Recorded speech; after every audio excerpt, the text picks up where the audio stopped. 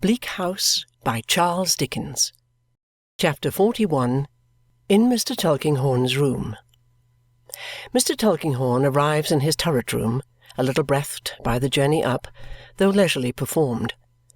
There is an expression on his face as if he had discharged his mind of some grave matter and were, in his close way, satisfied. To say of a man so severely and strictly self-repressed that he is triumphant would be to do him as great an injustice as to suppose him troubled with love, or sentiment, or any romantic weakness. He is sedately satisfied. Perhaps there is a rather increased sense of power upon him, as he loosely grasps one of his veinous wrists with his other hand, and holding it behind his back, walks noiselessly up and down. There is a capacious writing-table in the room, on which is a pretty large accumulation of papers. The green lamp is lighted. His reading-glasses lie upon the desk, the easy-chair is wheeled up to it, and it would seem as though he had intended to bestow an hour or so upon these claims on his attention before going to bed. But he happens not to be in a business mind. After a glance at the documents awaiting his notice, with his head bent low over the table, the old man's sight for print or writing being defective at night, he opens the French window and steps out upon the leads. There he again walks slowly up and down in the same attitude, subsiding, if a man so cool may have any need to subside, from the story he has related downstairs. The time was once when men as knowing as Mr. Tulkinghorn would walk on turret-tops in the starlight and look up into the sky to read their fortunes there. Hosts of stars are visible to-night, though their brilliancy is eclipsed by the splendour of the moon. If he be seeking his own star as he methodically turns and turns upon the leads, it should be but a pale one to be so rustily represented below. If he be tracing out his destiny, that may be written in other characters, nearer to his hand. As he paces the leads with his eyes most probably as high above his thoughts as they are high above the earth, he is suddenly stopped in passing the window by two eyes that meet his own. The ceiling of his room is rather low, and the upper part of the door, which is opposite the window, is of glass.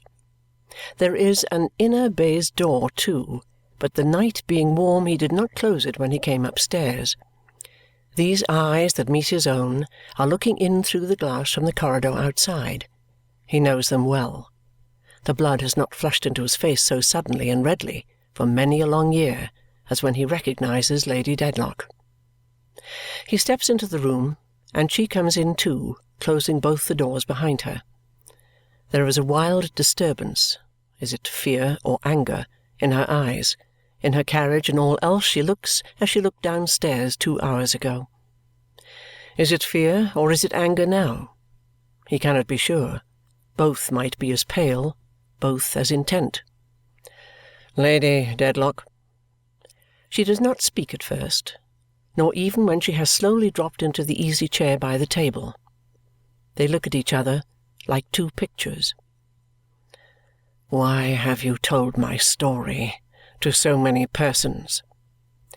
"Lady Dedlock, it was necessary for me to inform you that I knew it." "How long have you known it?" "I have suspected it a long while, fully known it a little while." "Months?" "Days." He stands before her with one hand on a chair-back and the other in his old-fashioned waistcoat and shirt-frill, exactly as he has stood before her at any time since her marriage. The same formal politeness, the same composed deference that might as well be defiance, the whole man, the same dark, cold object at the same distance, which nothing has ever diminished. "Is this true concerning the poor girl?" He slightly inclines and advances his head, as not quite understanding the question. "You know what you related. Is it true? Do her friends know my story also? Is it the town talk yet? Is it chalked upon the walls and cried in the streets?"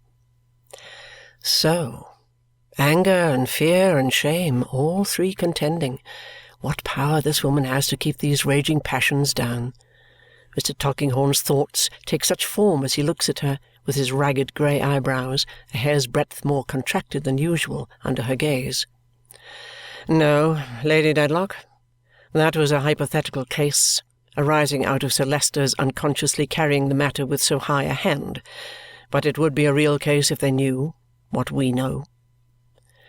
Then they do not know it yet? No. Can I save the poor girl from injury before they know it? Really, Lady Dedlock, Mr. Tulkinghorn replies, I cannot give a satisfactory opinion on that point. And he thinks, with the interest of attentive curiosity, as he watches the struggle in her breast, the power and force of this woman are astonishing. Sir, she says, for the moment obliged to set her lips with all the energy she has, that she may speak distinctly. I will make it plainer. I do not dispute your hypothetical case. I anticipated it, and felt its truth as strongly as you can do when I saw Mr. Rouncewell here. I knew very well that if he could have had the power of seeing me as I was, he would consider the poor girl tarnished by having for a moment been, although most innocently, the subject of my great and distinguished patronage. But I have an interest in her, or I should rather say, no longer belonging to this place, I had. And if you can find so much consideration for the woman under your foot as to remember that, she will be very sensible of your mercy. Mr. Tulkinghorn, profoundly attentive, throws this off with a shrug of self-depreciation and contracts his eyebrows a little more. You have prepared me for my exposure, and I thank you for that too. Is there anything that you require of me? Is there any claim that I can release, or any charge or trouble that I can spare my husband in obtaining his release, by certifying to the exactness of your discovery? I will write anything, here and now, that you will dictate. I am ready to do it. And she would do it, thinks the lawyer, watchful of the firm hand with which she takes the pen. I will not trouble you, Lady Dedlock. Pray spare yourself. I have long expected this, as you know. I neither wish to spare myself nor to be spared. You can do nothing worse to me than you have done. Do what remains now. Lady Dedlock, there is nothing to be done. I will take leave to say a few words when you have finished. Their need for watching one another should be over now, but they do it all this time, and the stars watch them both through the opened window. Away in the moonlight lie the woodland fields at rest, and the wide house is as quiet as the narrow one. The narrow one! Where are the digger and the spade, this peaceful night, destined to add the last great secret to the many secrets of the Tulkinghorn existence? Is the man born yet? Is the spade wrought yet? Curious questions to consider. More curious, perhaps, not to consider under the watching stars upon a summer night. Of repentance or remorse or any feeling of mine, Lady Dedlock presently proceeds, I say not a word. If I were not dumb, you would be deaf. Let that go by. It is not for your ears. He makes a feint of offering a protest, but she sweeps it away with her disdainful hand. Of other and very different things I come to speak to you. My jewels are all in their proper places of keeping. They will be found there. So my dresses. So all the valuables I have. Some ready money I had with me, pleased to say, but no large amount. I did not wear my own dress in order that I might avoid observation. I went to be henceforth lost. Make this known. I leave no other charge with you. Excuse me, Lady Dedlock, says Mr. Tulkinghorn, quite unmoved. I am not sure that I understand you. You want to be lost to all here. I leave Chesney Wold to-night. I go this hour. Mr. Tulkinghorn shakes his head. She rises, but he, without moving hand from chair back or from old-fashioned waistcoat and shirt frill, shakes his head. What? Not go, as I have said? No, Lady Dedlock, he very calmly replies. Do you know the relief that my disappearance will be? Have you forgotten the stain and blot upon this place, and where it is, and who it is? No, Lady Dedlock, not by any means." Without deigning to rejoin, she moves to the inner door and has it in her hand when he says to her, without himself stirring hand or foot or raising his voice, "Lady Dedlock, have the goodness to stop and hear me, or before you reach the staircase I shall ring the alarm bell and rouse the house, and then I must speak out before every guest and servant, every man and woman in it." He has conquered her. She falters, trembles, and puts her hand confusedly to her head. Slight tokens these in any one else, but when so practised an eye as Mr. Tulkinghorn's sees indecision for a moment in such a subject, he thoroughly knows its value. He promptly says again, "Have the goodness to hear me, Lady Dedlock," and motions to the chair from which she has risen. She hesitates, but he motions again, and she sits down. "The relations between us are of an unfortunate description, Lady Dedlock, but as they are not of my making, I will not apologize for them. The position I hold in reference to Sir Leicester is so well known to you that I can hardly imagine but that I must long have appeared in your eyes the natural person to make this discovery." "Sir," she returns without looking up from the ground on which her eyes are now fixed, "I had better have gone. It would have been far better not to have detained me. I have no more to say." "Excuse me, Lady Dedlock, if I add a little more to hear." "I wish to hear it at the window, then. I can't breathe where I am." His jealous glance, as she walks that way, betrays an instant's misgiving that she may have it in her thoughts to leap over and, dashing against ledge and cornice, strike her life out upon the terrace below. But a moment's observation of her figure as she stands in the window, without any support, looking out at the stars, not up, gloomily out at those stars which are low in the heavens, reassures him. By facing round as she has moved, he stands a little behind her. "Lady Dedlock, I have not yet been able to come to a decision satisfactory to myself on the course before me. I am not clear what to do or how to act next. I must request you, in the meantime, to keep your secret as you have kept it so long, and not to wonder that I keep it too." He pauses, but she makes no reply. "Pardon me, Lady Dedlock. This is an important subject. You are honouring me with your attention?" "I am." "Thank you. I might have known it from what I have seen of your strength of character.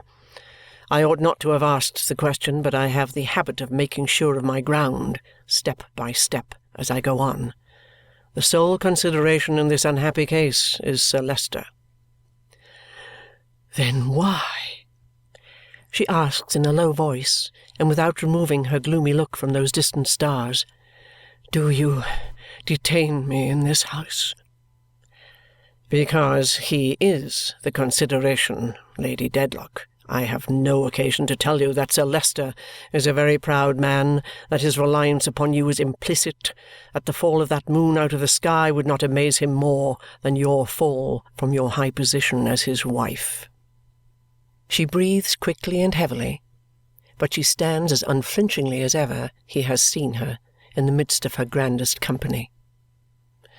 "I declare to you, Lady Dedlock, that with anything short of this case that I have, I would as soon have hoped to root up by means of my own strength and my own hands the oldest tree on this estate as to shake your hold upon Sir Leicester and Sir Leicester's trust and confidence in you. And even now, with this case, I hesitate. Not that he could doubt. That, even with him, is impossible, but that nothing can prepare him for the blow." "Not my flight?" she returned. "Think of it again." "Your flight, Lady Dedlock, would spread the whole truth, and 100 times the whole truth, far and wide. It would be impossible to save the family credit for a day. It is not to be thought of." There is a quiet decision in his reply which admits of no remonstrance. When I speak of Sir Leicester being the sole consideration, he and the family credit are one. Sir Leicester and the baronetcy, Sir Leicester and Chesney Wold, Sir Leicester and his ancestors and his patrimony. Mr. Tulkinghorn, very dry here, are, I need not say to you, Lady Dedlock, inseparable. Go on. Therefore, says Mr. Tulkinghorn, pursuing his case in his jog-trot style, I have much to consider. This is to be hushed up if it can be. How can it be, if Sir Leicester is driven out of his wits or laid upon a death-bed? If I inflicted this shock upon him to-morrow morning, how could the immediate change in him be accounted for? What could have caused it? What could have divided you? Lady Dedlock, the war-chalking and the street-crying would come on directly, and you are to remember that it would not affect you merely, whom I cannot at all consider in this business, but your husband, Lady Dedlock, your husband. He gets plainer as he gets on, but not an atom more emphatic or animated. There is another point of view, he continues, in which the case presents itself. Sir Leicester is devoted to you almost to infatuation. He might not be able to overcome that infatuation, even knowing what we know. I am putting an extreme case, but it might be so. If so, it were better that he knew nothing. Better for common sense, better for him, better for me. I must take all this into account, and it combines to render a decision very difficult. She stands looking out at the same stars without a word. They are beginning to pale, and she looks as if their coldness froze her. My experience teaches me, says Mr. Tulkinghorn, who has by this time got his hands in his pockets and is going on in his business consideration of the matter like a machine. My experience teaches me, Lady Dedlock, that most of the people I know would do far better to leave marriage alone. It is at the bottom of 3/4 of their troubles. So I thought when Sir Leicester married, and so I always have thought since. No more about that. I must now be guided by circumstances. In the meantime, I must beg you to keep your own counsel, and I will keep mine. I am to drag my present life on, holding its pains at your pleasure, day by day? She asks, still looking at the distant sky. Yes, I am afraid so, Lady Dedlock. It is necessary, you think, that I should be so tied to the stake? I am sure that what I recommend is necessary. I am to remain on this gaudy platform on which my miserable deception has been so long acted, and it is to fall beneath me when you give the signal, she said slowly. Not without notice, Lady Dedlock. I shall take no step without forewarning you. She asks all her questions as if she were repeating them from memory or calling them over in her sleep. We are to meet as usual? Precisely as usual, if you please. And I am to hide my guilt, as I have done so many years.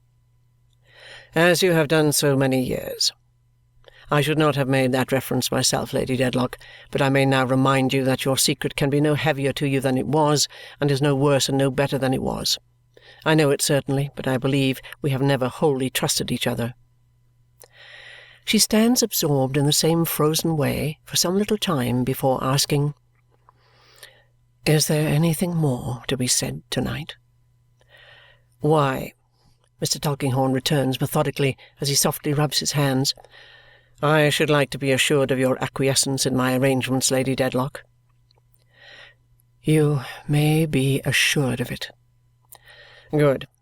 And I would wish in conclusion to remind you, as a business precaution, in case it should be necessary to recall the fact in any communication with Sir Leicester, that throughout our interview I have expressly stated my sole consideration to be Sir Leicester's feelings and honour and the family reputation. I should have been happy to have made Lady Dedlock a prominent consideration too, if the case had admitted of it, but unfortunately it does not. I can attest your fidelity, sir. Both before and after saying it, she remains absorbed, but at length moves and turns, unshaken in her natural and acquired presence, towards the door. Mr. Tulkinghorn opens both the doors exactly as he would have done yesterday or as he would have done 10 years ago, and makes his old-fashioned bow as she passes out.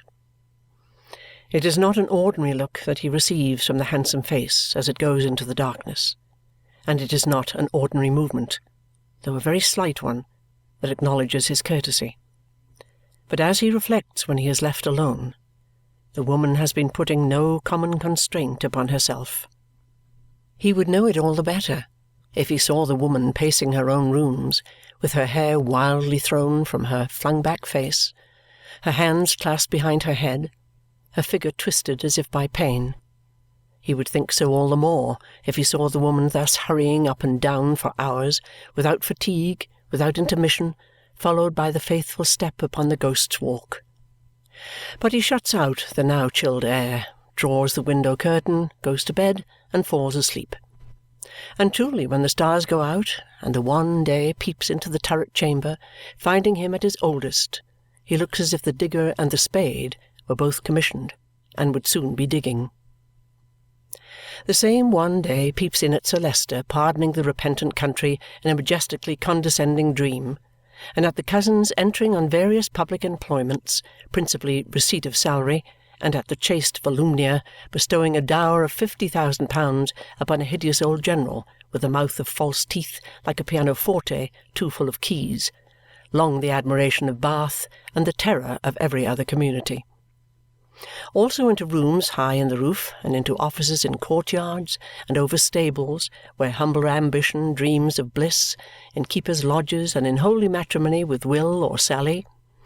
Up comes the bright sun, drawing everything up with it, the Wills and Sallys, the latent vapour in the earth, the drooping leaves and flowers, the birds and beasts and creeping things, the gardeners to sweep the dewy turf and unfold emerald velvet where the roller passes, the smoke of the great kitchen fire wreathing itself straight and high into the lightsome air. Lastly, up comes the flag over Mr. Tulkinghorn's unconscious head, cheerfully proclaiming that Sir Leicester and Lady Dedlock are in their happy home and that there is hospitality at the place in Lincolnshire. Bleak House by Charles Dickens. Chapter 42. In Mr. Tulkinghorn's Chambers. From the verdant undulations and the spreading oaks of the Dedlock property, Mr. Tulkinghorn transfers himself to the stale heat and dust of London. His manner of coming and going between the two places is one of his impenetrabilities. He walks into Chesney Wold as if it were next door to his chambers, and returns to his chambers as if he had never been out of Lincoln's Inn Fields. He neither changes his dress before the journey nor talks of it afterwards. He melted out of his turret room this morning just as now, in the late twilight, he melts into his own square.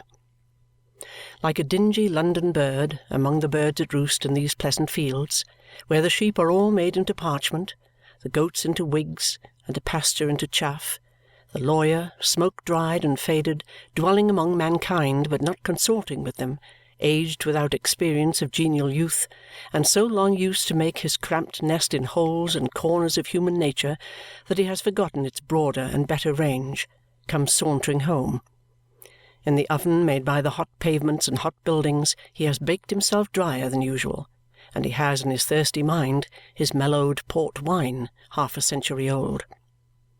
The lamplighter is skipping up and down his ladder on Mr. Tulkinghorn's side of the fields when that high priest of noble mysteries arrives at his own dull courtyard. He ascends the doorsteps and is gliding into the dusky hall when he encounters, on the top step, a bowing and propitiatory little man. "Is that Snagsby?" Yes, sir. I hope you are well, sir. I was just giving you up, sir, and going home." "Aye. What is it? What do you want with me?" "Well, sir," says Mr. Snagsby, holding his hat at the side of his head in his deference towards his best customer, "I was wishful to say a word to you, sir." "Can you say it here?" "Perfectly, sir." "Say it, then." The lawyer turns, leans his arms on the iron railing at the top of the steps, and looks at the lamplighter lighting the courtyard. "It is relating," says Mr. Snagsby in a mysterious low voice. It is relating, not to put too fine a point upon it, to the foreigner, sir. Mr. Tulkinghorn eyes him with some surprise. What foreigner? The foreign female, sir. French, if I don't mistake. I'm not acquainted with that language myself, but I should judge from her manners and appearance that she was French. Anyways, certainly foreign. Her that was upstairs, sir, when Mr. Bucket and me had the honour of waiting upon you with the sweeping boy that night. Oh, yes, Mademoiselle Hortense. Indeed, sir. Mr. Snagsby coughs his cough of submission behind his hat. I am not acquainted myself with the names of foreigners in general, but I have no doubt it would be that. Mr. Snagsby appears to have set out in this reply with some desperate design of repeating the name, but on reflection coughs again to excuse himself. "And what can you have to say, Snagsby?" demands Mr. Tulkinghorn. "About her?" Well, sir," returns the stationer, shading his communication with his hat, "it falls a little hard upon me. My domestic happiness is very great. At least it's as great as can be expected, I'm sure. But my little woman is rather given to jealousy. Not to put too fine a point upon it, she is very much given to jealousy. And you see, a foreign female of that genteel appearance coming into the shop and hovering, I should be the last to make use of a strong expression if I could avoid it, but hovering, sir, in the court. You know it is, now ain't it? I only put it to yourself, sir." Mr. Snagsby, having said this in a very plaintive manner, throws in a cough of general application to fill up all the blanks. "Why, what do you mean?" asks Mr. Tulkinghorn. Just so, sir," returns Mr. Snagsby. "I was sure you would feel it yourself and would excuse the reasonableness of my feelings when coupled with the known excitableness of my little woman. You see, the foreign female, which you mentioned her name just now, with quite a native sound, I'm sure, caught up the word Snagsby that night, being uncommon quick, and made inquiry and got the direction and come at dinner time. Now, Guster, our young woman, is timid and has fits, and she, taking fright at the foreigner's looks, which are fierce, and at a grinding manner that she has of speaking, which is calculated to alarm a weak mind, gave way to it, instead of bearing up against it, and tumbled down the kitchen stairs out of one into another. Such fits as I do sometimes think I've never gone into or come out of in any house but ours. Consequently, there was, by good fortune, ample occupation for my little woman, and only me to answer the shop. When she did say that Mr. Tulkinghorn, being always denied to her by his employer, which I had no doubt at the time was a foreign mode of viewing a clerk, she would do herself the pleasure of continually calling at my place until she was let in here. Since then she has been, as I began by saying, hovering, sir." Mr. Snagsby repeats the word with pathetic emphasis. "In the court, the effects of which movement it is impossible to calculate. I shouldn't wonder if it might have already given rise to the painfullest mistakes even in the neighbours' minds, not mentioning, if such a thing was possible, my little woman. Whereas, goodness knows," says Mr. Snagsby, shaking his head, "I never had an idea of a foreign female, except as being formerly connected with a bunch of brooms and a baby, or at the present time with the tambourine and earrings. I never had, I do assure you, sir." Mr. Tulkinghorn had listened gravely to this complaint and inquires when the stationer has finished, "And that's all, is it, Snagsby?" "Why, yes, sir, that's all," says Mr. Snagsby, ending with a cough that plainly adds, "and it's enough, too, for me." I don't know what Mademoiselle Hortense may want or mean, unless she is mad," says the lawyer. "Even if she was, you know, sir," Mr. Snagsby pleads, "it wouldn't be a consolation to have some weapon or another in the form of a foreign dagger planted in the family." "No," says the other. "Well, well, this shall be stopped. I am sorry you have been inconvenienced. If she comes again, send her here." Mr. Snagsby, with much bowing and short apologetic coughing, takes his leave, lightened in heart. Mr. Tulkinghorn goes upstairs, saying to himself, "These women were created to give trouble the whole earth over. The mistress not being enough to deal with, here's the maid now, but I will be short with this jade at least." So saying, he unlocks his door, gropes his way into his murky rooms, lights his candles, and looks about him. It is too dark to see much of the allegory overhead, but that importunate Roman, who is for ever toppling out of the clouds and pointing, is at his old work pretty distinctly. Not honouring him with much attention, Mr. Tulkinghorn takes a small key from his pocket, unlocks a drawer in which there is another key, which unlocks a chest in which there is another, and so comes to the cellar key, with which he prepares to descend to the regions of old wine. He is going towards the door with a candle in his hand when a knock comes. "Who's this?" "Aye, aye, mistress, it's you, is it? You appear at a good time. I have just been hearing of you. Now, what do you want?" He stands the candle on the chimney-piece in the clerk's hall and taps his dry cheek with the key as he addresses these words of welcome to Mademoiselle Hortense. That feline personage, with her lips tightly shut and her eyes looking out at him sideways, softly closes the door before replying, "I have had a great deal of trouble to find you, sir." "Have you?" "I have been here very often, sir. It has always been said to me, he is not at home, he is engaged, he is this and that, he is not for you." "Quite right, and quite true." "Not true. Lies." At times there is a suddenness in the manner of Mademoiselle Hortense, so like a bodily spring upon the subject of it, that such subject involuntarily starts and falls back. It is Mr. Tulkinghorn's case at present, though Mademoiselle Hortense, with her eyes almost shut up but still looking out sideways, is only smiling contemptuously and shaking her head. "Now, mistress," says the lawyer, tapping the key hastily upon the chimney-piece, "if you have anything to say, say it. Say it." "Sir, you have not used me well. You have been mean and shabby." "Mean and shabby, eh?" returns the lawyer, rubbing his nose with the key. "Yes. What is it that I tell you? You know you have. You have attracted me, catched me, to give you information. You have asked me to show you the dress of mine my lady must have wore that night. You have prayed me to come in it here to meet that boy. Say, is it not?" Mademoiselle Hortense makes another spring. "You are a vixen. A vixen." Mr. Tulkinghorn seems to meditate as he looks distrustfully at her, then replies, "Well, wench, well, I paid you."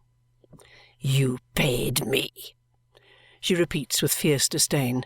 "2 sovereign. I have not changed them. I refuse them. I despise them. I throw them from me." Which she literally does, taking them out of her bosom as she speaks and flinging them with such violence on the floor that they jerk up again into the light before they roll away into corners and slowly settle down there after spinning vehemently. "Now," says Mademoiselle Hortense, darkening her large eyes again, "you have paid me, eh? My God, oh yes!" Mr. Tulkinghorn rubs his head with the key while she entertains herself with a sarcastic laugh. "You must be rich, my fair friend," he composedly observes, "to throw money about in that way." "I am rich," she returns. "I am very rich in hate. I hate my lady of all my heart. You know that." "Know it? How should I know it?" "Because you have known it perfectly before you prayed me to give you that information. because you have known perfectly that I was enraged. It appears impossible for mademoiselle to roll the letter R sufficiently in this word, notwithstanding that she assists her energetic delivery by clenching both her hands and setting all her teeth. "Oh, I knew that, did I?" says Mr. Tulkinghorn, examining the wards of the key. Yes, without doubt. I am not blind. You have made sure of me because you knew that. You had reason. I detest her." Mademoiselle folds her arms and throws this last remark at him over one of her shoulders. "Having said this, have you anything else to say, mademoiselle?" "I am not yet placed. Place me well. Find me a good condition. If you cannot, or do not choose to do that, employ me to pursue her, to chase her, to disgrace and to dishonour her. I will help you, and with a good will. It is what you do. Do I not know that?" "You appear to know a good deal," Mr. Tulkinghorn retorts. "Do I not? Is it that I am so weak as to believe, like a child, that I come here in a dress to receive that boy, only to decide a little bet, a wager? Eh? My God! Oh, yes!" In this reply, down to the word wager inclusive, mademoiselle has been ironically polite and tender, then as suddenly dashed into the bitterest and most defiant scorn, with her black eyes in one and the same moment very nearly shut and staringly wide open. "Now let us see," says Mr. Tulkinghorn, tapping his chin with the key and looking imperturbably at her, "how this matter stands." "Ah, let us see," mademoiselle assents, with many angry and tight nods of her head. "You come here to make a remarkably modest demand, which you have just stated, and it not being conceded, you will come again." "And again," says mademoiselle, with more tight and angry nods, "and yet again, and many times again, in effect, for ever." "And not only here, but you will go to Mr. Snagsby's too, perhaps? That visit not succeeding either, you will go again, perhaps?" "And again," repeats mademoiselle, cataleptic with determination, "and yet again, and many times again, in effect, for ever." "Very well. Now, mademoiselle Hortense, let me recommend you to take the candle and pick up that money of yours. I think you will find it behind the clerk's partition in the corner yonder." She merely throws a laugh over her shoulder and stands her ground with folded arms. "You will not, eh?" "No, I will not." "So much the poorer you, so much the richer I. Look, mistress, this is the key of my wine cellar. It is a large key, but the keys of prisons are larger. In this city there are houses of correction, where the treadmills are for women, the gates of which are very strong and heavy, and no doubt the keys too. I am afraid a lady of your spirit and activity would find it an inconvenience to have one of those keys turned upon her for any length of time. What do you think?" "I think," mademoiselle replies without any action and in a clear obliging voice, "that you are a miserable wretch." "Probably," returns Mr. Tulkinghorn, quietly blowing his nose. "But I don't ask what you think of myself. I ask what you think of the prison." "Nothing. What does it matter to me?" "Why, it matters this much, mistress," says the lawyer, deliberately putting away his handkerchief and adjusting his frill. "The law is so despotic here that it interferes to prevent any of our good English citizens from being troubled, even by a lady's visits, against his desire. And on his complaining that he is so troubled, it takes hold of the troublesome lady and shuts her up in prison under hard discipline. Turns the key upon her, mistress," illustrating with the cellar key. "Truly," returns mademoiselle in the same pleasant voice, "that is droll. But, my faith, still, what does it matter to me?" "My fair friend," says Mr. Tulkinghorn, Make another visit here, or at Snagsby's, and you shall learn." "In that case, you'll send me to the prison, perhaps?" "Perhaps." It would be contradictory for one in mademoiselle's state of agreeable jocularity to foam at the mouth. Otherwise a tigerish expansion thereabouts might look as if a very little more would make her do it. "In a word, mistress," says Mr. Tulkinghorn, "I am sorry to be unpolite, but if you ever present yourself uninvited here or there again, I will give you over to the police. Their gallantry is great, but they carry troublesome people through the streets in an ignominious manner, strapped down on a board, my good wench." "I will prove you," whispers mademoiselle, stretching out her hand. "I will try if you dare to do it." "And if," pursues the lawyer without minding her, "I place you in that good condition of being locked up in jail, it will be some time before you find yourself at liberty again." "I will prove you," repeats mademoiselle in her former whisper. "And now," proceeds the lawyer, still without minding her, "you had better go. Think twice before you come here again." "Think you?" she answers. "Twice 200 times." "You were dismissed by your lady, you know," Mr. Tulkinghorn observes, following her out upon the staircase, "as the most implacable and unmanageable of women. Now, turn over a new leaf, and take warning by what I say to you. For what I say I mean, and what I threaten I will do, mistress." She goes down without answering or looking behind her. When she is gone, he goes down too, and returning with his cobweb-covered bottle, devotes himself to a leisurely enjoyment of its contents, now and then, as he throws his head back in his chair, catching sight of the pertinacious Roman pointing from the ceiling. Bleak House by Charles Dickens. Chapter 43. Esther's Narrative. It matters little now how much I thought of my living mother, who had told me evermore to consider her dead. I could not venture to approach her or to communicate with her in writing, for my sense of the peril in which her life was passed was only to be equalled by my fears of increasing it.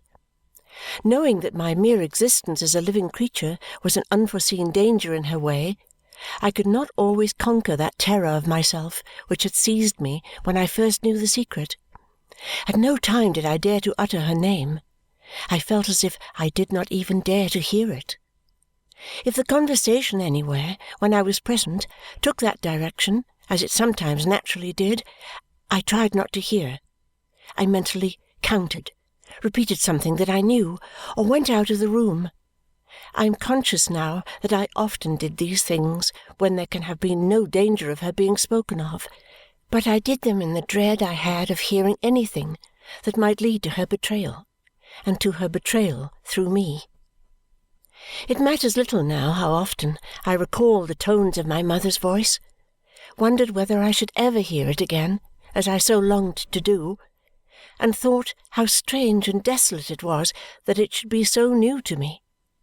It matters little that I watched for every public mention of my mother's name, that I passed and repassed the door of her house in town, loving it, but afraid to look at it, that I once sat in the theatre when my mother was there and saw me, and when we were so wide asunder before the great company of all degrees that any link or confidence between us seemed a dream. It is all over. My lot has been so blessed that I can relate little of myself which is not a story of goodness and generosity in others. I may well pass that little and go on. When we were settled at home again, Ada and I had many conversations with my guardian, of which Richard was the theme. My dear girl was deeply grieved that he should do their kind cousin so much wrong, but she was so faithful to Richard that she could not bear to blame him even for that. My guardian was assured of it, and never coupled his name with a word of reproof. "Rick is mistaken, my dear," he would say to her. "Well, well, We have all been mistaken over and over again. We must trust to you and time to set him right." We knew afterwards what we suspected then, that he did not trust to time until he had often tried to open Richard's eyes, that he had written to him, gone to him, talked with him, tried every gentle and persuasive art his kindness could devise. Our poor devoted Richard was deaf and blind to all. If he were wrong, he would make amends when the Chancery suit was over. If he were groping in the dark, he could not do better than do his utmost to clear away those clouds in which so much was confused and obscured. Suspicion and misunderstanding were the fault of the suit. Then let him work the suit out and come through it to his right mind. This was his unvarying reply.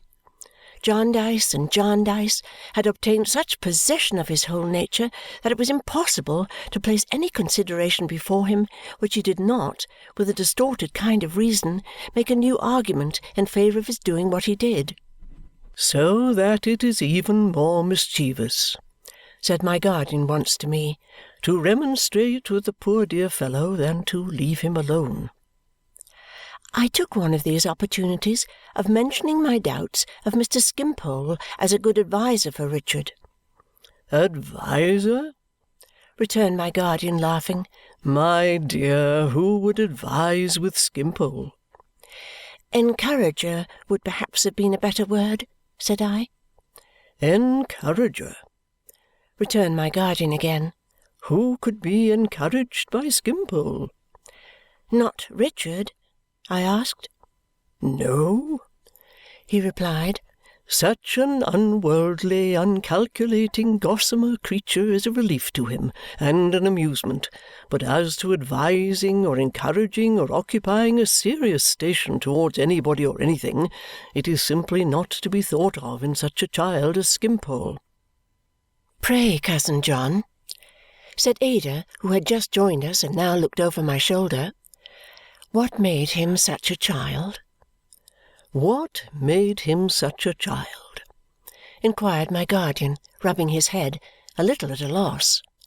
"Yes, cousin John." "Why," he slowly replied, ruffling his head more and more, "he is all sentiment and susceptibility and sensibility and imagination. And these qualities are not regulated in him somehow. I suppose the people who admired him for them in his youth attached too much importance to them and too little to any training that would have balanced and adjusted them, and so he became what he is. Hey!"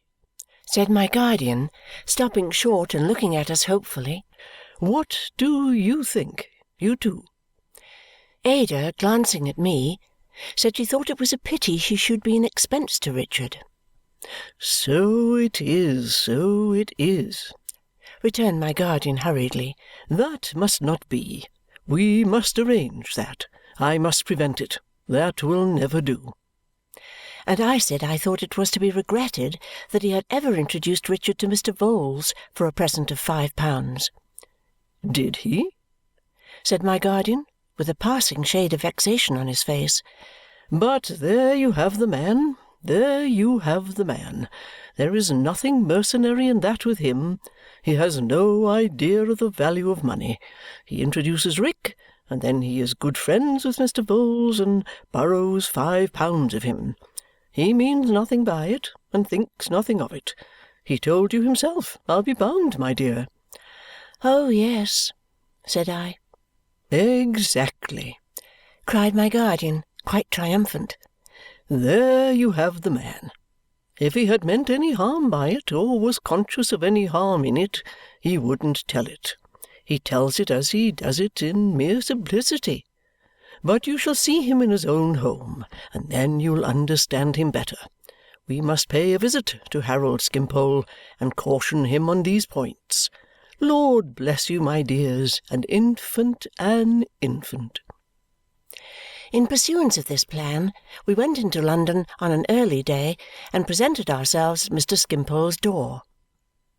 He lived in a place called the Polygon, in Somers Town, where there were at that time a number of poor Spanish refugees walking about in cloaks, smoking little paper cigars. Whether he was a better tenant than one might have supposed, in consequence of his friend somebody always paying his rent at last, or whether his inaptitude for business rendered it particularly difficult to turn him out, I don't know, but he had occupied the same house some years. It was in a state of dilapidation quite equal to our expectation. 2 or 3 of the area railings were gone, the water-butt was broken, the knocker was loose, the bell-handle had been pulled off a long time to judge from the rusty state of the wire, and dirty footprints on the steps were the only signs of its being inhabited.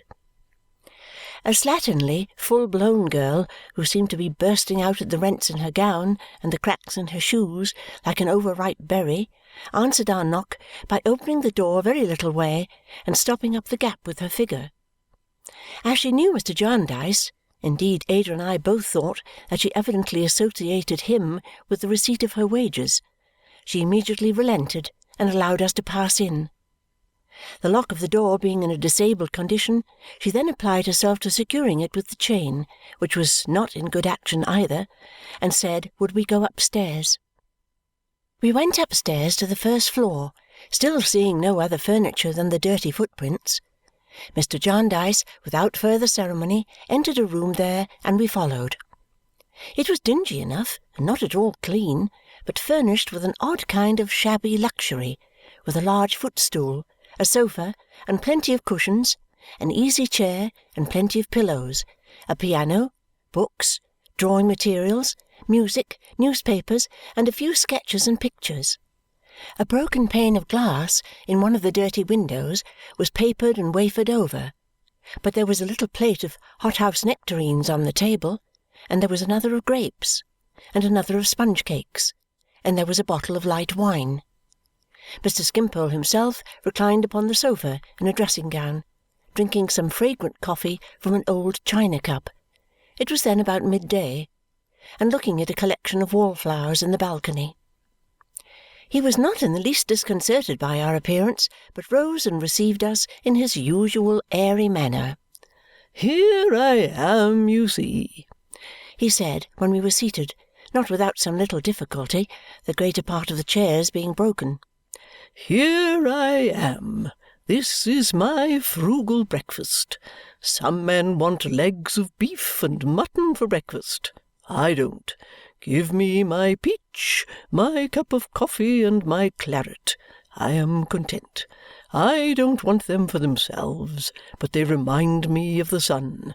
There's nothing solar about legs of beef and mutton.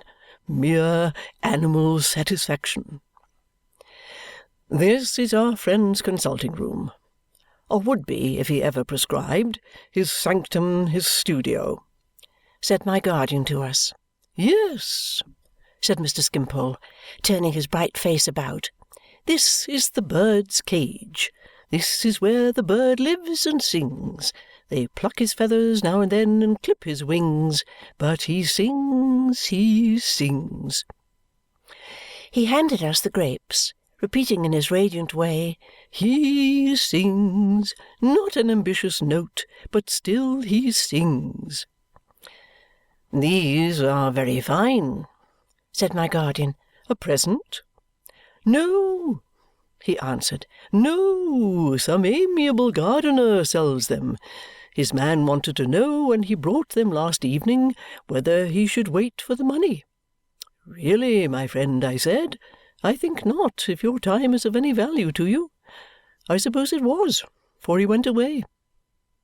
My guardian looked at us with a smile, as though he asked us, is it possible to be worldly with this baby? "This is a day," said Mr. Skimpole, gaily taking a little claret in a tumbler, "that will ever be remembered here. We shall call it Saint Clare and Saint Summerson Day. You must see my daughters. I have a blue-eyed daughter who is my beauty daughter, I have a sentiment daughter, and I have a comedy daughter. You must see them all. They'll be enchanted." He was going to summon them when my guardian interposed and asked him to pause a moment, as he wished to say a word to him first. My dear Jarndyce," he cheerfully replied, going back to his sofa, "as many moments as you please. Time is no object here. We never know what o'clock it is, and we never care. Not the way to get on in life, you'll tell me. Certainly, but we don't get on in life. We don't pretend to do it." My guardian looked at us again, plainly saying, "You hear him?" "Now, Harold," he began, "the word I have to say relates to Rick." "Ah, the dearest friend I have," returned Mr. Skimpole cordially. "I suppose he ought not to be my dearest friend, as he is not on terms with you. But he is. I can't help it. He is full of youthful poetry, and I love him. If you don't like it, I can't help it. I love him." The engaging frankness with which he made this declaration really had a disinterested appearance and captivated my guardian, if not for the moment, Ada too. "You are welcome to love him as much as you like," returned Mr. Jarndyce, "but we must save his pocket, Harold." "Oh!" said Mr. Skimpole. "His pocket. Now you are coming to what I don't understand." Taking a little more claret and dipping one of the cakes in it, he shook his head and smiled at Ada and me with an ingenuous foreboding that he never could be made to understand. "If you go with him here or there," said my guardian plainly, "you must not let him pay for both." "My dear Jarndyce," returned Mr. Skimpole, his genial face irradiated by the comicality of this idea, "what am I to do? If he takes me anywhere, I must go, and how can I pay? I never have any money. If I had any money, I don't know anything about it. Suppose I say to a man, 'How much?' Suppose the man says to me, 7 and sixpence. I know nothing about 7 and sixpence. It is impossible for me to pursue the subject with any consideration for the man. I don't go about asking busy people what 7 and sixpence is in Moorish, which I don't understand. Why should I go about asking them what 7 and sixpence is in money, which I don't understand?" "Well," said my guardian, by no means displeased with this artless reply, "if you come to any kind of journeying with Rick, you must borrow the money of me, never breathing the least allusion to that circumstance, and leave the calculation to him." "My dear Jarndyce," returned Mr. Skimpole, "I will do anything to give you pleasure, but it seems an idle form, a superstition. Besides, I give you my word, Miss Clare and my dear Miss Summerson, I thought Mr. Carstone was immensely rich. I thought he had only to make over something, or to sign a bond, or a draft, or a cheque, or a bill, or to put something on a file somewhere to bring down a shower of money." "Indeed, it is not so, sir," said Ada. "He is poor." "No, really?" returned Mr. Skimpole with his bright smile. "You surprise me." "And not being the richer for trusting in a rotten reed," said my guardian, laying his hand emphatically on the sleeve of Mr. Skimpole's dressing-gown. "Be you very careful not to encourage him in that reliance, Harold." "My dear good friend," returned Mr. Skimpole, "and my dear Miss Summerson, and my dear Miss Clare, how can I do that? It's business, and I don't know business. It is he who encourages me.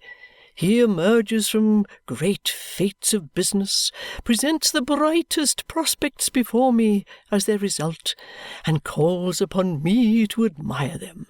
I do admire them as bright prospects, but I know no more about them, and I tell him so."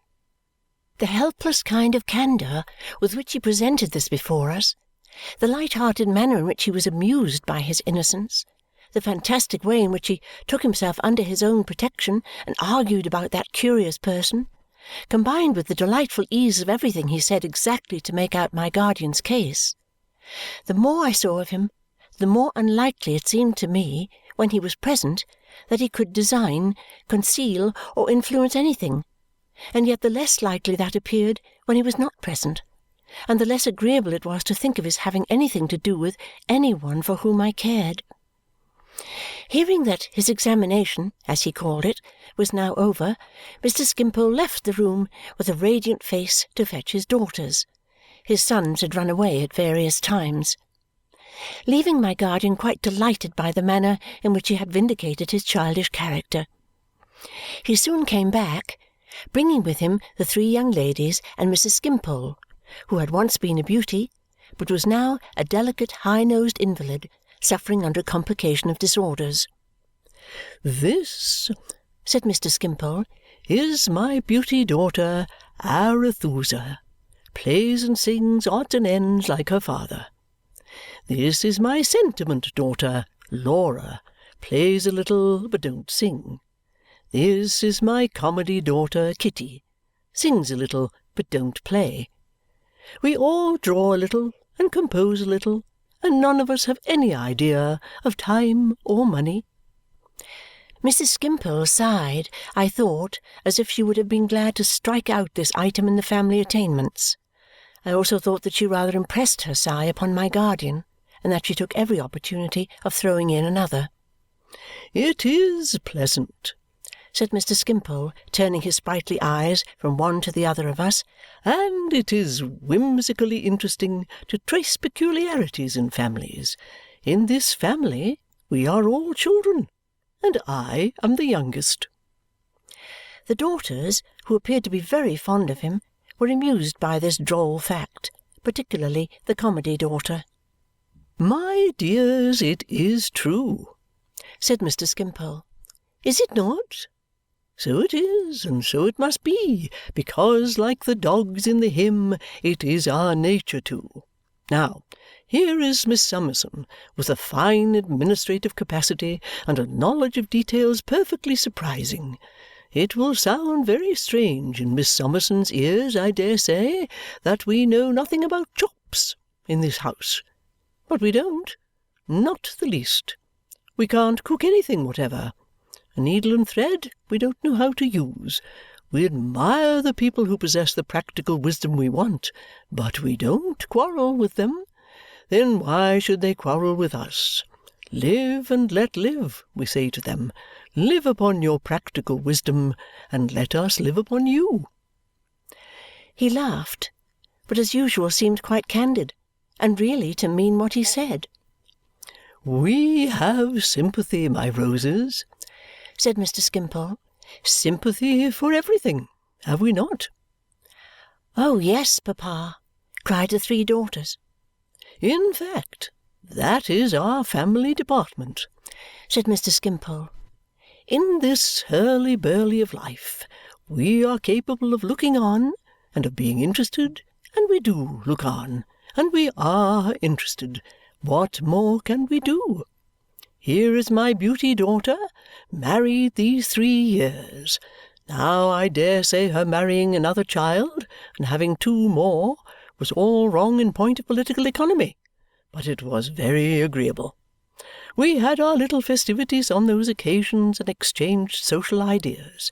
She brought her young husband home one day, and they and their young fledglings have their nest upstairs.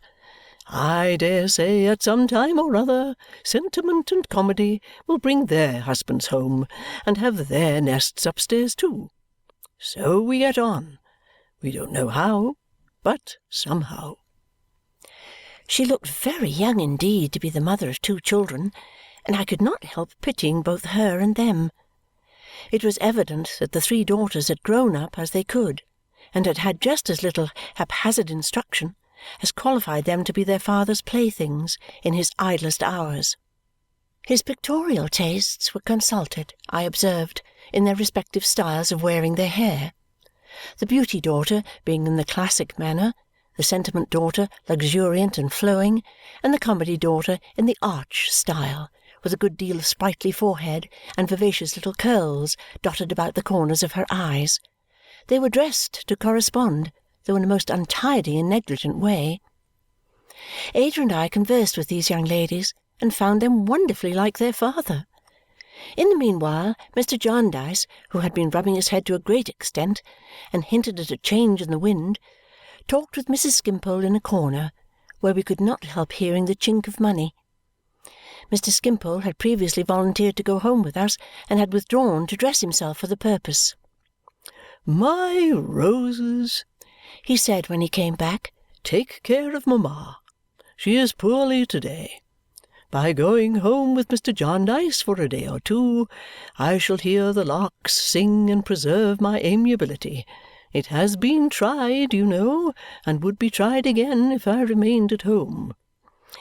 "That bad man," said the Comedy daughter, "at the very time when he knew papa was lying ill by his wallflowers, looking at the blue sky," Laura complained. "And when the smell of hay was in the air," said Arethusa.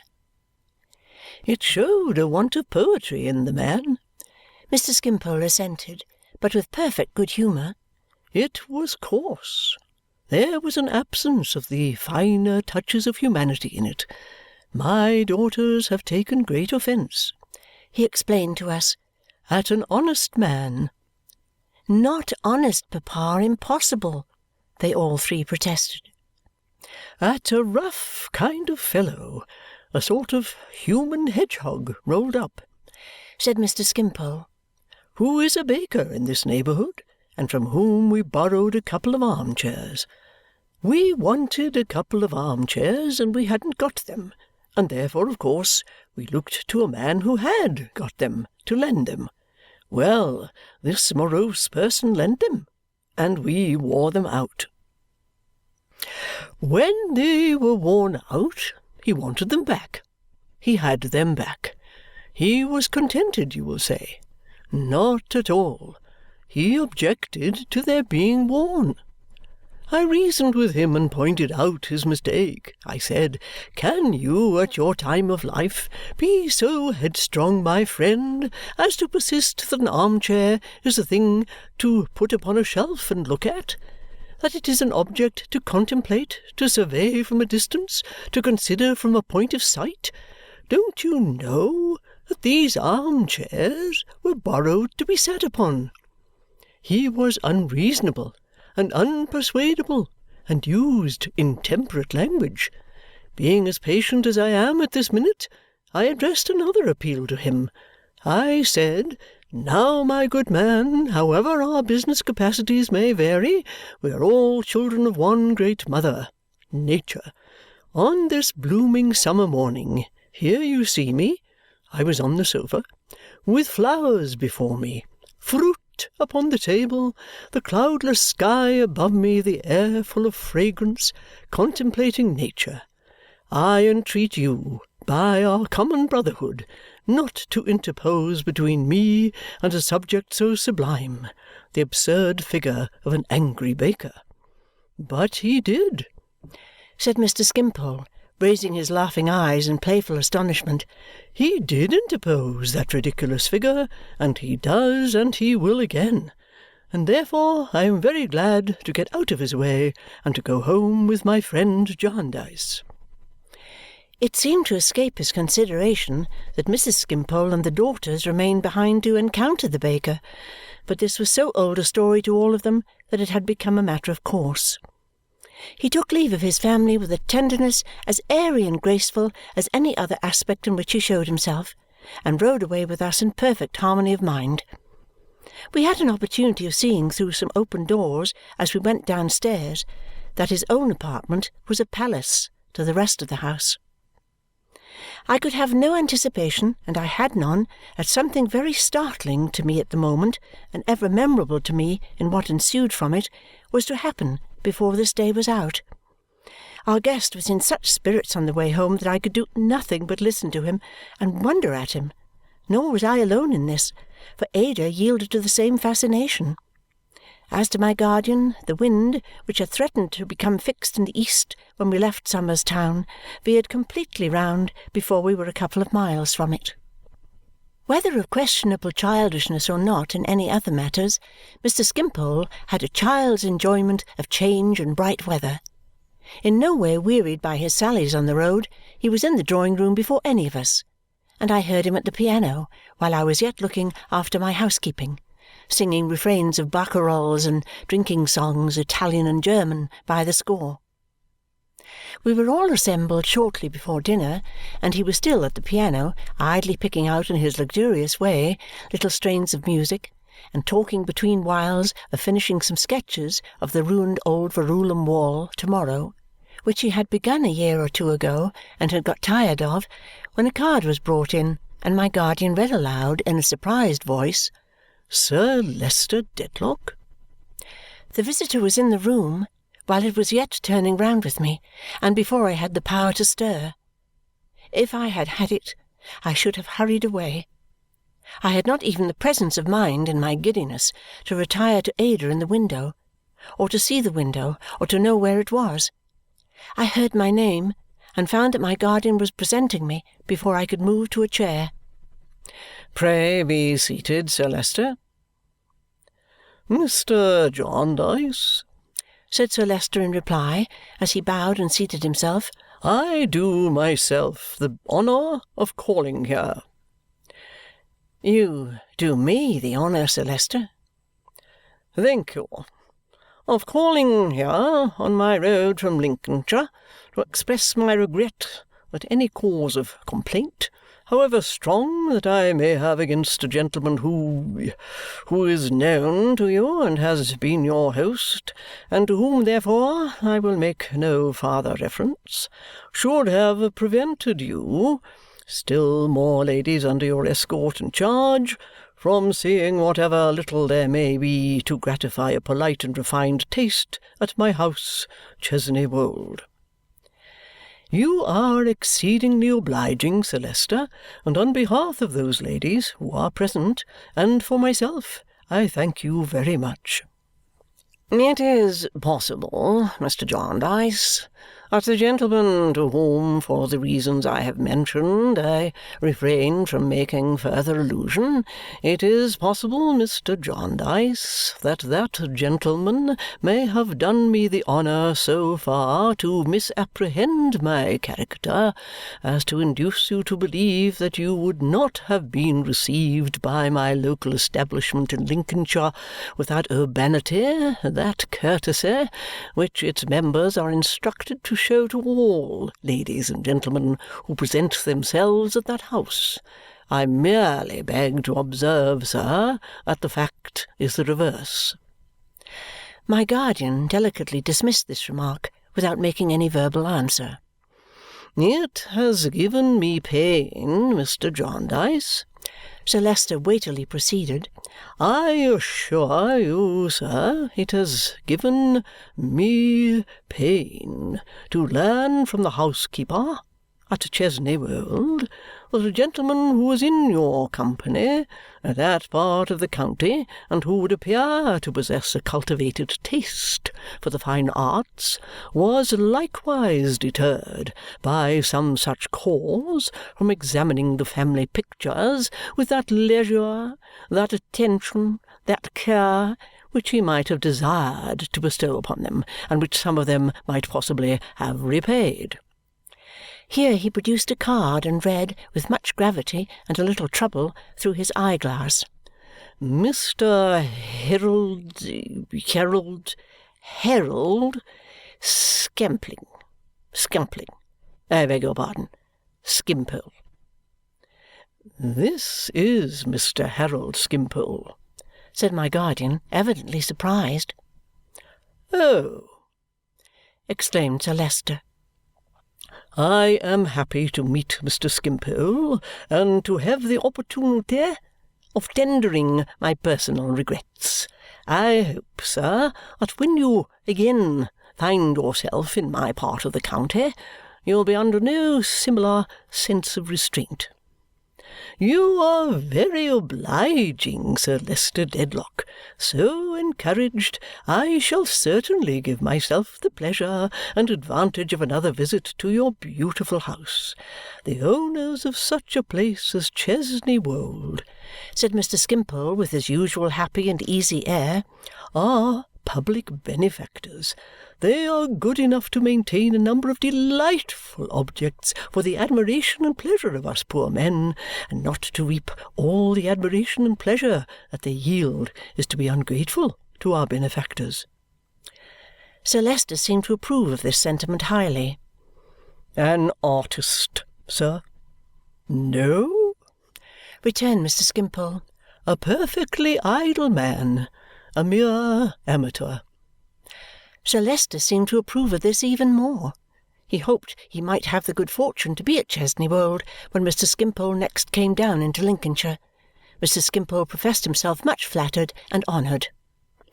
"Mr. Skimpole mentioned," pursued Sir Leicester, addressing himself again to my guardian, "mentioned to the housekeeper, who, as he may have observed, is an old and attached retainer of the family. That is, when I walked through the house the other day on the occasion of my going down to visit Miss Summerson and Miss Clare," Mr. Skimpole airily explained to us, "that the friend with whom he had formerly been staying there was Mr. Jarndyce."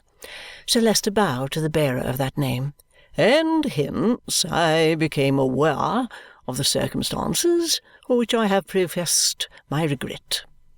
That this should have occurred to any gentleman, Mr. Jarndyce, but especially a gentleman formerly known to Lady Dedlock, and indeed claiming some distant connexion with her, and for whom, as I learn from my Lady herself, she entertains a high respect, does, I assure you, give me pain." "Pray say no more about it, Sir Leicester," returned my guardian. "I am very sensible, as I am sure we all are, of your consideration. Indeed, the mistake was mine, and I ought to apologize for it." I had not once looked up. I had not seen the visitor, and had not even appeared to myself to hear the conversation. It surprises me to find that I can recall it, for it seemed to make no impression on me as it passed. I heard them speaking, but my mind was so confused, and my instinctive avoidance of this gentleman made his presence so distressing to me that I thought I understood nothing, through the rushing in my head and the beating of my heart. "I mentioned the subject to Lady Dedlock," said Sir Leicester, rising, "and my Lady informed me that she had had the pleasure of exchanging a few words with Mr. Jarndyce and his wards on the occasion of an accidental meeting during their sojourn in the vicinity. Permit me, Mr. Jarndyce, to repeat to yourself and to these ladies the assurance I have already tendered to Mr. Skimpole. Circumstances undoubtedly prevent my saying that it would afford me any gratification to hear that Mr. Boythorn had favoured my house with his presence, but those circumstances are confined to that gentleman himself and do not extend beyond him. You know my old opinion of him," said Mr. Skimpole, lightly appealing to us, "an amiable bull who is determined to make every colour scarlet." Sir Leicester Dedlock coughed as if he could not possibly hear another word in reference to such an individual, and took his leave with great ceremony and politeness. I got to my own room with all possible speed and remained there until I had recovered my self-command. It had been very much disturbed, but I was thankful to find when I went downstairs again that they only rallied me for having been shy and mute before the great Lincolnshire baronet. By that time I had made up my mind that the period was come when I must tell my guardian what I knew. The possibility of my being brought into contact with my mother, of my being taken to her house, even of Mr. Skimpole's, however distantly associated with me, receiving kindnesses and obligations from her husband, was so painful that I felt I could no longer guide myself without his assistance. When we had retired for the night, and Ada and I had had our usual talk in our pretty room, I went out at my door again and sought my guardian among his books. I knew he always read at that hour, and as I drew near, I saw the light shining out into the passage from his reading lamp. "May I come in, guardian?" "Surely, little woman. What's the matter?" "Nothing is the matter. I thought I would like to take this quiet time of saying a word to you about myself." He put a chair for me, shut his book, and put it by, and turned his kind attentive face towards me. I could not help observing that it wore that curious expression I had observed in it once before, on that night when he had said that he was in no trouble which I could readily understand. "What concerns you, my dear Esther," said he, "concerns us all. You cannot be more ready to speak than I am to hear." "I know that, guardian, but I have such need of your advice and support. Oh, you don't know how much need I have to-night." He looked unprepared for my being so earnest, and even a little alarmed. "Or how anxious I have been to speak to you," said I, "ever since the visitor was here to-day." "The visitor, my dear? Sir Leicester Dedlock?" "Yes." He folded his arms and sat looking at me with an air of the profoundest astonishment, awaiting what I should say next. I did not know how to prepare him. "Why, Esther," said he, breaking into a smile, "our visitor and you are the two last persons on earth I should have thought of connecting together." "Oh, yes, guardian, I know it, and I too, but a little while ago." The smile passed from his face, and he became graver than before. He crossed to the door to see that it was shut, but I had seen to that, and resumed his seat before me. "Guardian," said I, "do you remember when we were overtaken by the thunderstorm, Lady Dedlock's speaking to you of her sister?" Of course I do." "And reminding you that she and her sister had differed, had gone their several ways?" "Of course." "Why did they separate, guardian?" His face quite altered as he looked at me. "My child, what questions are these? I never knew. No one but themselves ever did know, I believe. Who could tell what the secrets of those two handsome and proud women were? You have seen Lady Dedlock. If you had ever seen her sister, you would know her to have been as resolute and haughty as she." "Oh, guardian, I have seen her many and many a time." "Seen her?" He paused a little, biting his lip.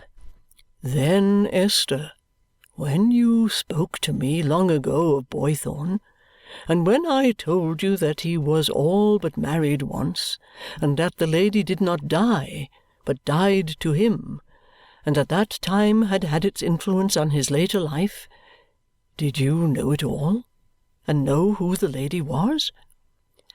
"No, guardian," I returned, fearful of the light that dimly broke upon me. "Nor do I know yet." "Lady Dedlock's sister." "And why?" I could scarcely ask him. "Why, guardian? Pray tell me, why were they parted?" "It was her act, and she kept its motives in her inflexible heart. He afterwards did conjecture, but it was mere conjecture, that some injury which her haughty spirit had received in her cause of quarrel with her sister had wounded her beyond all reason. But she wrote him that from the date of that letter she died to him, as in literal truth she did, and that the resolution was exacted from her by her knowledge of his proud temper and his strained sense of honour, which were both her nature too. In consideration for those master points in him, and even in consideration for them in herself, she made the sacrifice, she said, and would live in it and die in it. She did both, I fear. Certainly he never saw her, never heard of her from that hour, nor did any one. Oh, guardian, what have I done? I cried, giving way to my grief. What sorrow have I innocently caused? You caused, Esther? Yes, guardian, innocently, but most surely. That secluded sister is my first remembrance. No, no, he cried, starting. Yes, guardian, yes, and her sister is my mother. I would have told him all my mother's letter, but he would not hear it then. He spoke so tenderly and wisely to me, and he put so plainly before me all I had myself imperfectly thought, and hoped in my better state of mind, that, penetrated as I had been with fervent gratitude towards him through so many years, I believed I had never loved him so dearly, never thanked him in my heart so fully as I did that night.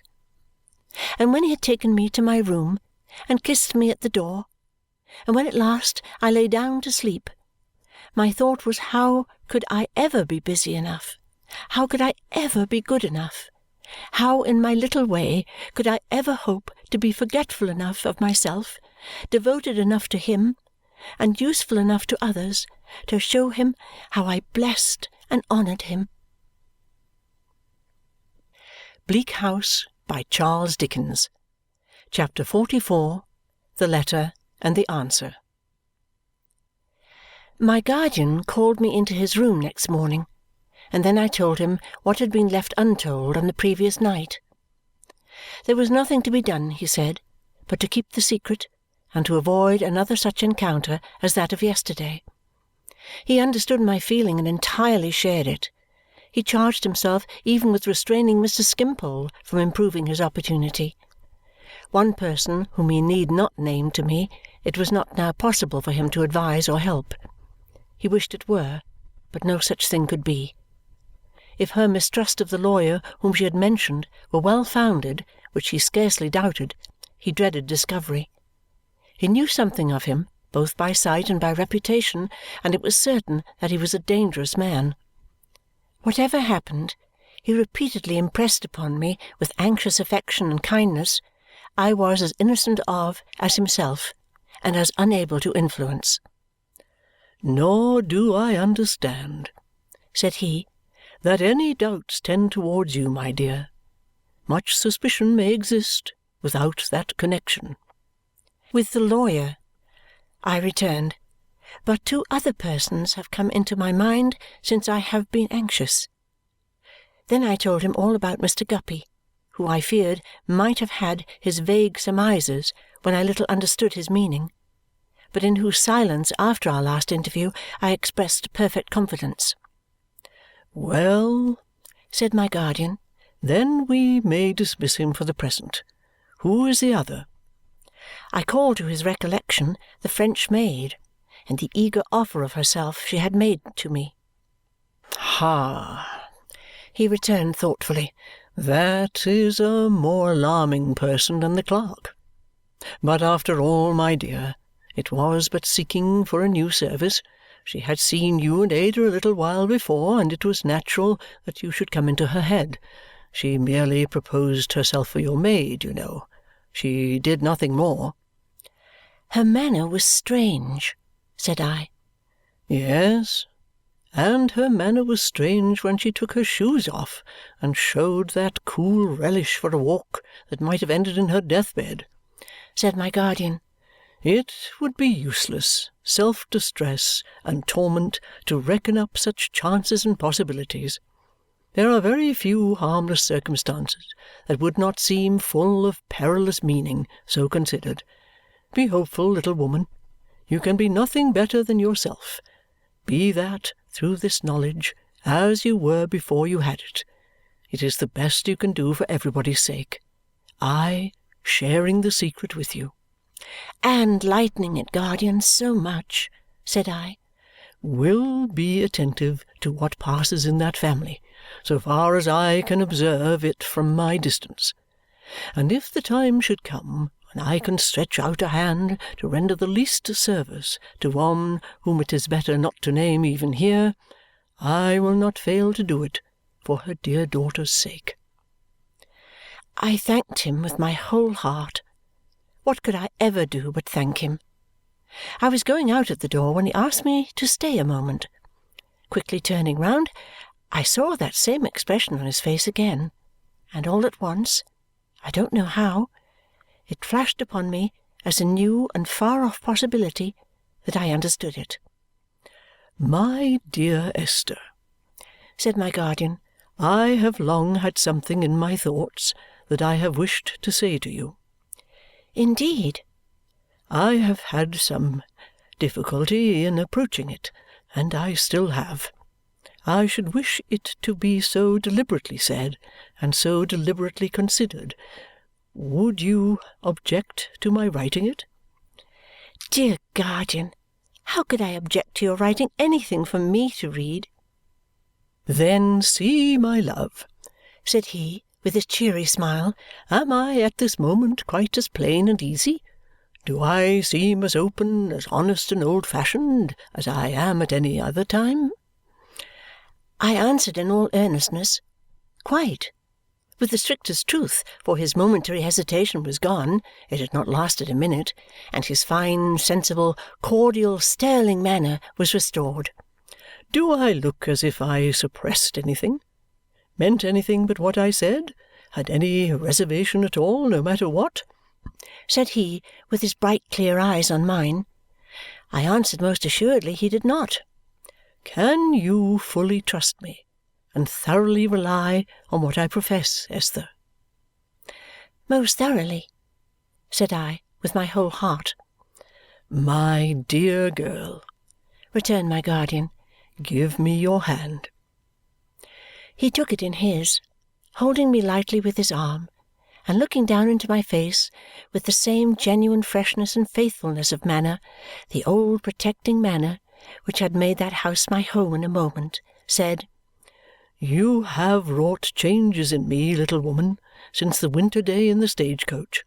First and last, you have done me a world of good since that time." "Ah, guardian, what have you done for me since that time?" "But," said he, "that is not to be remembered now." "It never can be forgotten."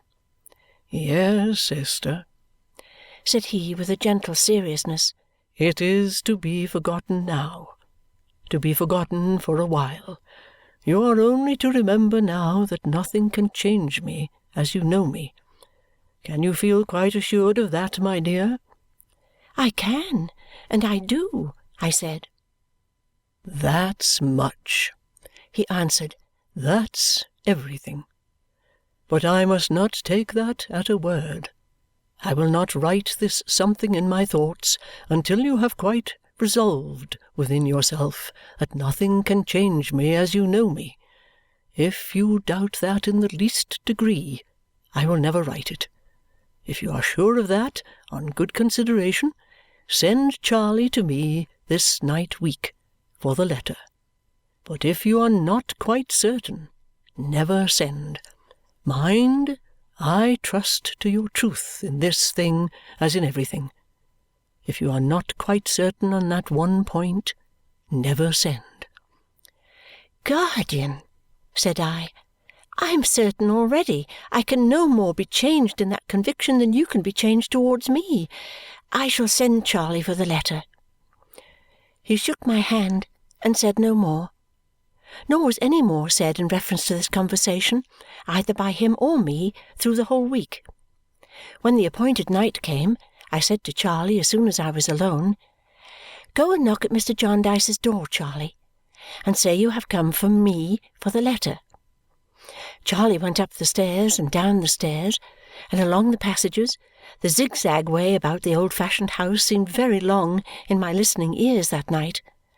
and so came back along the passages and down the stairs and up the stairs and brought the letter. "Lay it on the table, Charley," said I.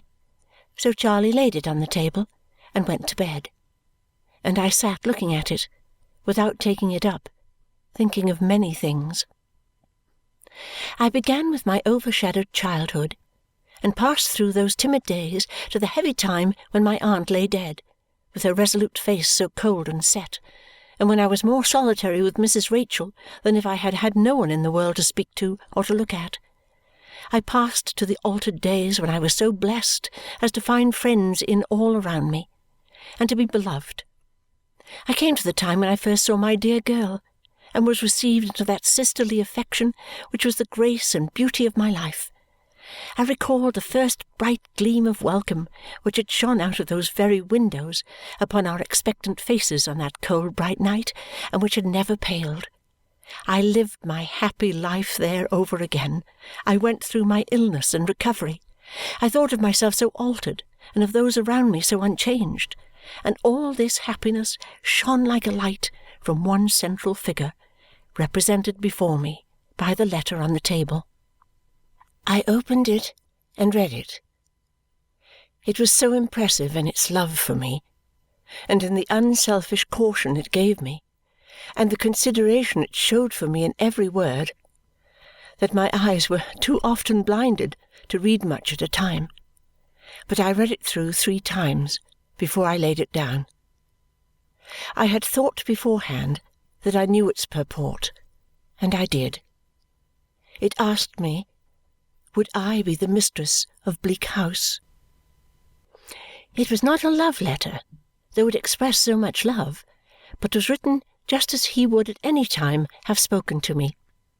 I saw his face and heard his voice and felt the influence of his kind protecting manner in every line. It addressed me as if our places were reversed, as if all the good deeds had been mine and all the feelings they had awakened his. It dwelt on my being young, and he past the prime of life, on his having attained a ripe age while I was a child, on his writing to me with a silvered head and knowing all this so well as to set it in full before me for mature deliberation. It told me that I would gain nothing by such a marriage and lose nothing by rejecting it, for no new relation could enhance the tenderness in which he held me, and whatever my decision was, he was certain it would be right. But he had considered this step anew since our late confidence, and had decided on taking it if it only served to show me through one poor instance that the whole world would readily unite to falsify the stern prediction of my childhood. I was the last to know what happiness I could bestow upon him, but of that he said no more, for I was always to remember that I owed him nothing and that he was my debtor, and for very much. He had often thought of our future, and foreseeing that the time must come, and fearing that it might come soon when Ada, now very nearly of age, would leave us, and when our present mode of life must be broken up, had become accustomed to reflect on this proposal. Thus he made it. If I felt that I could ever give him the best right he could have to be my protector, and if I felt that I could happily and justly become the dear companion of his remaining life, superior to all lighter chances and changes than death, even then he could not have me bind myself irrevocably while this letter was yet so new to me, but even then I must have ample time for reconsideration. In that case, or in the opposite case, let him be unchanged in his old relation, in his old manner, in the old name by which I called him. And as to his bright Dame Durden and little housekeeper, she would ever be the same, he knew. This was the substance of the letter, written throughout with a justice and a dignity as if he were indeed my responsible guardian, impartially representing the proposal of a friend against whom in his integrity he stated the full case. But he did not hint to me that when I had been better looking he had had this same proceeding in his thoughts and had refrained from it, that when my old face was gone from me and I had no attractions he could love me just as well as in my fairer days, that the discovery of my birth gave him no shock, that his generosity rose above my disfigurement and my inheritance of shame, that the more I stood in need of such fidelity, the more firmly I might trust in him to the last. But I knew it. I knew it well now. It came upon me as the close of the benignant history I had been pursuing, and I felt that I had but one thing to do. To devote my life to his happiness was to thank him poorly, and what had I wished for the other night but some new means of thanking him? Still, I cried very much, not only in the fullness of my heart after reading the letter, not only in the strangeness of the prospect, for it was strange though I had expected the contents, but as if something, for which there was no name or distinct idea, were indefinitely lost to me. I was very happy, very thankful, very hopeful, but I cried very much. By and by I went to my old glass. My eyes were red and swollen, and I said, "Oh, Esther, Esther, can that be you?" I am afraid the face in the glass was going to cry again at this reproach, but I held up my finger at it, and it stopped. "That is more like the composed look you comforted me with, my dear, when you showed me such a change," said I, beginning to let down my hair. "When you are mistress of Bleak House, you are to be as cheerful as a bird. In fact, you are always to be cheerful. So let us begin for once and for all." I went on with my hair now, quite comfortably. I sobbed a little still, but that was because I had been crying, not because I was crying then. "And so, Esther, my dear, you are happy for life, happy with your best friends, happy in your old home, happy in the power of doing a great deal of good, and happy in the undeserved love of the best of men." I thought, all at once, if my guardian had married someone else, how should I have felt, and what should I have done? That would have been a change indeed. It presented my life in such a new and blank form that I rang my housekeeping keys and gave them a kiss before I laid them down in their basket again. Then I went on to think, as I dressed my hair before the glass, how often had I considered within myself that the deep traces of my illness and the circumstances of my birth were only new reasons why I should be busy, useful, amiable, serviceable, in all honest, unpretending ways. This was a good time, to be sure, to sit down morbidly and cry. As to its seeming at all strange to me at first, if that were any excuse for crying, which it was not, that I was one day to be the mistress of Bleak House. Why should it seem strange? Other people had thought of such things, if I had not. "Don't you remember, my plain dear," I asked myself, looking at the glass, "what Mrs. Woodcourt said before those scars were there about your marrying—" Perhaps the name brought them to my remembrance. The dried remains of the flowers. It would be better not to keep them now. They had only been preserved in memory of something wholly past and gone, but it would be better not to keep them now. They were in a book, and it happened to be in the next room, our sitting-room dividing Ada's chamber from mine. I took a candle and went softly in to fetch it from its shelf. After I had it in my hand, I saw my beautiful darling through the open door, lying asleep, and I stole in to kiss her. It was weak in me, I know, and I could have no reason for crying, but I dropped a tear upon her dear face, and another, and another. Weaker than that, I took the withered flowers out and put them for a moment to her lips. I thought about her love for Richard, though indeed the flowers had nothing to do with that.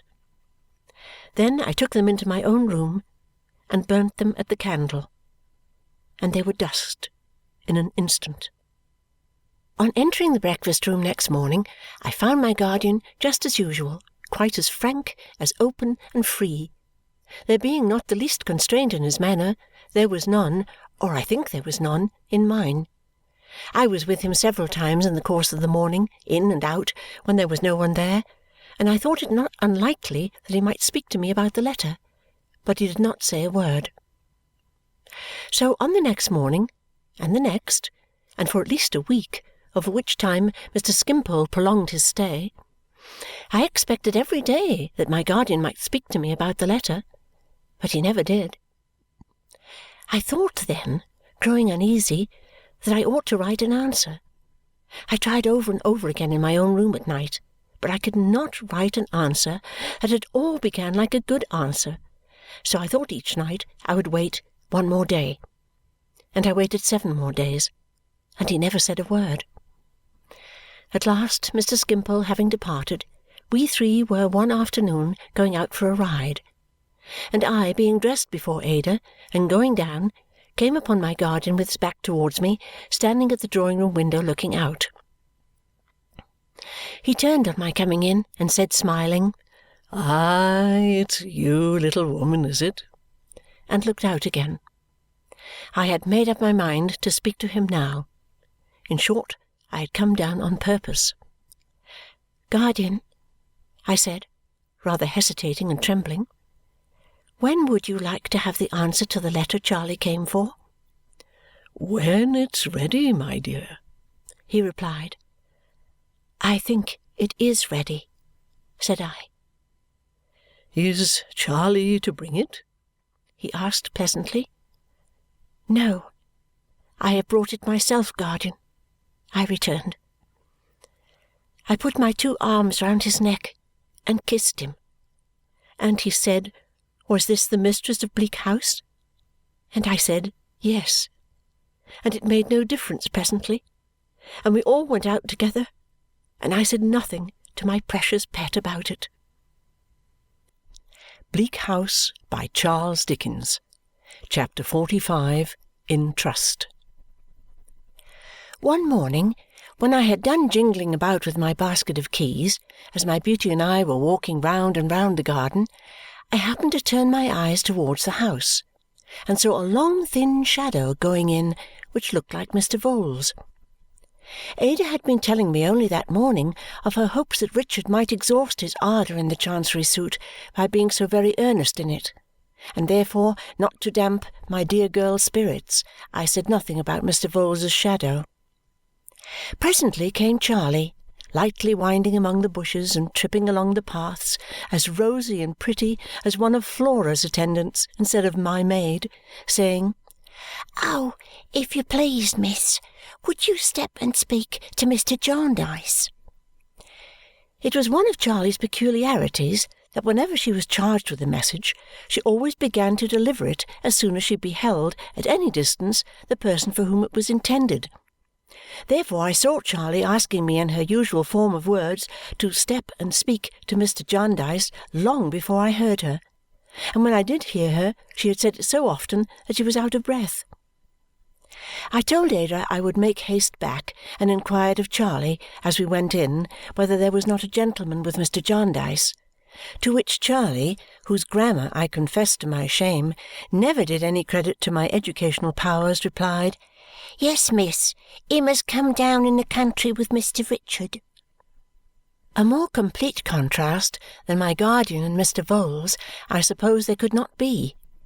I found them looking at one another across a table, the one so open and the other so close, the one so broad and upright and the other so narrow and stooping, the one giving out what he had to say in such a rich ringing voice, and the other keeping it in such a cold-blooded, gasping, fish-like manner that I thought I never had seen 2 people so unmatched.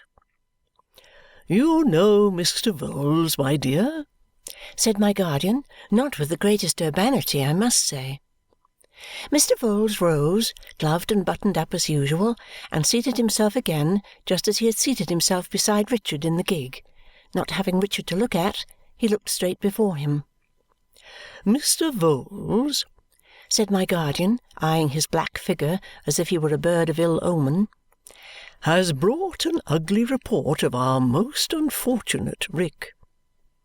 Laying a marked emphasis on most unfortunate, as if the words were rather descriptive of his connexion with Mr. Vholes. I sat down between them. Mr. Vholes remained immovable, except that he secretly picked at one of the red pimples on his yellow face with his black glove. "And as Rick and you are happily good friends, I should like to know," said my guardian. What you think, my dear. Would you be so good as to speak up, Mr. Vholes?" Doing anything but that, Mr. Vholes observed, "I have been saying that I have reason to know, Miss Summerson, as Mr. C.'s professional adviser, that Mr. C.'s circumstances are at the present moment in an embarrassed state. Not so much in point of amount as owing to the peculiar and pressing nature of liabilities Mr. C. has incurred and the means he has of liquidating or meeting the same. I have staved off many little matters for Mr. C., but there is a limit to staving off, and we have reached it. I have made some advances out of pocket to accommodate these unpleasantnesses, but I necessarily look to being repaid, for I do not pretend to be a man of capital, and I have a father to support in the Vale of Taunton, besides striving to realize some little independence for 3 dear girls at home. My apprehension is, Mr. C.'s circumstances being such, lest it should end in his obtaining leave to part with his commission, which at all events is desirable to be made known to his connections." Mr. Vholes, who had looked at me while speaking, here emerged into the silence he could hardly be said to have broken, so stifled was his tone, and looked before him again. "Imagine the poor fellow, without even his present resource," said my guardian to me. "Yet what can I do? You know him, Esther. He would never accept of help from me now. To offer it or hint at it would be to drive him to an extremity if nothing else did." Mr. Vholes hereupon addressed me again. "What Mr. Jarndyce remarks, miss, is no doubt the case and is the difficulty. I do not see that anything is to be done. I do not say that anything is to be done. Far from it. I merely come down here under the seal of confidence and mention it in order that everything may be openly carried on and that it may not be said afterwards that everything was not openly carried on. My wish is that everything should be openly carried on. I desire to leave a good name behind me. If I consulted merely my own interests with Mr. C., I should not be here. So insurmountable, as you must well know, would be his objections. This is not a professional attendance. This can be charged to nobody. I have no interest in it except as a member of society and a father and a son," said Mr. Vholes, who had nearly forgotten that point. It appeared to us that Mr. Vholes said neither more nor less than the truth in intimating that he sought to divide the responsibility, such as it was, of knowing Richard's situation. I could only suggest that I should go down to Deal, where Richard was then stationed, and see him, and try, if it were possible, to avert the worst. Without consulting Mr. Vholes on this point, I took my guardian aside to propose it, while Mr. Vholes gauntly stalked to the fire and warmed his funeral gloves. The fatigue of the journey formed an immediate objection on my guardian's part, but as I saw he had no other, and as I was only too happy to go, I got his consent.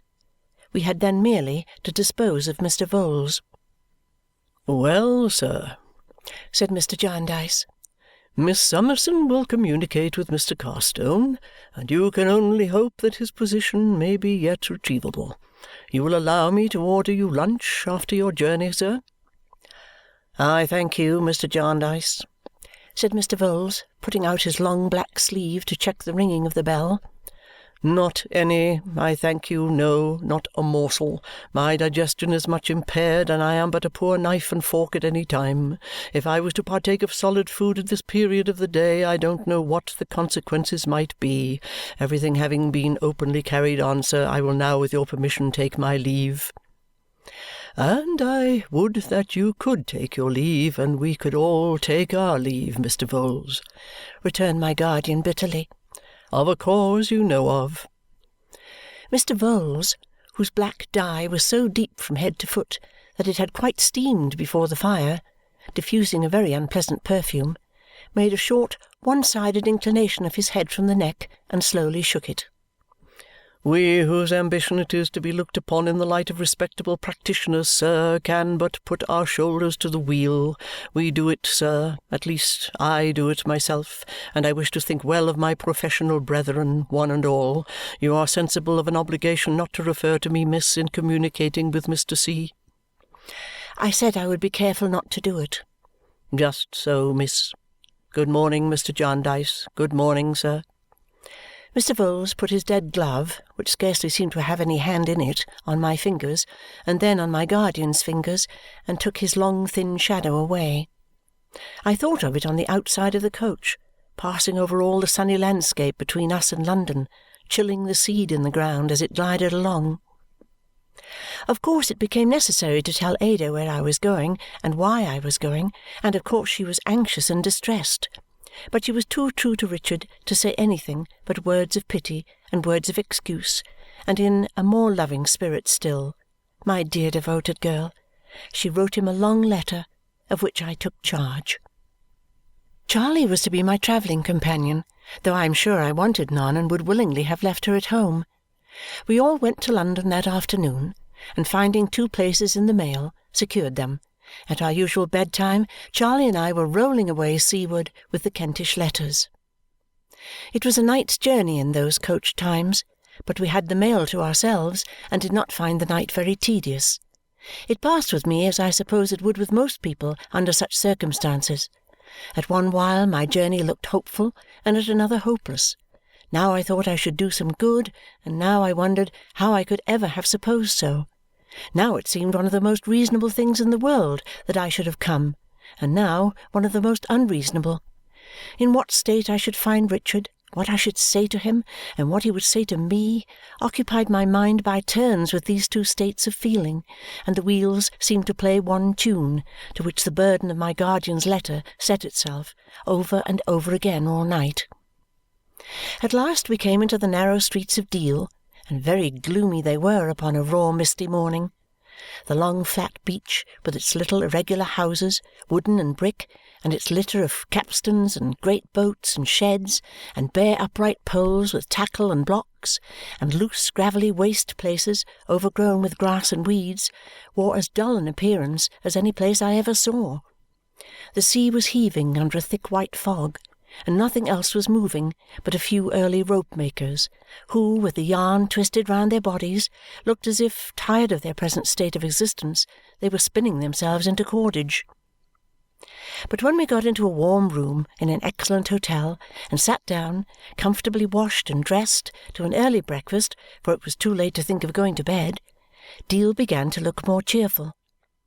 Our little room was like a ship's cabin, and that delighted Charley very much. Then the fog began to rise like a curtain, and numbers of ships that we had had no idea were near appeared. I don't know how many sail the waiter told us were then lying in the Downs. Some of these vessels were of grand size. One was a large Indiaman, just come home, and when the sun shone through the clouds, making silvery pools in the dark sea, the way in which these ships brightened and shadowed and changed amid a bustle of boats pulling off from the shore to them and from them to the shore, and a general life and motion in themselves, and everything around them was most beautiful. The large Indiaman was our great attraction, because she had come into the Downs in the night. She was surrounded by boats, and we said how glad the people on board of her must be to come ashore. Charley was curious too about the voyage, and about the heat in India, and the serpents and the tigers, and as she picked up such information much faster than grammar, I told her what I knew on these points. I told her, too, how people in such voyages were sometimes wrecked and cast on rocks, where they were saved by the intrepidity and humanity of one man. And Charley asking how that could be, I told her how we knew at home of such a case. I had thought of sending Richard a note saying I was there, but it seemed so much better to go to him without preparation. As he lived in barracks, I was a little doubtful whether this was feasible, but we went out to reconnoitre. Peeping in at the gate of the barrack yard, we found everything very quiet at that time in the morning, and I asked a sergeant standing on the guard-house steps where he lived. He sent a man before to show me, who went up some bare stairs and knocked with his knuckles at a door and left us. "Now then," cried Richard from within. So I left Charley in the little passage, and going on to the half-open door, said, "Can I come in, Richard? It's only Dame Durden." He was writing at a table, with a great confusion of clothes, tin cases, books, boots, brushes, and portmanteaus strewn all about the floor. He was only half dressed, in plain clothes I observed, not in uniform, and his hair was unbrushed, and he looked as wild as his room. All this I saw after he had heartily welcomed me, and I was seated near him, for he started upon hearing my voice and caught me in his arms in a moment. Dear Richard, he was ever the same to me. Down to, poor, poor fellow, to the end he never received me but with something of his old merry boyish manner. "Good heaven, my dear little woman," said he. "How do you come here? Who could have thought of seeing you? Nothing the matter? Ada is well?" "Quite well. Lovelier than ever, Richard." "Ah!" he said, leaning back in his chair. "My poor cousin. I was writing to you, Esther." So worn and haggard as he looked, even in the fullness of his handsome youth, leaning back in his chair and crushing the closely written sheet of paper in his hand. "Have you been at the trouble of writing all that, and I am not to read it after all?" I asked.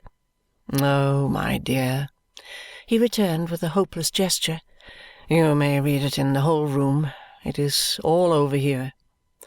I mildly entreated him not to be despondent.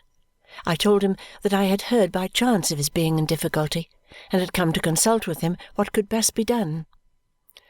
"Like you, Esther, but useless, and so not like you," said he with a melancholy smile. "I am away on leave this day. Should have been gone in another hour, and that is to smooth it over for my selling out. Well, let bygones be bygones. So this calling follows the rest. I only want to have been in the church, to have made the round of all the professions." "Richard," I urged, "it is not so hopeless as that." "Esther," he returned, "it is indeed. I am just so near disgrace as that those who are put in authority over me, as the catechism goes, would far rather be without me than with me. And they are right. Apart from debts and duns and all such drawbacks, I am not fit even for this employment. I have no care, no mind, no heart, no soul, but for one thing. Why, if this bubble hadn't broken now," he said, tearing the letter he had written into fragments and moodily casting them away by driblets, "how could I have gone abroad? I must have been ordered abroad, but how could I have gone? How could I, with my experience of that thing, trust even Vholes unless I was at his back?" I suppose he knew by my face what I was about to say, but he caught the hand I had laid upon his arm and touched my own lips with it to prevent me from going on. "No, Dame Durden. 2 subjects I forbid, must forbid. The first is John Jarndyce. The second, you know what. Call it madness, and I tell you I can't help it now, and can't be sane. But it is no such thing. It is the one object I have to pursue. It is a pity I ever was prevailed upon to turn out of my road for any other. It would be wisdom to abandon it now, after all the time, anxiety, and pains I have bestowed upon it. Oh, yes, true wisdom. It would be very agreeable, too, to some people, but I never will."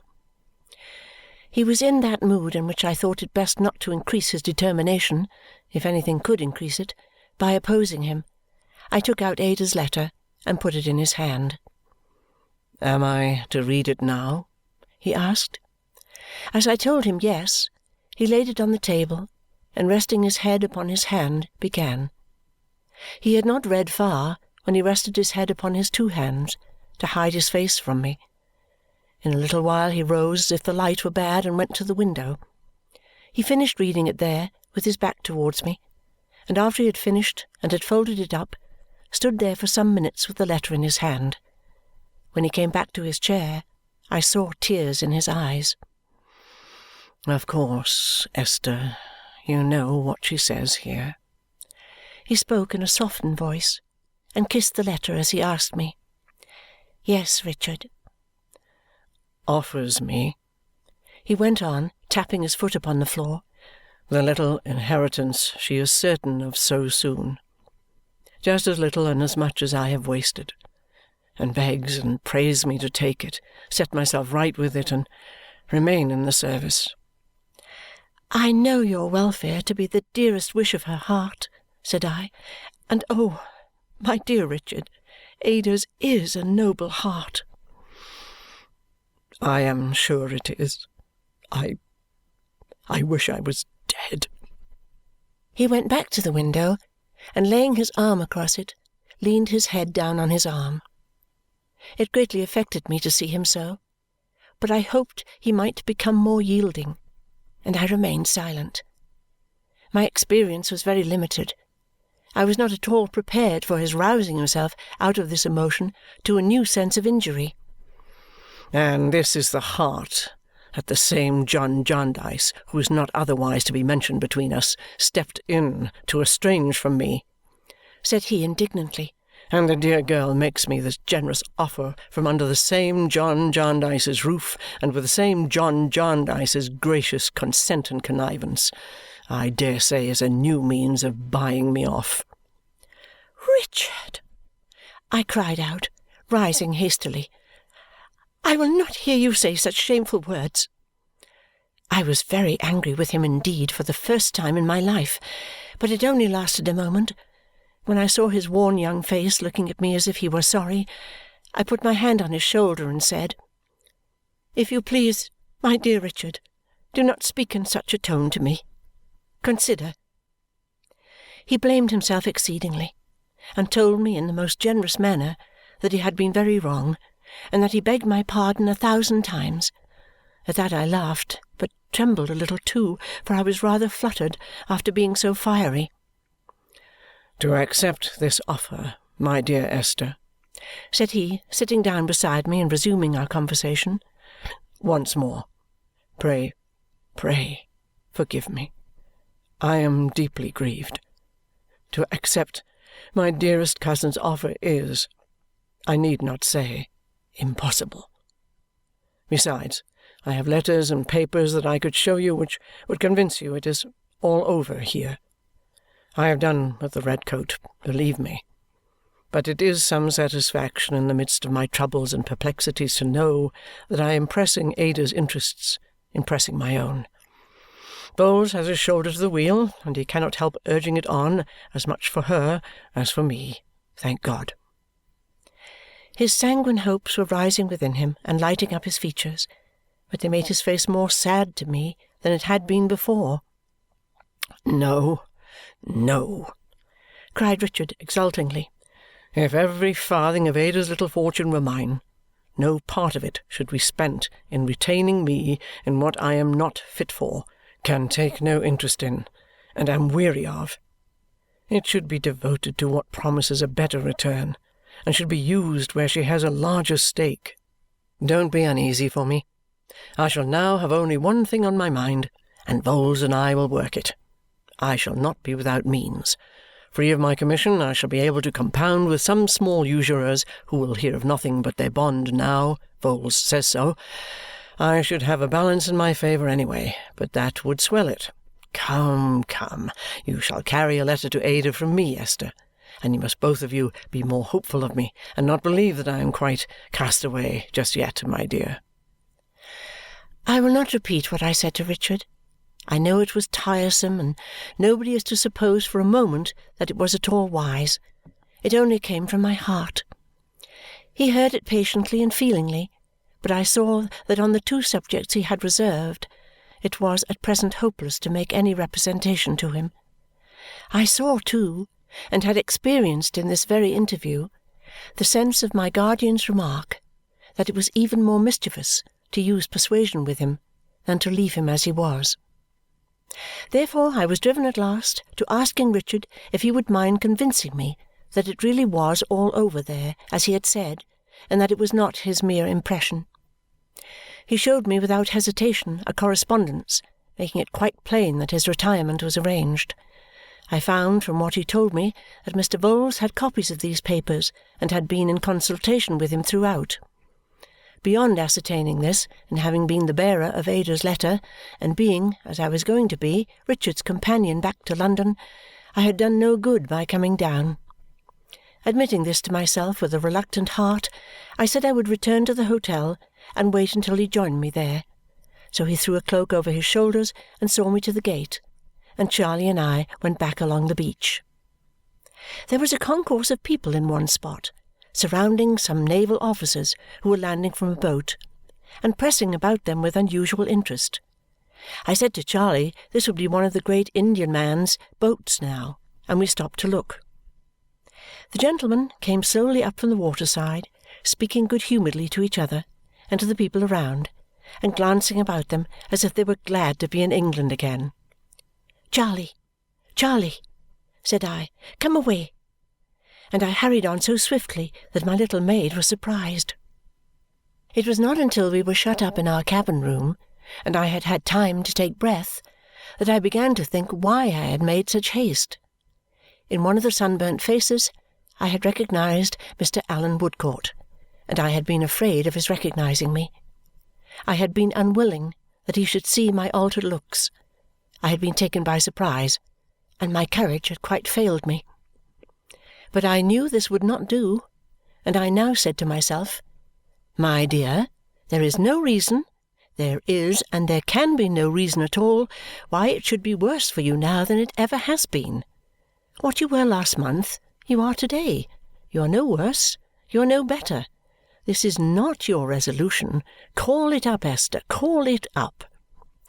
I was in a great tremble with running, and at first was quite unable to calm myself, but I got better, and I was very glad to know it. The party came to the hotel. I heard them speaking on the staircase. I was sure it was the same gentlemen because I knew their voices again. I mean, I knew Mr. Woodcourt's. It would still have been a great relief to me to have gone away without making myself known, but I was determined not to do so. No, my dear, no. No, no, no. I untied my bonnet and put my veil half up. I think I mean half down, but it matters very little, and wrote on one of my cards that I happened to be there with Mr. Richard Carstone, and I sent it in to Mr. Woodcourt. He came immediately. I told him I was rejoiced to be by chance among the first to welcome him home to England, and I saw that he was very sorry for me. "You have been in shipwreck and peril since you left us, Mr. Woodcourt," said I, "but we can hardly call that a misfortune which enabled you to be so useful and so brave. We read of it with the truest interest.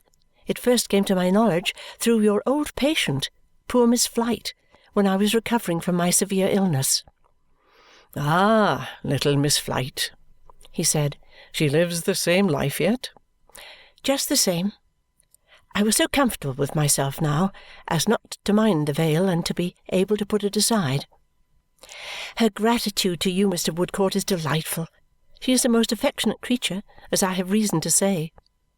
You have found her so?" he returned. I am glad of that." He was so very sorry for me that he could hardly speak. "I assure you," said I, "that I was deeply touched by her sympathy and pleasure at the time I have referred to." "I was grieved to hear that you had been very ill." "I was very ill." "But you have quite recovered?" "I have quite recovered my health and my cheerfulness," said I. "You know how good my guardian is, and what a happy life we lead, and I have everything to be thankful for, and nothing in the world to desire." I felt as if he had greater commiseration for me than I had ever had for myself. It inspired me with new fortitude and new calmness to find that it was I who was under the necessity of reassuring him. I spoke to him of his voyage out and home, and of his future plans, and of his probable return to India. He said that was very doubtful. He had not found himself more favoured by fortune there than here. He had gone out a poor ship's surgeon and had come home nothing better. While we were talking, and when I was glad to believe that I had alleviated, if I may use such a term, the shock he had had in seeing me, Richard came in. He had heard downstairs who was with me, and they met with cordial pleasure. I saw that after their first greetings were over, and when they spoke of Richard's career, Mr. Woodcourt had a perception that all was not going well with him. He frequently glanced at his face as if there were something in it that gave him pain, and more than once he looked towards me as though he sought to ascertain whether I knew what the truth was. Yet Richard was in one of his sanguine states, and in good spirits, and was thoroughly pleased to see Mr. Woodcourt again, whom he had always liked. Richard proposed that we all should go to London together, but Mr. Woodcourt, having to remain by his ship a little longer, could not join us. He dined with us, however, at an early hour, and became so much more like what he used to be that I was still more at peace to think I had been able to soften his regrets. Yet his mind was not relieved of Richard. When the coach was almost ready, and Richard ran down to look after his luggage, he spoke to me about him. I was not sure that I had a right to lay his whole story open, but I referred in a few words to his estrangement from Mr. Jarndyce and to his being entangled in the ill-fated Chancery suit.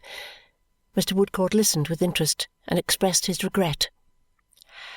"I saw you observe him rather closely," said I.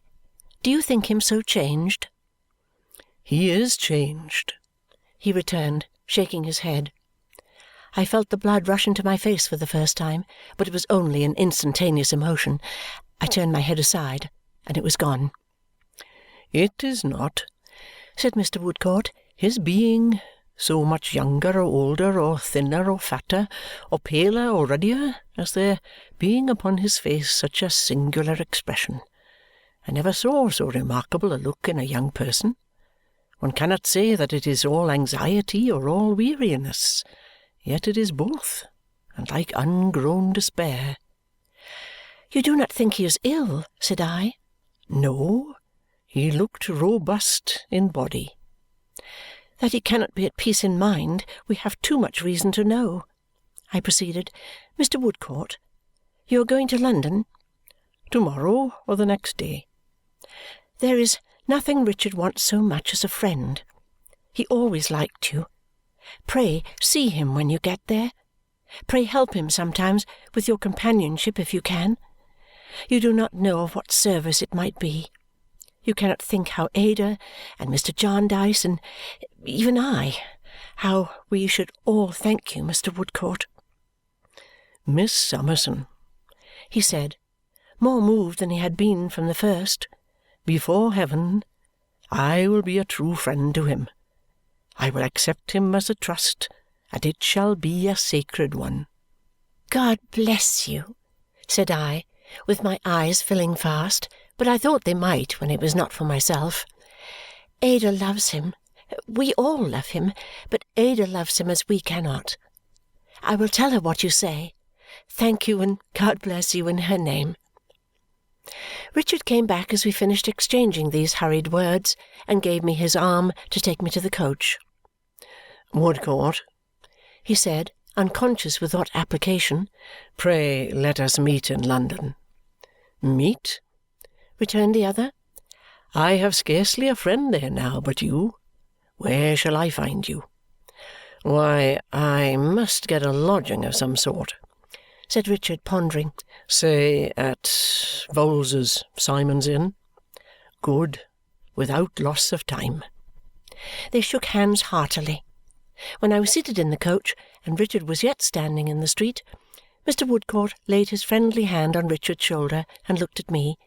I understood him and waved mine in thanks. And in his last look as we drove away, I saw that he was very sorry for me. I was glad to see it. I felt for my old self as the dead may feel if they ever revisit these scenes.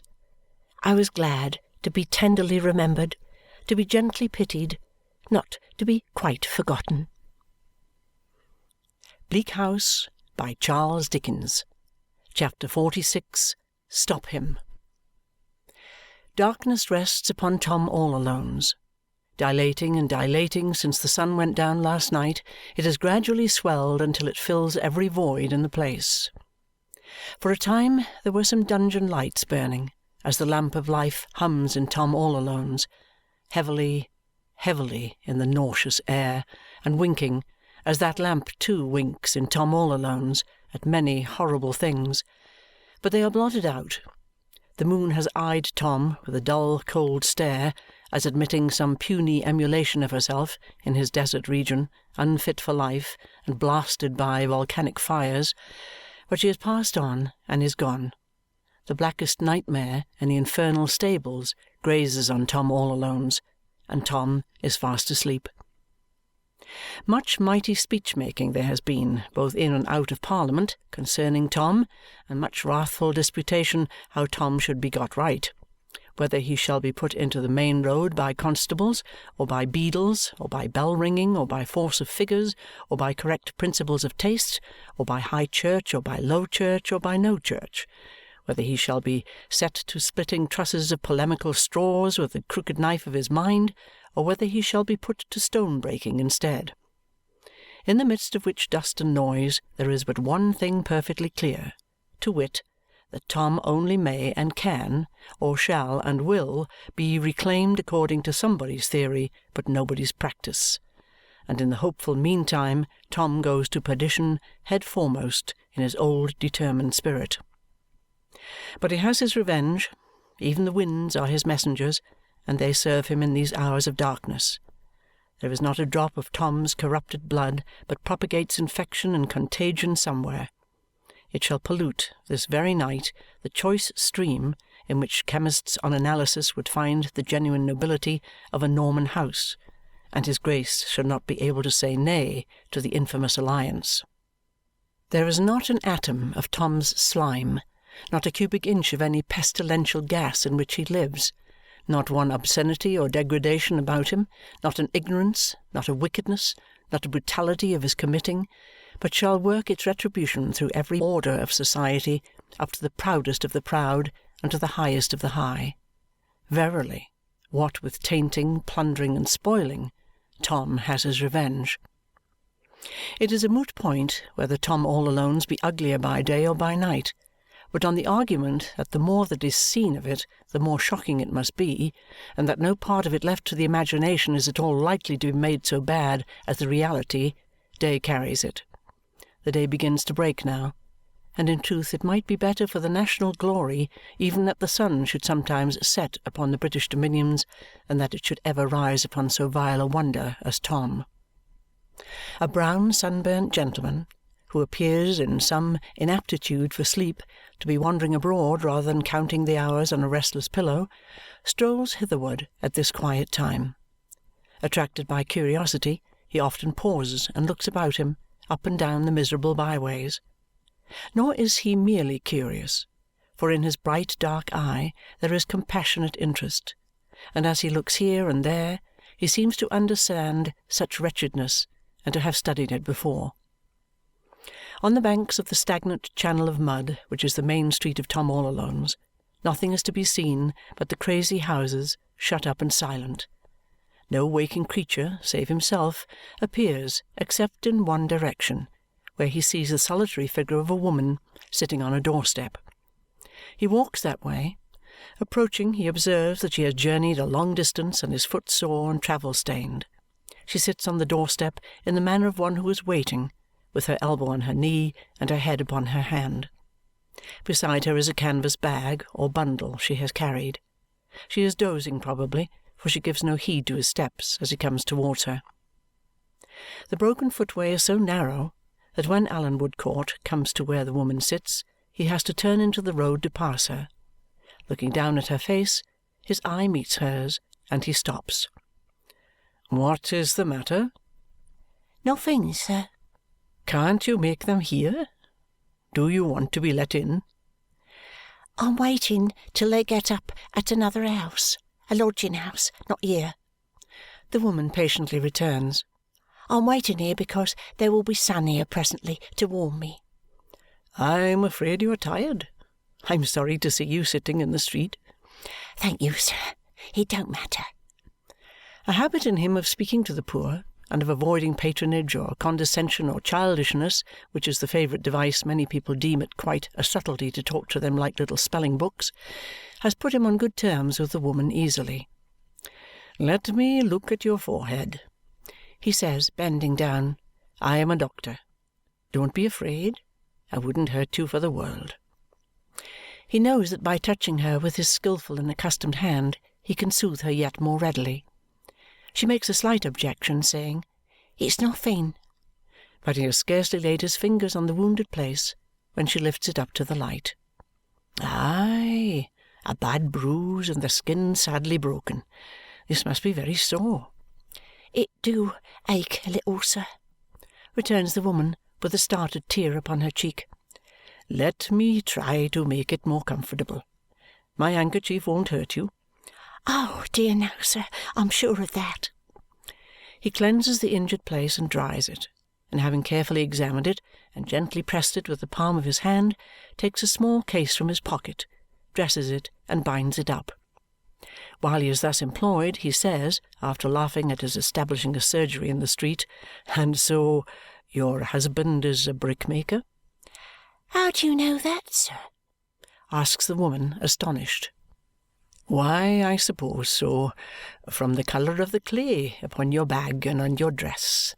And I know brickmakers go about working at piecework in different places. And I am sorry to say I have known them cruel to their wives too." The woman hastily lifts up her eyes, as if she would deny that her injury is referable to such a cause. But feeling the hand upon her forehead, and seeing his busy and composed face, she quietly drops them again. "Where is he now?" asks the surgeon. "He got into trouble last night, sir, but he'll look for me at the lodging-house." "He will get into worse trouble if he often misuses his large and heavy hand as he has misused it here. But you forgive him, brutal as he is, and I say no more of him, except that I wish he deserved it. You have no young child?" The woman shakes her head. "One's I calls mine, sir, but it's Lizzie's." "Your own is dead, I see. Poor little thing." By this time he has finished and is putting up his case. "I suppose you have some settled home. Is it far from here?" he asks, good-humouredly, making light of what he has done as she gets up and curtsies. "It's a good 2 or 23 mile from here, sir, at St. Albans. You know St. Albans, sir? I thought you gave a start like as if you did." "Yes, I know something of it. And now I will ask you a question in return. Have you money for your lodging?" "Oh, yes, sir," she says, "really and truly." And she shows it. He tells her, in acknowledgment of her many subdued thanks, that she is very welcome, gives her a good day, and walks away. Tom all-alones is still asleep, and nothing is astir. Yes, something is. As he retraces his way to the point from which he descried the woman at a distance, sitting on the step, he sees a ragged figure coming very cautiously along, crouching close to the soiled walls, which the wretchedest figure might as well avoid, and furtively thrusting a hand before it. It is the figure of a youth whose face is hollow and whose eyes have an emaciated glare. He is so intent on getting along unseen that even the apparition of a stranger in whole garments does not tempt him to look back. He shades his face with his ragged elbow as he passes on the other side of the way, and goes shrinking and creeping on with his anxious hand before him and his shapeless clothes hanging in shreds. Clothes made for what purpose, or of what material, it would be impossible to say. They look in colour and in substance like a bundle of rank leaves of swampy growth that rotted long ago. Allan Woodcourt pauses to look after him and note all this, with a shadowy belief that he has seen the boy before. He cannot recall how or where, but there is some association in his mind with such a form. He imagines that he must have seen it in some hospital or refuge, still cannot make out why it comes with any special force on his remembrance. He is gradually emerging from Tom all Alone's in the morning light, thinking about it, when he hears running feet behind him, and looking round, sees the boy scouring towards him at great speed, followed by the woman. "Stop him! Stop him!" cries the woman, almost breathless. "Stop him, sir!" He darts across the road into the boy's path, but the boy is quicker than he, makes a curve, ducks, dives under his hands, comes up 6 yards beyond him, and scours away again. Still the woman follows, crying, "Oh, stop him, sir! Pray, stop him!" Alan, not knowing but that he has just robbed her of her money, follows in chase and runs so hard that he runs the boy down a dozen times, but each time he repeats the curve, the duck, the dive, and scours away again. To strike at him on any of these occasions would be to fell and disable him, but the pursuer cannot resolve to do that, and so the grimly ridiculous pursuit continues. At last the fugitive, hard pressed, takes to a narrow passage and a court which has no thoroughfare. Here, against a hoarding of decaying timber, he is brought to bay and tumbles down, lying gasping at his pursuer, who stands and gasps at him until the woman comes up. "Oh, you, Joe!" cries the woman. "What? I've found you at last!" "Joe?" repeats Allan, looking at him with attention. "Joe? Stay, to be sure. I recollect this lad some time ago, being brought before the coroner." "Yes, I see you once afore at the Inkwhich," whimpers Joe. "What of that? Can't you never let such an unfort'nate as me alone? An't I unfort'nate enough for you yet? How unfort'nate do you want me to be for to be? I've been a-chivied and a-chivied, fussed by one on you and nixed by another on you till I'm worrited to skin and bones. The Inkwhich warn't my fault. I done nothink. He was very good to me. He was. He was the only one I know to speak to as ever come across my crossing, and ain't wery likely I should want him to be inkwhiched. I only wish I was myself. I don't know why I don't go and make a hole in the water. I'm sure I don't."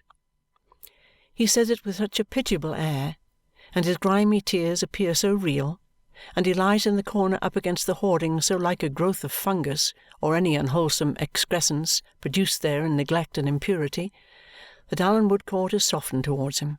He says to the woman, "Miserable creature, what has he done?" To which she only replies, shaking her head at the prostrate figure more amazedly than angrily, "Oh, you, Joe! You, Joe! I've found you at last!" "What has he done?" says Allan. "Has he robbed you?" "No, sir, no. Robbed me! He did nothing but what was kind-hearted by me, and that's the wonder of it." Allan looks from Joe to the woman, and from the woman to Joe, waiting for one of them to unravel the riddle. "But he was along with me, sir," says the woman. "Oh, you, Joe! He was along with me, sir, down at St. Albans, ill, and a young lady, Lord bless her for a good friend to me, took pity on him when I durstn't, and took him home." Allan shrinks back from him with a sudden horror.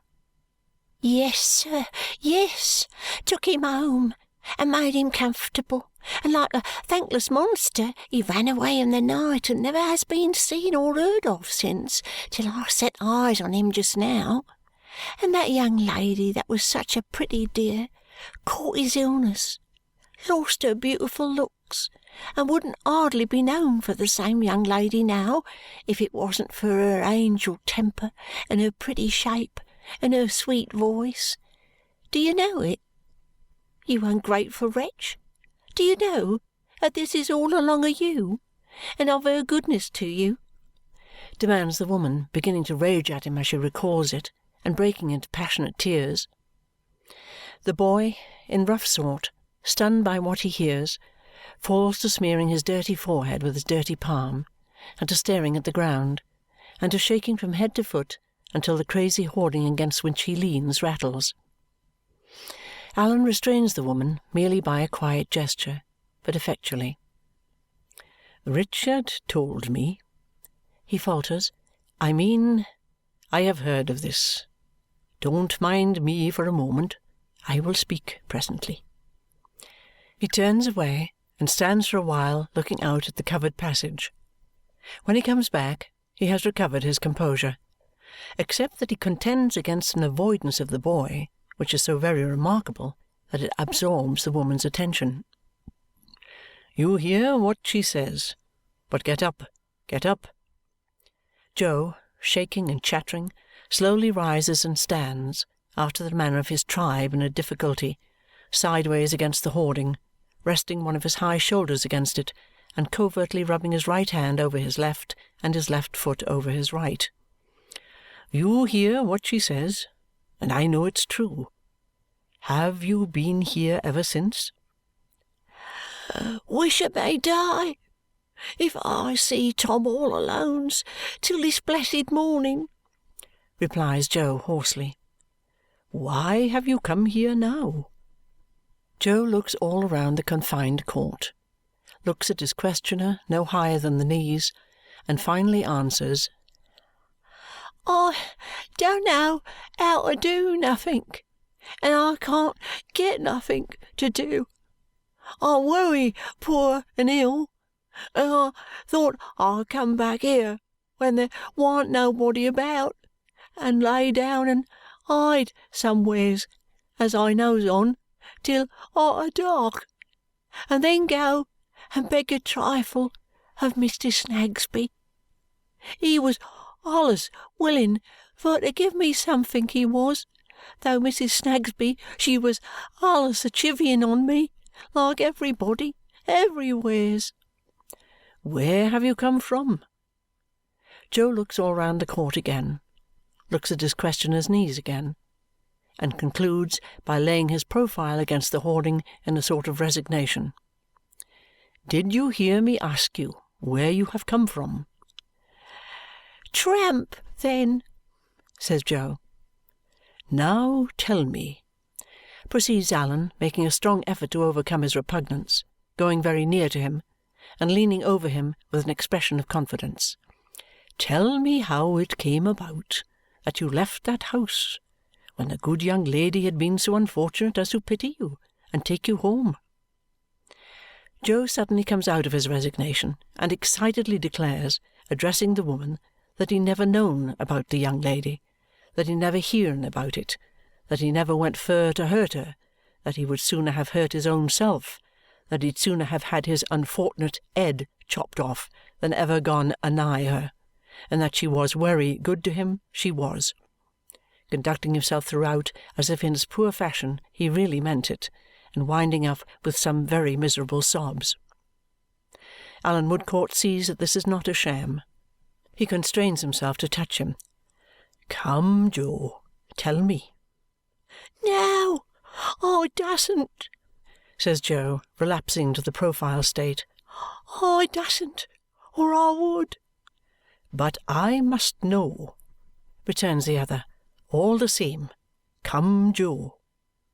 After 2 or 3 such adjurations, Jo lifts up his head again, looks round the court again, and says in a low voice, Well, I'll tell you something. I was took away there. Took away? In the night? Ah.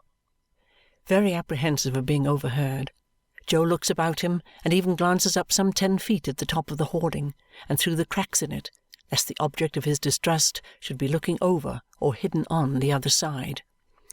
Who took you away? I dasn't name him, says Jo. I dasn't do it, sir. But I want, in the young lady's name, to know. You may trust me. No one else shall hear. Ah, but I don't know, replies Jo, shaking his head fearfully, as he don't hear. Why, he is not in this place. Oh, ain't he, though? says Jo. He's in all manner of places, all at once. Allan looks at him in perplexity, but discovers some real meaning and good faith at the bottom of this bewildering reply. He patiently awaits an explicit answer, and Jo, more baffled by his patience than by anything else, at last desperately whispers a name in his ear. Aye, says Allan. Why? What had you been doing? Nothink, sir. Never done nothink to get myself into no trouble, 'cepting not moving on and the inkwhich. But I'm a moving on now. I'm a moving on to the burying ground. That's the move as I'm up to. No, no, we will try to prevent that. But what did he do with you? Put me in a hospital, replied Jo, whispering, till I was discharged, then give me a little money, 4 half-balls, what you may call half-crowns, and says, "Hook it. Nobody wants you here," he says. "You hook it. You go and tramp," he says. "You move on," he says. "Don't let me ever see you nowheres within 40 mile of London, or you'll repent it. So I shall if ever he doos see me, and he'll see me if I'm above ground," concludes Jo, nervously repeating all his former precautions and investigations. Allan considers a little, then remarks, turning to the woman, but keeping an encouraging eye on Jo, "He is not so ungrateful as you suppose. He had a reason for going away, though it was an insufficient one." "Thank ye, sir, thank ye," exclaims Jo.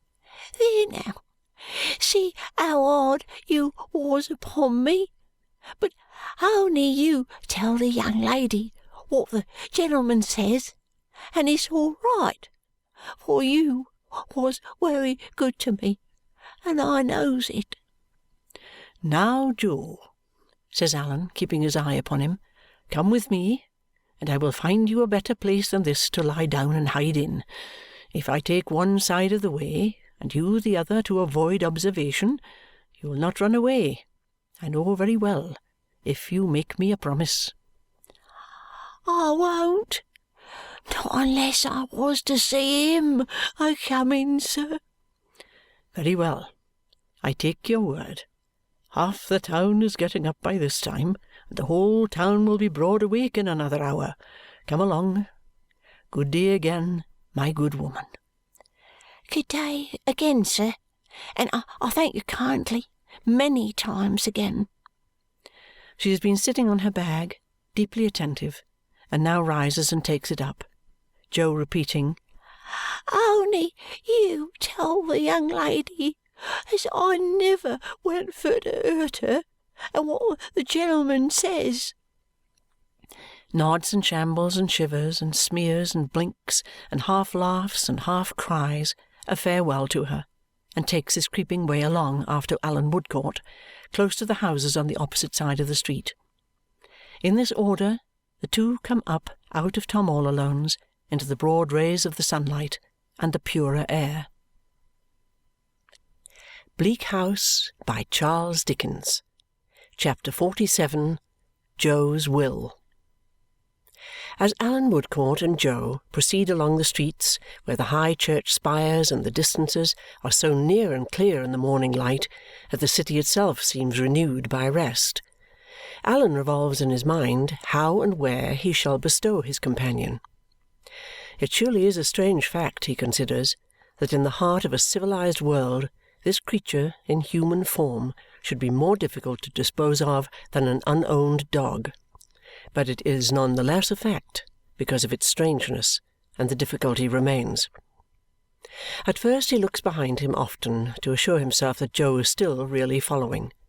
But look where he will, he still beholds him close to the opposite houses, making his way with his wary hand from brick to brick and from door to door, and often, as he creeps along, glancing over at him watchfully. Soon satisfied that the last thing in his thoughts is to give him the slip, Allan goes on, considering with a less divided attention what he shall do. A breakfast stall at a street corner suggests the first thing to be done. He stops there, looks round, and beckons Jo.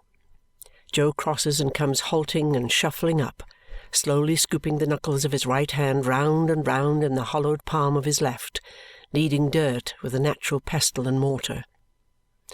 What is a dainty repast to Joe is then set before him, and he begins to gulp the coffee and to gnaw the bread and butter, looking anxiously about him in all directions as he eats and drinks, like a scared animal. But he is so sick and miserable that even hunger has abandoned him.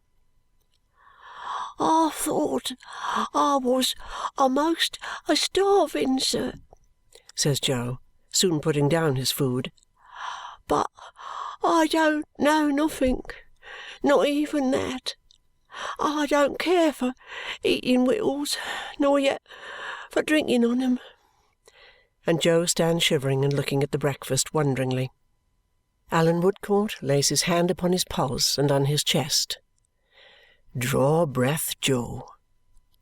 "It draws," says Joe, as heavy as a cart he might add, and rattles like it, but he only mutters, "I'm a-moving on, sir." Allan looks about for an apothecary's shop. There is none at hand, but a tavern does as well or better. He obtains a little measure of wine and gives the lad a portion of it very carefully. He begins to revive almost as soon as it passes his lips. "We may repeat that dose, Joe," observes Allan, after watching him with his attentive face. "So, now we will take 5 minutes' rest and then go on again." Leaving the boy sitting on the bench of the breakfast stall, with his back against an iron railing, Allan Woodcourt paces up and down in the early sunshine, casting an occasional look towards him without appearing to watch him. It requires no discernment to perceive that he is warmed and refreshed. If a face so shaded can brighten, his face brightens somewhat, and by little and little he eats the slice of bread he had so hopelessly laid down. Observant of these signs of improvement, Allan engages him in conversation and elicits to his no small wonder the adventure of the lady in the veil with all its consequences. Joe slowly munches as he slowly tells it. When he has finished his story and his bread, they go on again. Intending to refer his difficulty in finding a temporary place of refuge for the boy to his old patient, zealous little Miss Flite, Allan leads the way to the court where he and Joe first foregathered. But all is changed at the rag and bottle shop. Miss Flite no longer lodges there. It is shut up, and a hard-featured female, much obscured by dust, whose age is a problem, but who is indeed no other than the interesting Judy, is tart and spare in her replies.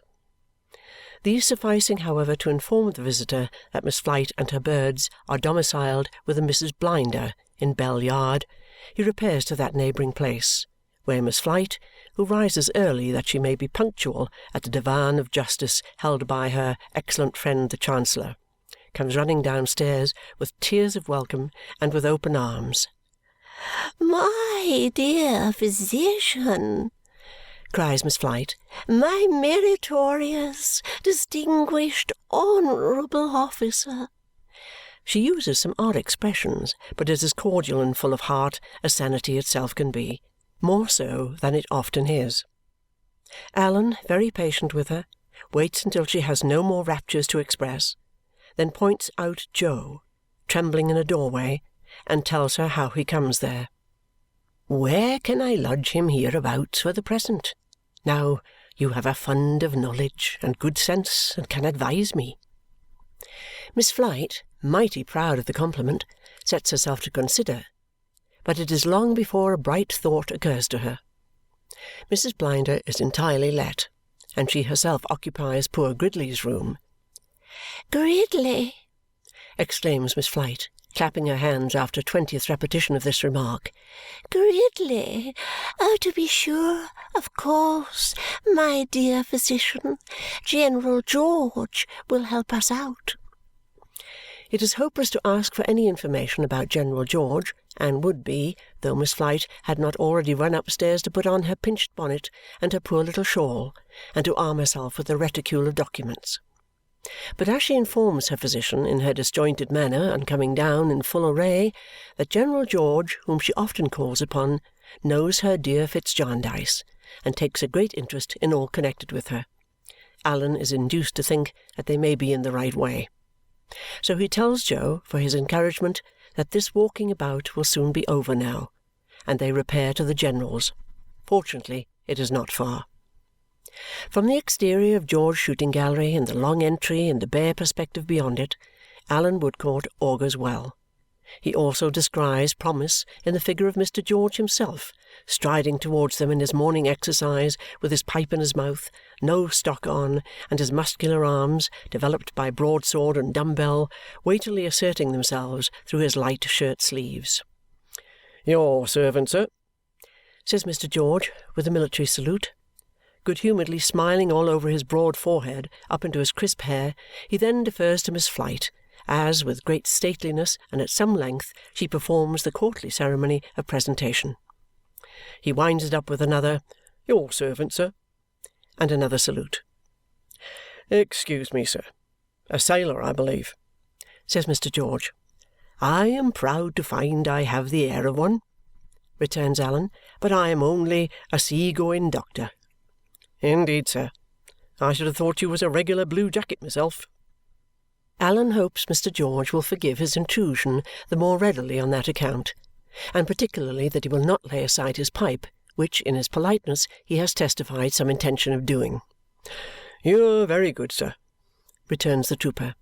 "As I know by experience that it's not disagreeable to Miss Flite, and since it's equally agreeable to yourself," and finishes the sentence by putting it between his lips again. Allan proceeds to tell him all he knows about Jo, unto which the trooper listens with a grave face.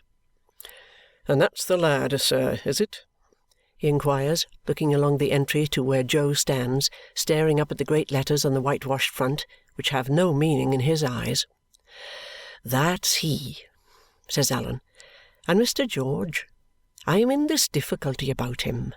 I am unwilling to place him in a hospital, even if I could procure him immediate admission, because I foresee that he would not stay there many hours if he could be so much as got there.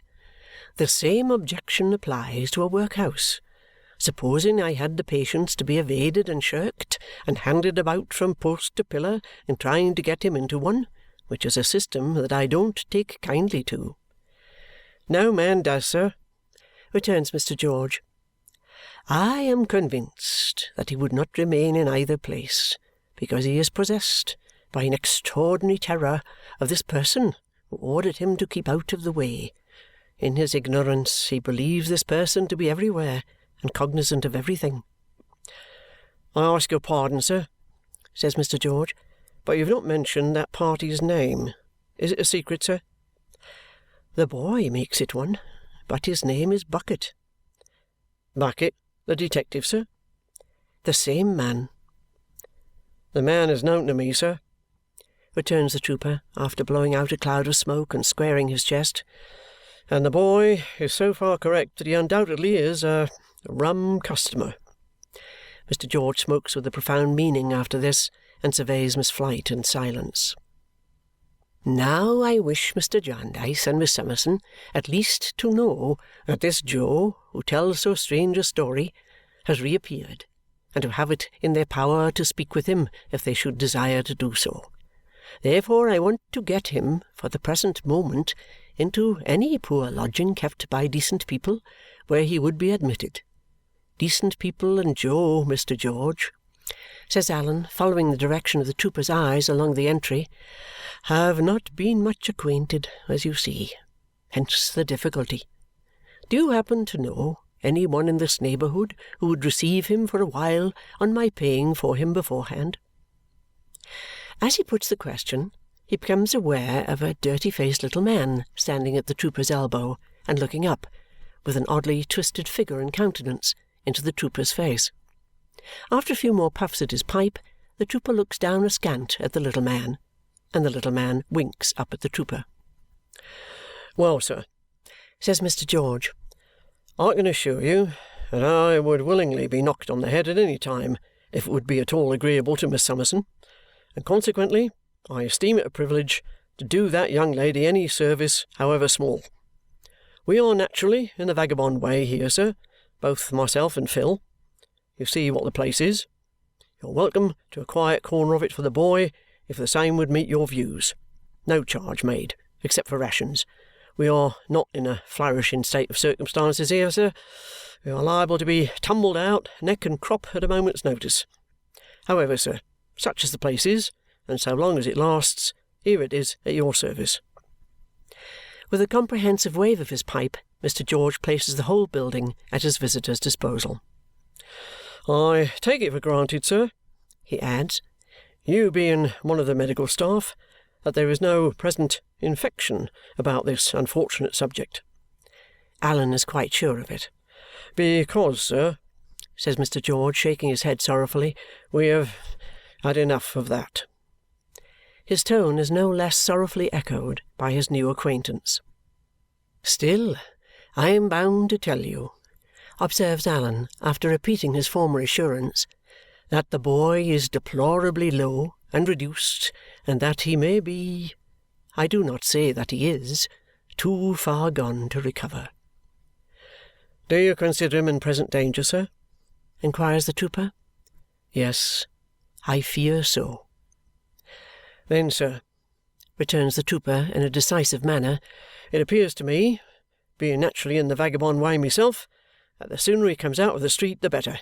You, Phil, bring him in." Mr. Squod tacks out, all on one side, to execute the word of command, and the trooper, having smoked his pipe, lays it by. Joe is brought in. He is not one of Mrs. Pardiggle's Tockahoopo Indians. He is not one of Mrs. Jellyby's lambs. Being wholly unconnected with Borrioboola Gha, he is not softened by distance and unfamiliarity. He is not a genuine foreign-grown savage. He is the ordinary home-made article. Dirty, ugly, disagreeable to all the senses, in body a common creature of the common streets, only in soul a heathen. Homely filth begrimes him, homely parasites devour him, homely sores are in him, homely rags are on him.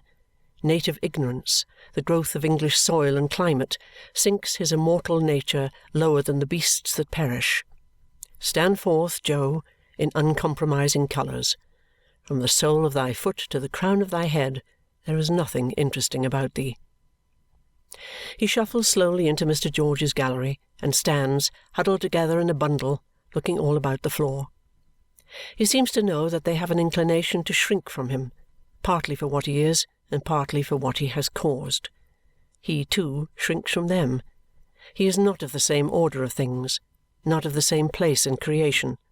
He is of no order and no place, neither of the beasts nor of humanity.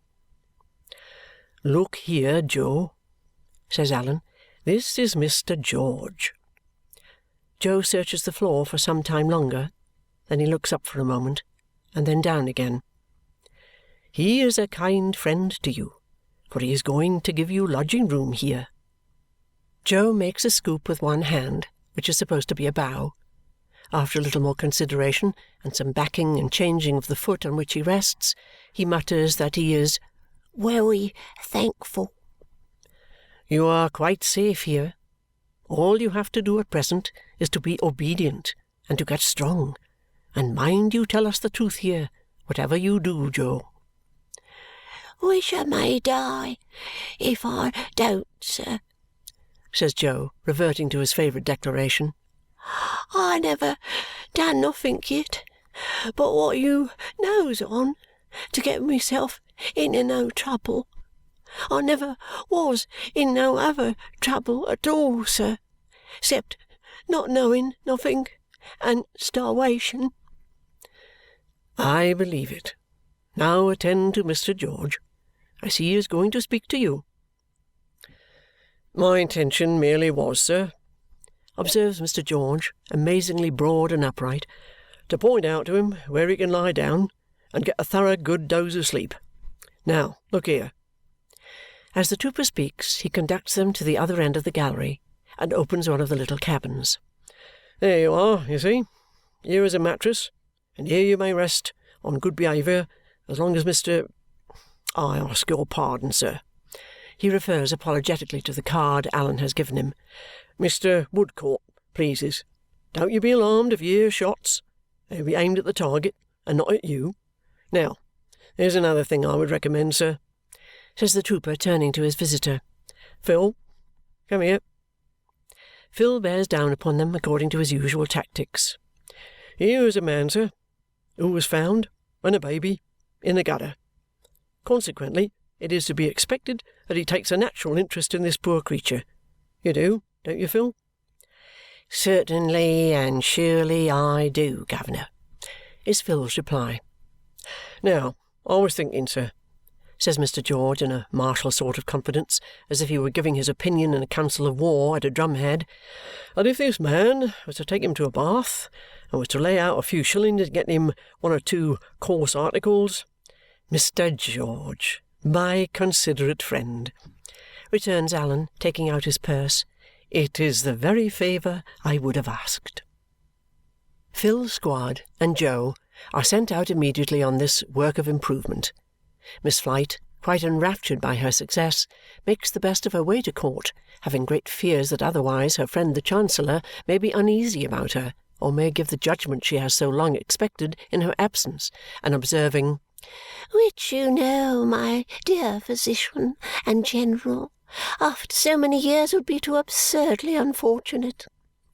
Allan takes the opportunity of going out to procure some restorative medicines, and obtaining them near at hand, soon returns to find the trooper walking up and down the gallery, and to fall into step and walk with him. "I take it, sir," says Mr. George, "that you know Miss Summerson pretty well." Yes, it appears. "Not related to her, sir?" No, it appears. "Excuse the apparent curiosity," says Mr. George. "It seemed to me probable that you might take more than a common interest in this poor creature because Miss Summerson had taken that unfortunate interest in him. 'Tis my case, sir, I assure you." "And mine, Mr. George." The trooper looks sideways at Allan's sunburnt cheek and bright dark eye, rapidly measures his height and build, and seems to approve of him.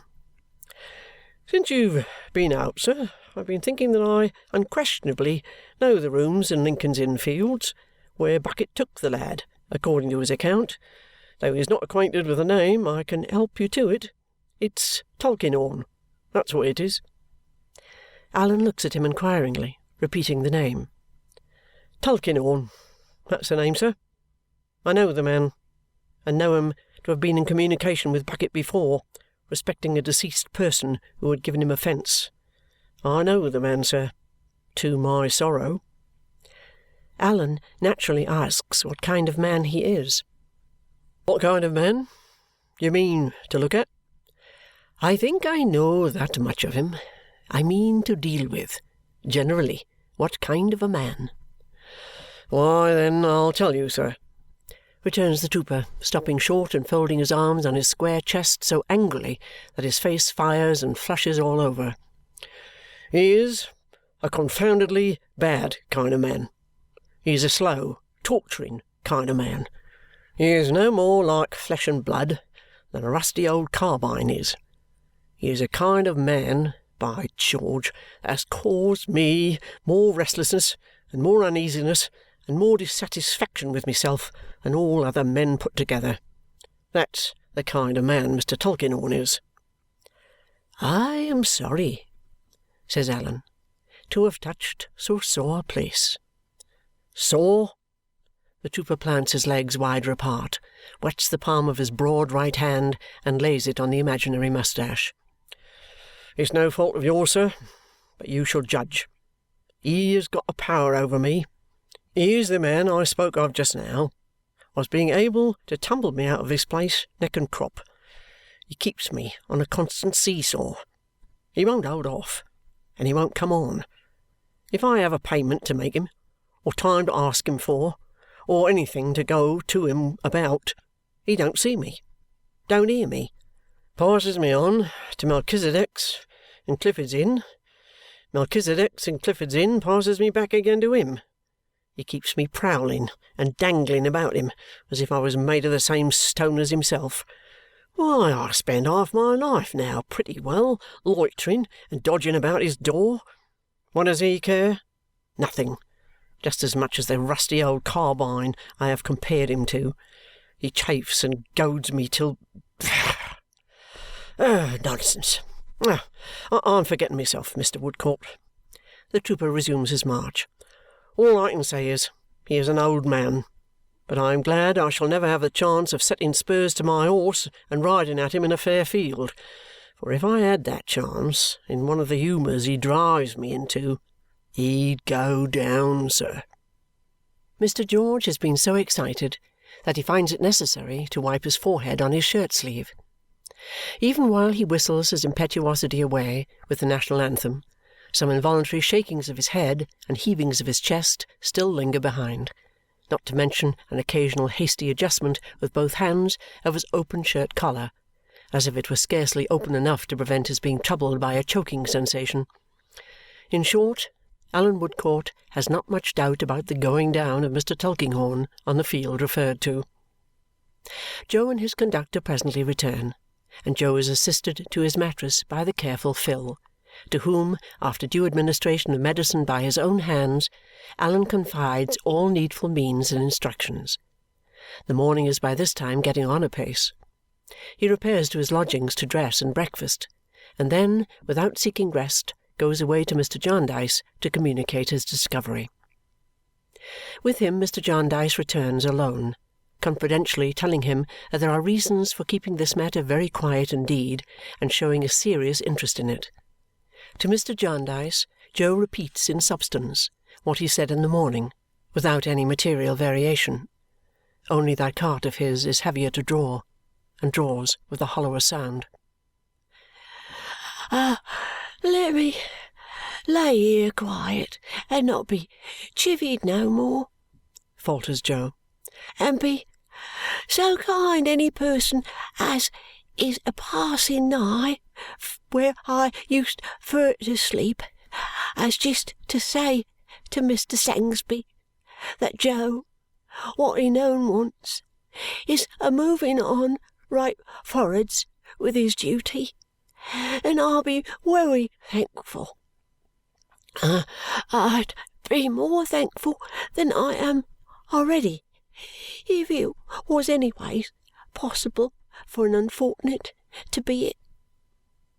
He makes so many of these references to the law stationer in the course of a day or two that Allan, after conferring with Mr. Jarndyce, good-naturedly resolves to call in Cook's Court the rather as the cart seems to be breaking down. To Cook's Court, therefore, he repairs. Mr. Snagsby is behind his counter in his grey coat and sleeves, inspecting an indenture of several skins which has just come in from the engrosser's, an immense desert of law-hand and parchment, with here and there a resting place of a few large letters to break the awful monotony and save the traveller from despair. Mr. Snagsby puts up at one of these inky wells and greets the stranger with his cough of general preparation for business. "You don't remember me, Mr. Snagsby?" The stationer's heart begins to thump heavily, for his old apprehensions have never abated. It is as much as he can do to answer. "No, sir, I can't say I do. I should have considered, not to put too fine a point upon it, that I never saw you before, sir." "Twice before," says Allan Woodcourt. "Once at a poor bedside, and once—" It's come at last, thinks the afflicted stationer as recollection breaks upon him. It's got to a head now, and is going to burst. But he has sufficient presence of mind to conduct his visitor into the little counting-house and to shut the door. "Are you a married man, sir?" "No, I am not." "Would you make the attempt, though single," says Mr. Snagsby in a melancholy whisper, "to speak as low as you can? For my little woman is a-listening somewheres, or I'll forfeit the business and £500." In deep dejection, Mr. Snagsby sits down on his stool with his back against his desk, protesting, "I never had a secret of my own, sir. I can't charge my memory with ever having once attempted to deceive my little woman on my own account since she named the day. I wouldn't have done it, sir. Not to put too fine a point upon it, I couldn't have done it. I dursn't have done it. Whereas, and nevertheless, I find myself wrapped round with secrecy and mystery, till my life is a burden to me."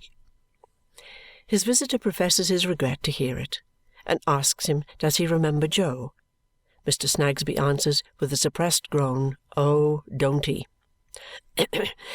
You couldn't name an individual human being except myself that my little woman is more set and determined against than Jo, says Mr. Snagsby. Allan asks why. Why? Repeats Mr. Snagsby in his desperation, clutching at the clump of hair at the back of his bald head. How should I know why? But you are a single person, sir, and may you long be spared to ask a married person such a question. With this beneficent wish, Mr. Snagsby coughs a cough of dismal resignation and submits himself to hear what the visitor has to communicate. There again, says Mr. Snagsby, who, between the earnestness of his feelings and the suppressed tones of his voice, is discoloured in the face. At it again, in a new direction. A certain person charges me in the solemnest way not to talk of Jo to any one, even my little woman. Then comes another certain person, in the person of yourself, and charges me in an equally solemn way not to mention Jo to that other certain person above all other persons. Why, this is a private asylum. Why, not to put too fine a point upon it, this is Bedlam, sir, says Mr. Snagsby. But it is better than he expected after all, being no explosion of the mine below him or deepening of the pit into which he has fallen. And being tender-hearted and affected by the account he hears of Jo's condition, he readily engages to look around as early in the evening as he can manage it quietly. He looks round very quietly when the evening comes, but it may turn out that Mrs. Snagsby is as quiet a manager as he is. Jo is very glad to see his old friend and says, when they are left alone, that he takes it uncommon kind as Mr. Snagsby should come so far out of his way on accounts of sich as him. Mr. Snagsby, touched by the spectacle before him, immediately lays upon the table half-a-crown, that magic balsam of his for all kinds of wounds. And how do you find yourself, my poor lad? Inquires the stationer with his cough of sympathy. I'm in luck, Mr. Sangsby, I am, returns Jo, and don't want for nothink. I'm more comfortabler nor you can't think, Mr. Sangsby. I'm wery sorry that I done it, but I didn't go for to do it, sir. The stationer softly lays down another half-crown and asks him what it is that he is sorry for having done. Mr. Sangsby, says Jo, I went and give a illness to the lady as was, and yet as warn't, the t'other lady, and none of 'em never says nothing to me for having done it, on accounts of their being so good and my having been so unfortunate. The lady come herself and see me yesterday, and she says, "Oh, Jo," she says, "we thought we'd lost you, Jo," she says, and she sits down a smiling so quiet and don't pass a word nor yet a look upon me for having done it, she don't, and I turns agin the wall, I doos, Mr. Sangsby, and Mr. Jarndyce, I see him a forced to turn away his own self, and Mr. Woodcock, he come for to give me somethink for to ease me what he's allus a-doing on, and day and night, and when he comes a-bending over me and a-speaking up so bold, I see his tears a-falling, Mr. Sangsby." The softened stationer deposits another half-crown on the table. Nothing less than a repetition of that infallible remedy will relieve his feelings. "What I was a-thinking on, Mr. Sangsby," proceeds Jo, "was as you was able to write wery large, perhaps?" "Yes, Jo, please God," returns the stationer. "Uncommon precious large, perhaps?" says Jo with eagerness. "Yes, my poor boy." Jo laughs with pleasure. "What I was a-thinking on then, Mr. Sangsby, was that when I was moved on as fur as ever I could go and couldn't be moved no furder, whether you might be so good, perhaps, as to write out wery large so that any one could see it anywheres, as that I was wery truly hearty sorry that I done it, and that I never went fur to do it, and that though I didn't know nothink at all, I knowed as Mr. Woodcott once cried over it and was allus grieved over it, and that I hoped as he'd be able to forgive me in his mind, if the writing could be made to say it wery large, he might." "It shall say it, Jo, very large." Jo laughs again. "Oh, thank ye, Mr. Sangsby. It's wery kind of you, sir, and it makes me more comfortabler nor I was afore." The meek little stationer, with a broken and unfinished cough, slips down his fourth half-crown. He has never been so close to a case requiring so many, and is fain to depart. And Jo and he, upon this little earth, shall meet no more. No more. For the cart, so hard to draw, is near its journey's end, and drags over stony ground. All round the clock it labours up the broken steps, shattered and worn. Not many times can the sun rise and behold it still upon its weary road.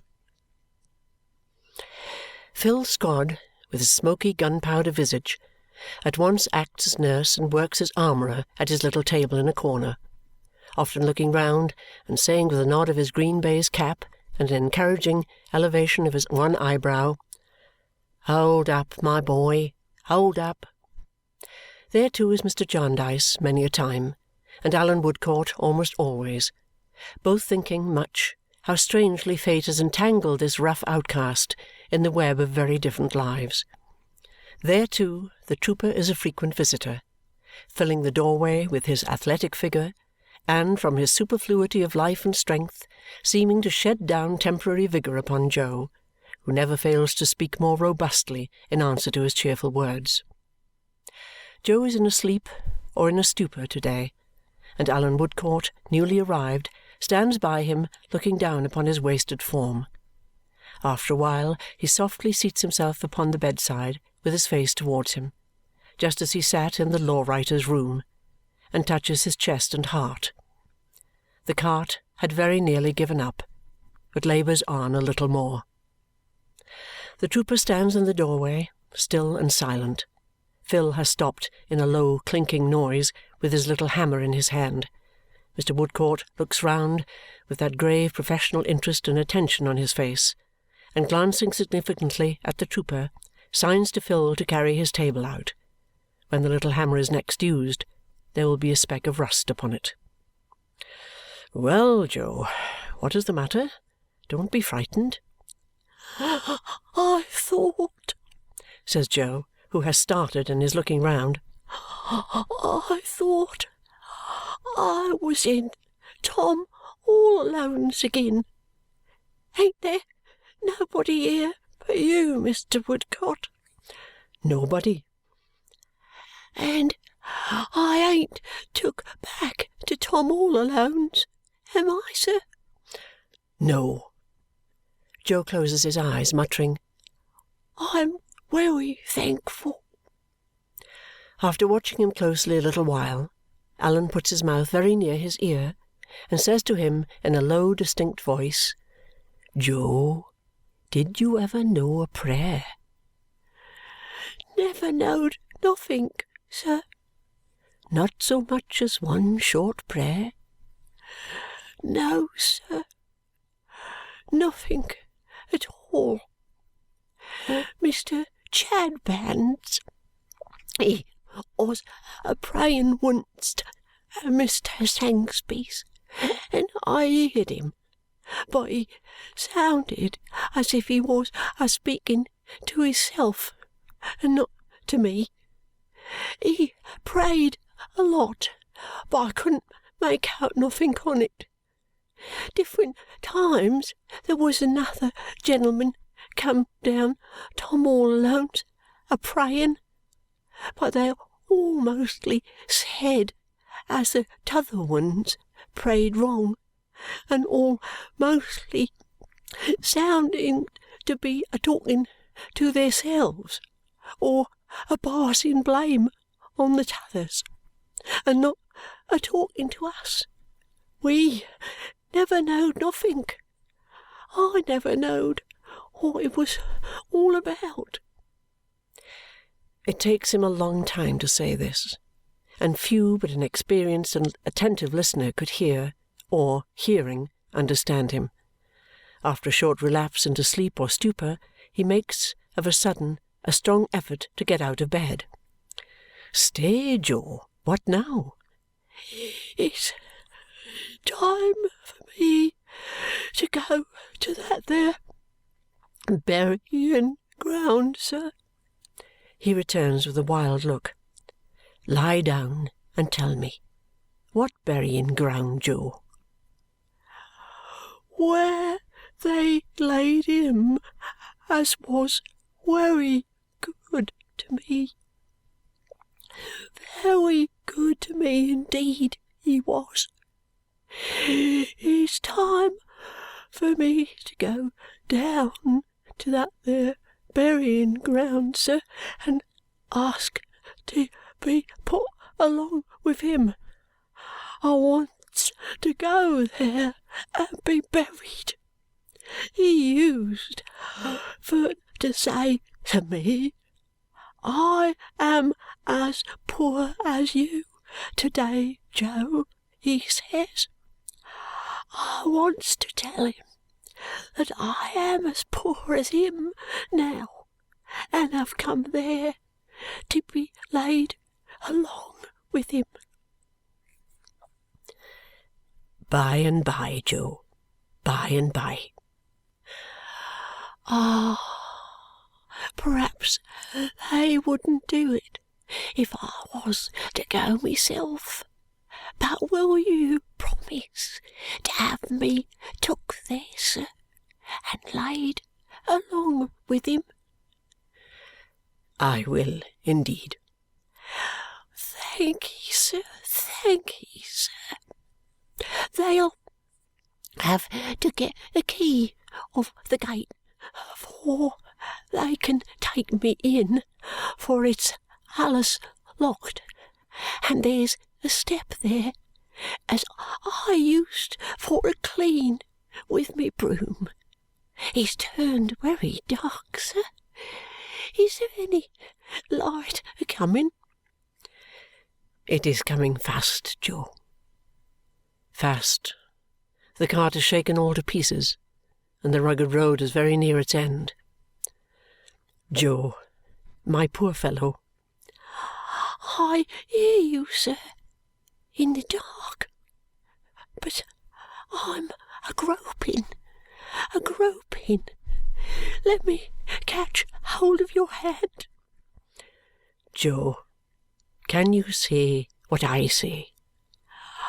"I'll say anything as you say, sir, for I knows it's good." "Our Father." "Our Father? Yes, that's very good, sir." "Which art in heaven." "Art in heaven. Is the light a-coming, sir?" "It is close at hand.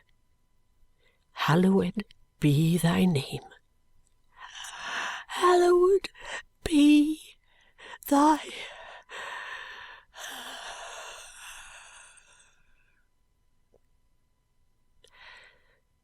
The light is come upon the dark benighted way. Dead. Dead, your Majesty. Dead, my lords and gentlemen. Dead, right reverends and wrong reverends of every order. Dead, men and women, born with heavenly compassion in your hearts, and dying thus around us every day. Bleak House by Charles Dickens. Chapter 48. Closing In. The place in Lincolnshire has shut its many eyes again, and the house in town is awake. In Lincolnshire the Dedlocks of the past doze in their picture frames, and the low wind murmurs through the long drawing-room as if they were breathing pretty regularly. In town the Dedlocks of the present rattle in their fire-eyed carriages through the darkness of the night, and the Dedlock Mercuries, with ashes or hair-powder on their heads, symptomatic of their great humility, lull away the drowsy mornings in the little windows of the hall.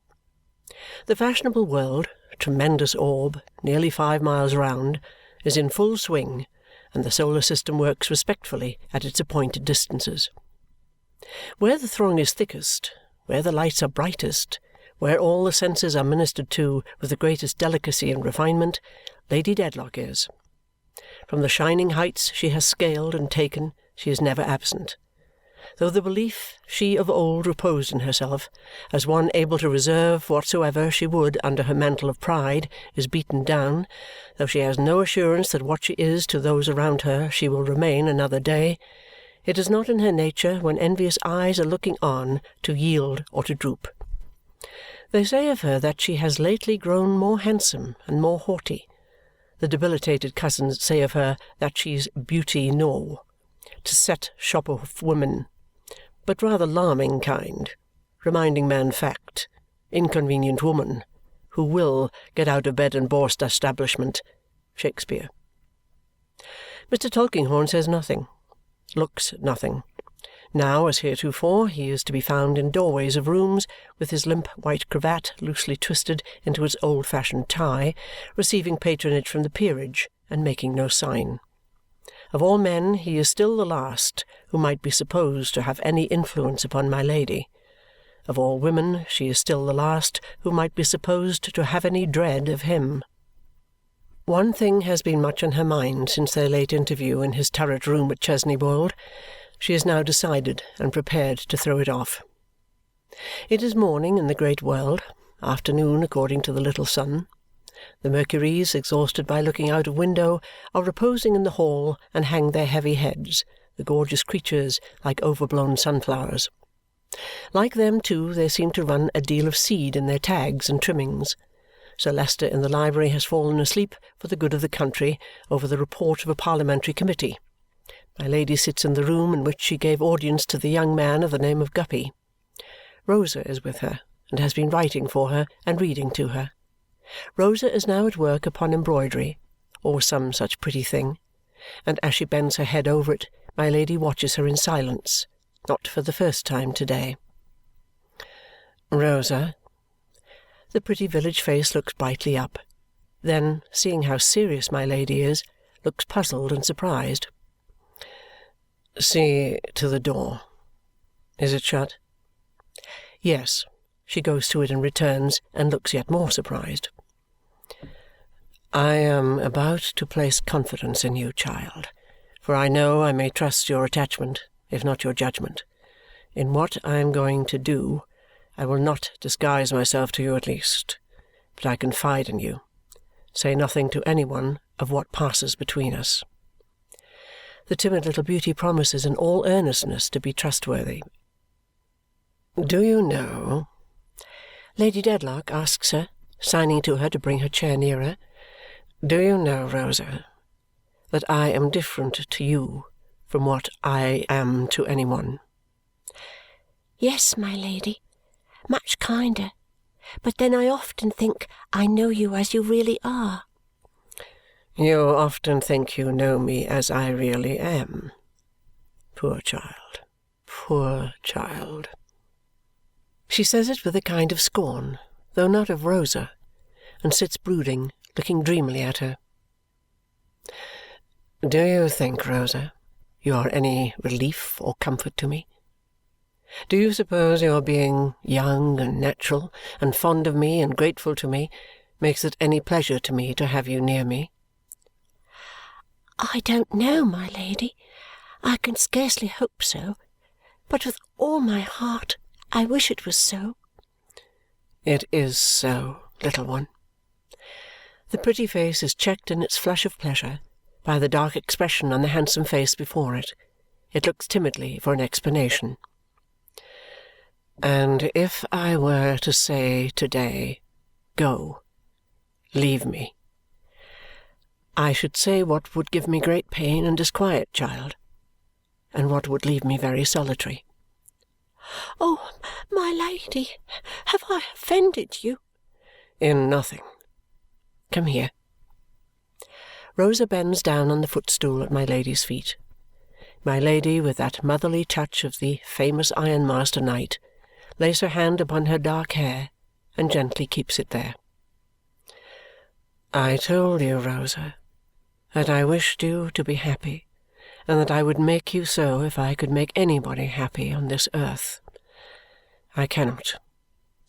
There are reasons now known to me, reasons in which you have no part, rendering it far better for you that you should not remain here. You must not remain here. I have determined that you shall not. I have written to the father of your lover, and he will be here to-day. All this I have done for your sake." The weeping girl covers her hand with kisses and says what shall she do when they are separated. Her mistress kisses her on the cheek and makes no other answer. "Now, be happy, child, under better circumstances. Be beloved and happy." "Ah, my Lady, I've sometimes thought, forgive my being so free, that you are not happy."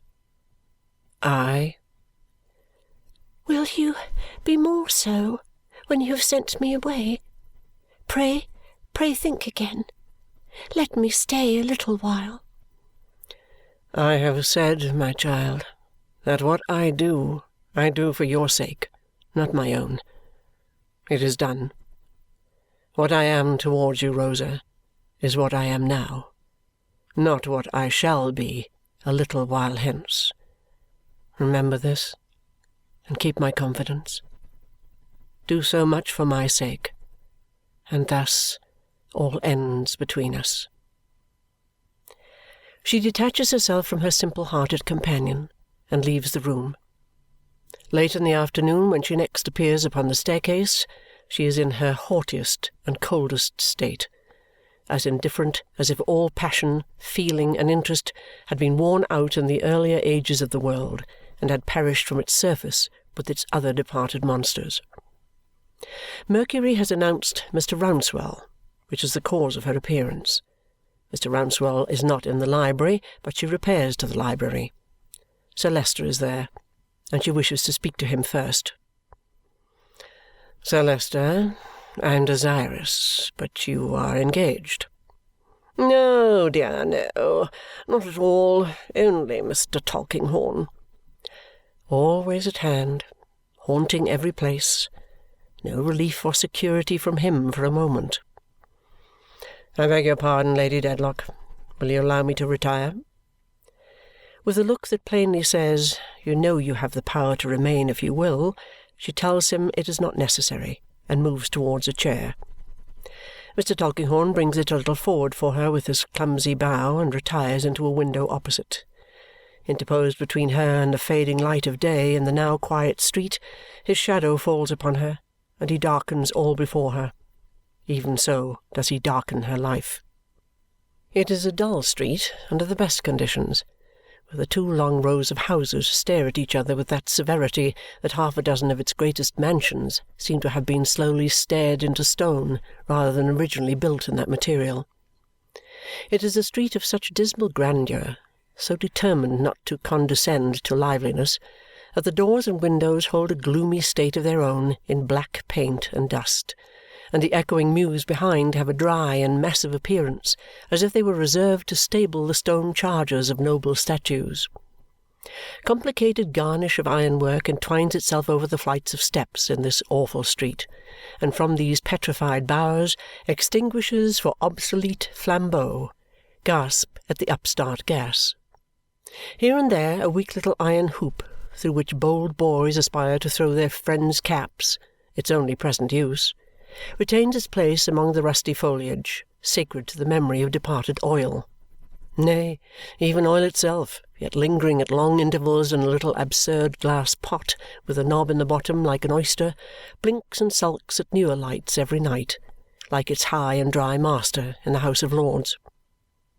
Therefore there is not much that Lady Dedlock, seated in her chair, could wish to see through the window in which Mr. Tulkinghorn stands. And yet, she sends a look in that direction, as if it were her heart's desire to have that figure moved out of the way. Sir Leicester begs his lady's pardon. She was about to say, "Only that Mr. Rouncewell is here. He has called by my appointment, and that we had better make an end of the question of that girl. I am tired to death of the matter." "What can I do to assist?" demands Sir Leicester in some considerable doubt. "Let us see him here and have done with it. Will you tell them to send him up?" "Mr. Tulkinghorn, be so good as to ring. Thank you. Request," says Sir Leicester to Mercury, not immediately remembering the business term, "request the iron gentleman to walk this way." Mercury departs in search of the iron gentleman, finds and produces him. Sir Leicester receives that ferruginous person graciously. "I hope you are well, Mr. Rouncewell. Be seated. My solicitor, Mr. Tulkinghorn. My lady was desirous, Mr. Rouncewell," Sir Leicester skilfully transfers him with a solemn wave of his hand, "was desirous to speak with you." "I shall be very happy," returns the iron gentleman, "to give my best attention to anything Lady Dedlock does me the honour to say." As he turns towards her, he finds that the impression she makes upon him is less agreeable than on the former occasion. A distant, supercilious air makes a cold atmosphere about her, and there is nothing in her bearing, as there was before, to encourage openness. "Pray, sir," says Lady Dedlock listlessly, "may I be allowed to inquire whether anything has passed between you and your son respecting your son's fancy?" It is almost too troublesome to her languid eyes to bestow a look upon him as she asks this question. "If my memory serves me, Lady Dedlock, I said, when I had the pleasure of seeing you before, that I should seriously advise my son to conquer that fancy." The ironmaster repeats her expression with a little emphasis. "And did you?" "Oh, of course I did." Sir Leicester gives a nod, approving and confirmatory. Very proper. The iron gentleman, having said that he would do it, was bound to do it. No difference in this respect between the base metals and the precious. Highly proper. "And pray has he done so?" "Really, Lady Dedlock, I cannot make you a definite reply. I fear not. Probably not yet. In our condition of life we sometimes couple an intention with our fancies, which renders them not altogether easy to throw off. I think it is rather our way to be in earnest." Sir Leicester has a misgiving that there may be a hidden Wat Tylerish meaning in this expression, and fumes a little. Mr. Rouncewell is perfectly good-humoured and polite, but within such limits evidently adapts his tone to his reception. "Because," proceeds my Lady, "I have been thinking of the subject, which is tiresome to me. I am very sorry, I am sure. And also of what Sir Leicester said upon it, in which I quite concur." Sir Leicester flattered. "And if you cannot give us the assurance that this fancy is at an end, I have come to the conclusion that the girl had better leave me." "I can give no such assurance, Lady Dedlock. Nothing of the kind." "Then she had better go." "Excuse me, my lady," Sir Leicester considerately interposes, "but Perhaps this may be doing an injury to the young woman which she has not merited. Here is a young woman," says Sir Leicester, magnificently laying out the matter with his right hand like a service of plate, "whose good fortune it is to attract to the notice and favour of an eminent lady, and to live under the protection of that eminent lady, surrounded by the various advantages which such a position confers, and which are unquestionably very great.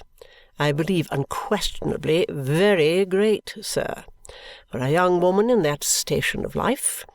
And the question then arises, should that young woman be deprived of these many advantages, and that good fortune simply because she has—" Sir Leicester, with an apologetic but dignified inclination of his head towards the ironmaster, winds up his sentence, "has attracted the notice of Mr. Rouncewell's son? Now, has she deserved this punishment? Is this just towards her? Is this our previous understanding?" "I beg your pardon," interposes Mr. Rouncewell's son's father. "Sir Leicester, will you allow me? I think I may shorten the subject. Pray dismiss that from your consideration. If you remember anything so unimportant, which is not to be expected, you would recollect that my first thought in the affair was directly opposed to her remaining here." Dismiss the Dedlock patronage from consideration? Oh, Sir Leicester is bound to believe a pair of ears that have been handed down to him through such a family, or he really might have mistrusted their report of the iron gentleman's observations. "It is not necessary," observed my Lady in her coldest manner before he can do anything but breathe amazedly, "to enter into these matters on either side.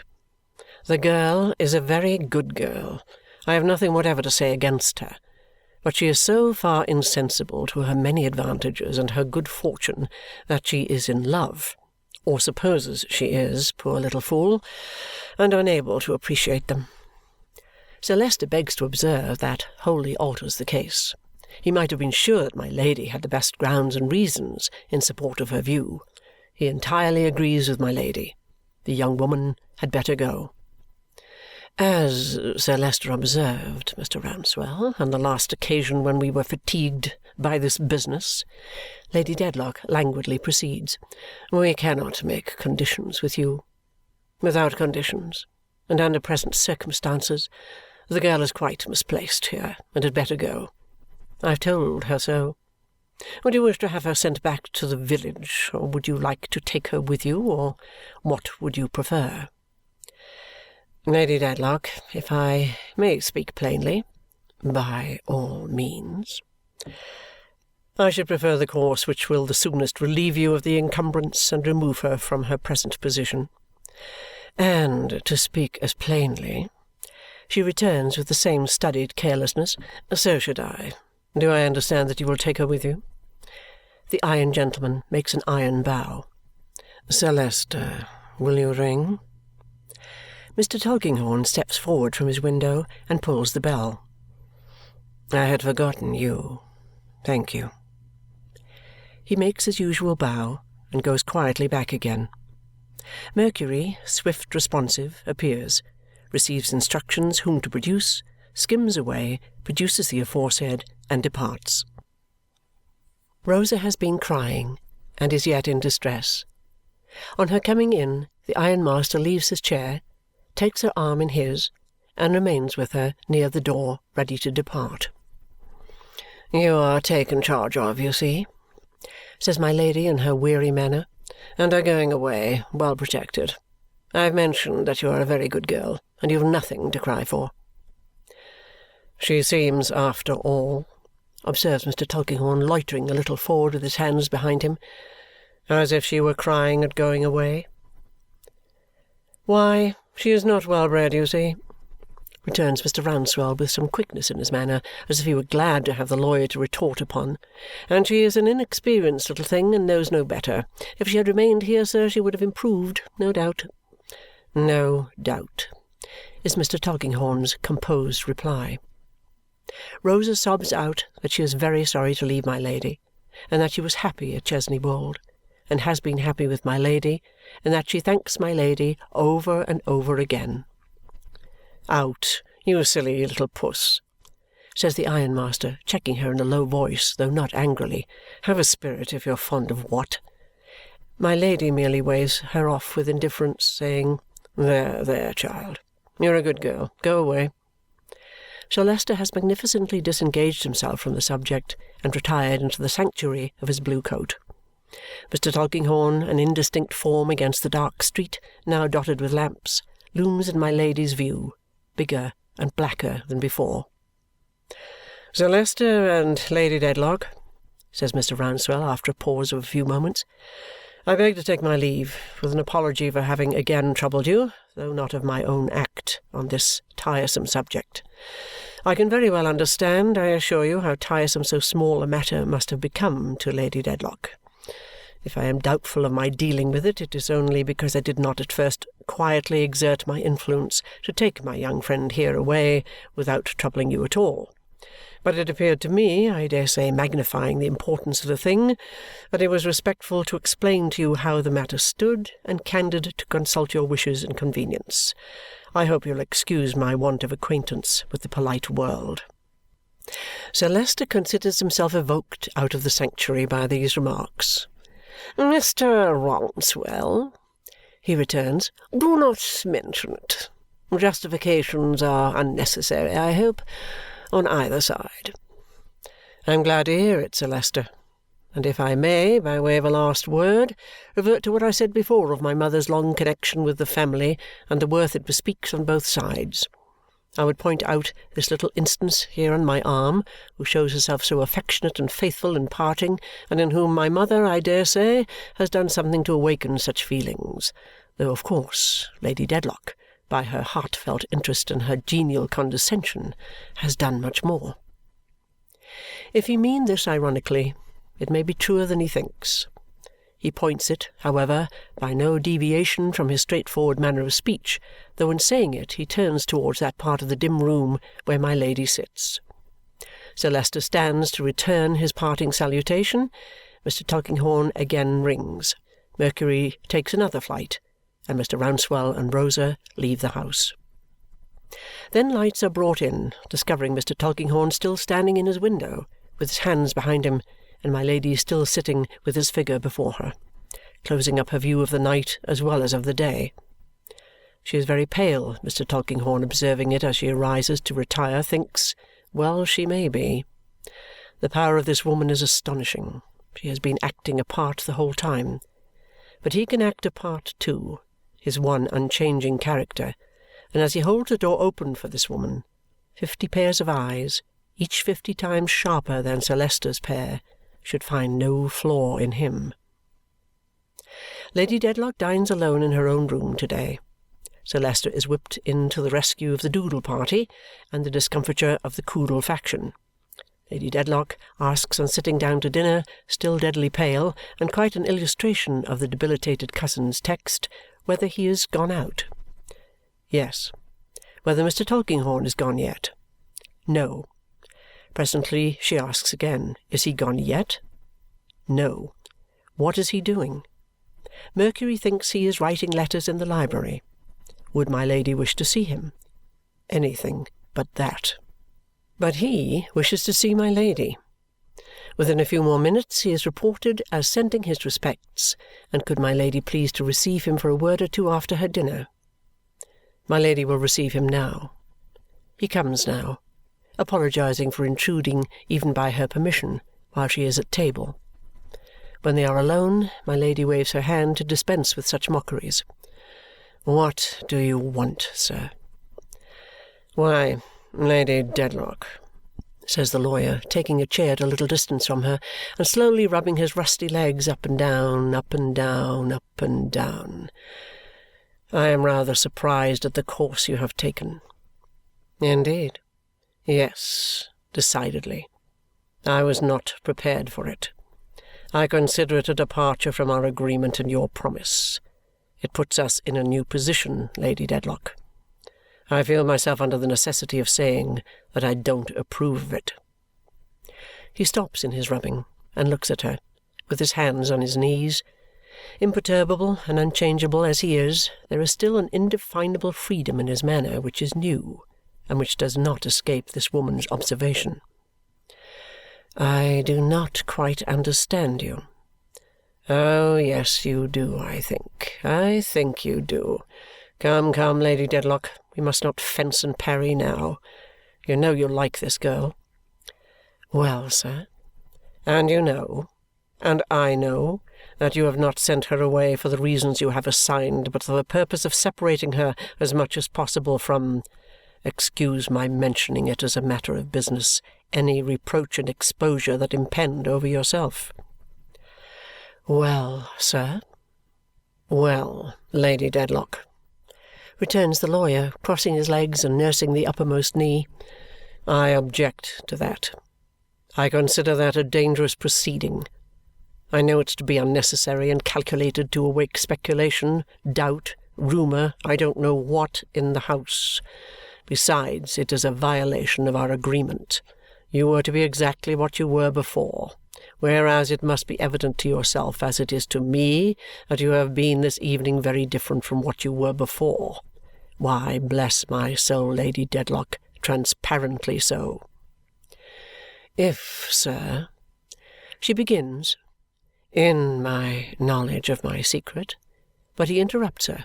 "Now, Lady Dedlock, this is a matter of business, and in a matter of business the ground cannot be kept too clear. It is no longer your secret. Excuse me, that is just the mistake. It is my secret, in trust for Sir Leicester and the family. If it were your secret, Lady Dedlock, we should not be here holding this conversation." "That is very true. If in my knowledge of the secret I do what I can to spare an innocent girl, especially remembering your own reference to her when you told my story to the assembled guests at Chesney Wold, from the taint of my impending shame, I act upon a resolution I have taken. Nothing in the world and no one in the world could shake it or could move me." This she says with great deliberation and distinctness, and with no more outward passion than himself.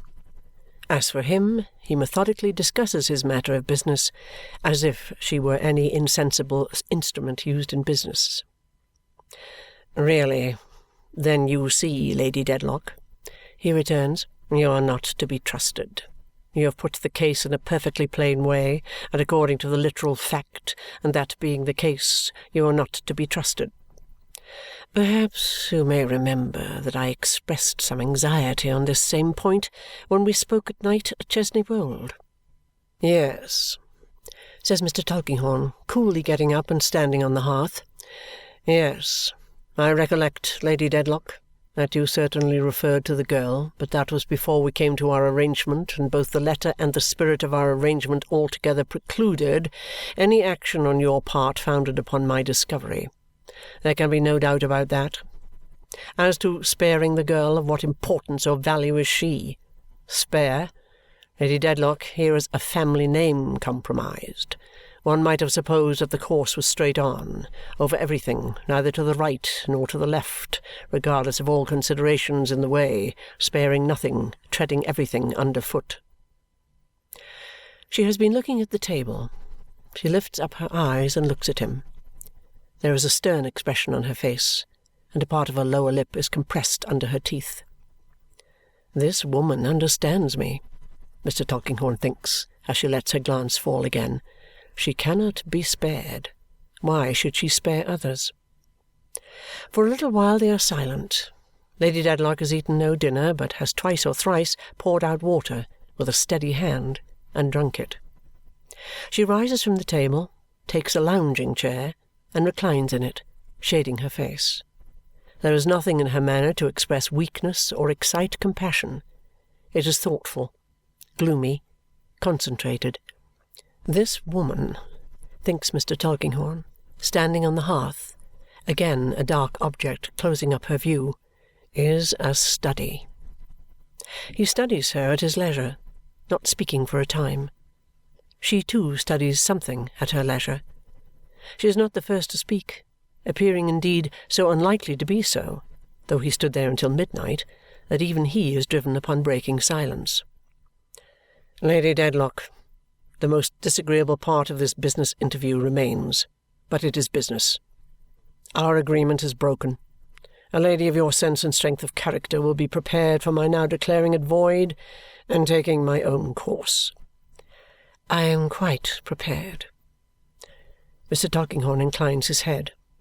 "That is all I have to trouble you with, Lady Dedlock." She stops him as he is moving out of the room by asking, "This is the notice I was to receive? I wish not to misapprehend you." "Not exactly the notice you were to receive, Lady Dedlock, because the contemplated notice supposed the agreement to have been observed. But virtually the same. Virtually the same. The difference is merely in a lawyer's mind." "You intend to give me no other notice?" "You are right. No." "Do you contemplate undeceiving Sir Leicester to-night?" "A home question," says Mr. Tulkinghorn with a slight smile and cautiously shaking his head at the shaded face. "No, not to-night." "To-morrow?" "All things considered, I had better decline answering that question, Lady Dedlock. If I were to say I don't know when exactly, you would not believe me, and it would answer no purpose. It may be to-morrow. I would rather say no more. You are prepared, and I hold out no expectations which circumstances might fail to justify. I wish you good evening." She removes her hand, turns her pale face towards him as he walks silently to the door, and stops him once again as he is about to open it. "Do you intend to remain in the house any time? I heard you were writing in the library. Are you going to return there?" "Only for my hat. I am going home." She bows her eyes rather than her head. The movement is so slight and curious, and he withdraws. Clear of the room, he looks at his watch, but is inclined to doubt it by a minute or thereabouts. There is a splendid clock upon the staircase, famous, as splendid clocks not often are, for its accuracy. "And what do you say?" Mr. Tulkinghorn inquires, referring to it. "What do you say?" If it said now, "Don't go home," what a famous clock hereafter if it said to-night of all the nights that it has counted off, to this old man of all the young and old men who have ever stood before it, "Don't go home." With its sharp clear bell it strikes 7:15 and ticks on again. "Why, you're worse than I thought you," says Mr. Tulkinghorn, muttering reproof to his watch. 2 minutes wrong. At this rate you won't last my time. What a watch to return good for evil if it ticked in answer, "Don't go home." He passes out into the streets and walks on, with his hands behind him, under the shadow of the lofty houses, many of whose mysteries, difficulties, mortgages, delicate affairs of all kinds, are treasured up within his old black satin waistcoat. He is in the confidence of the very bricks and mortar. The high chimney-stacks telegraph family secrets to him, yet there is not a voice in a mile of them to whisper, "Don't go home." Through the stir and motion of the commoner streets, through the roar and jar of many vehicles, many feet, many voices, with the blazing shop lights lighting him on, the west wind blowing him on, and the crowd pressing him on, he is pitilessly urged upon his way, and nothing meets him murmuring, "Don't go home." Arrived at last in his dull room to light his candles and look round and up and see the Roman pointing from the ceiling, there is no new significance in the Roman's hand to-night, or in the flutter of the attendant groups to give him the late warning, "Don't come here." It is a moonlight night, but the moon, being past the full, is only now rising over the great wilderness of London. The stars are shining as they shone above the turret leads at Chesney Wold. This woman, as he has of late been so accustomed to call her, looks out upon them. Her soul is turbulent within her. She is sick at heart and restless. The large rooms are too cramped and close. She cannot endure their restraint, and will walk alone in a neighbouring garden. too capricious and imperious in all she does to be the cause of much surprise in those about her as to anything she does, this woman, loosely muffled, goes out into the moonlight. Mercury attends with the key. Having opened the garden gate, he delivers the key into his lady's hands at her request and is bidden to go back. She will walk there some time to ease her aching head. She may be an hour, she may be more. She needs no further escort. The gate shuts upon its spring with a clash, and he leaves her passing on into the dark shade of some trees. A fine night, and a bright large moon, and multitudes of stars. Mr. Tulkinghorn, in repairing to his cellar and in opening and shutting those resounding doors, has to cross a little prison-like yard. He looks up casually, thinking what a fine night, what a bright large moon, what multitudes of stars. A quiet night, too. A very quiet night. When the moon shines very brilliantly, a solitude and stillness seem to proceed from her that influence even crowded places full of life. Not only is it a still night on dusty high-roads and on hill summits, whence a wide expanse of country may be seen in repose, quieter and quieter as it spreads away into a fringe of trees against the sky with the grey ghost of a bloom upon them. Not only is it a still night in gardens and in woods and on the river where the water meadows are fresh and green and the stream sparkles on among pleasant islands, murmuring weirs and whispering rushes. Not only does the stillness attend it as it flows where houses cluster thick, where many bridges are reflected in it, where wharves and shipping make it black and awful, where it winds from these disfigurements through marshes whose grim beacons stand like skeletons washed ashore, where it expands through the bolder region of rising grounds, rich in cornfield, windmill, and steeple, and where it mingles with the ever-heaving sea. Not only is it a still night on the deep, and on the shore where the watcher stands to see the ship with her spread wings cross the path of light that appears to be presented to only him, but even on this stranger's wilderness of London there is some rest. Its steeples and towers and its one great dome grow more ethereal. Its smoky housetops lose their grossness in the pale effulgence. The noises that arise from the streets are fewer and are softened, and the footsteps on the pavements pass more tranquilly away. In these fields of Mr. Tulkinghorn's inhabiting, where the shepherds play on chancery pipes that have no stop, and keep their sheep in the fold by hook and by crook until they have shorn them exceeding close, every noise is merged, this moonlight night, into a distant ringing hum, as if the city were a vast glass, vibrating. What's that? Who fired a gun or pistol? Where was it? The few foot passengers start, stop, and stare about them. Some windows and doors are opened, and people come out to look. It was a loud report, and echoed and rattled heavily. It shook one house, or so a man says, who was passing.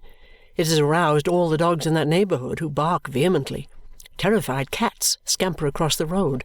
While the dogs are yet barking and howling, there is one dog howling like a demon. The church clocks, as if they were startled too, begin to strike. The hum from the streets, likewise, seems to swell into a shout. But it is soon over. Before the last clock begins to strike 10, there is a lull. When it has ceased, the fine night, the bright large moon, and multitudes of stars are left at peace again. Has Mr. Tulkinghorn been disturbed? His windows are dark and quiet, and his door is shut. It must be something unusual indeed to bring him out of his shell. Nothing is heard of him, nothing is seen of him. What power of cannon might it take to shake that rusty old man out of his immovable composure? For many years the persistent Roman has been pointing with no particular meaning from that ceiling. It is not likely that he has any new meaning in him to-night. Once pointing, always pointing, like any Roman, or even Briton, with a single idea. There he is, no doubt, in his impossible attitude, pointing, unavailingly, all night long. Moonlight, darkness, dawn, sunrise, day. There he is still, eagerly pointing, and no one minds him. But a little after the coming of the day come people to clean the rooms, and either the Roman has some new meaning in him not expressed before, or the foremost of them goes wild, for looking up at his outstretched hand and looking down at what is below it, that person shrieks and flies. The others, looking in as the first one looked, shriek and fly too, and there is an alarm in the street. What does it mean? No light is admitted into the darkened chamber, and people unaccustomed to it enter, and treading softly but heavily, carry a weight into the bedroom and lay it down. There is whispering and wondering all day, strict search of every corner, careful tracing of steps, and careful noting of the disposition of every article of furniture. All eyes look up at the Roman, and all voices murmur, "If he could only tell what he saw." He is pointing at a table with a bottle, nearly full of wine, and a glass upon it, and 2 candles that were blown out suddenly soon after being lighted. He is pointing at an empty chair, and at a stain upon the ground before it that might be almost covered with a hand. These objects lie directly within his range.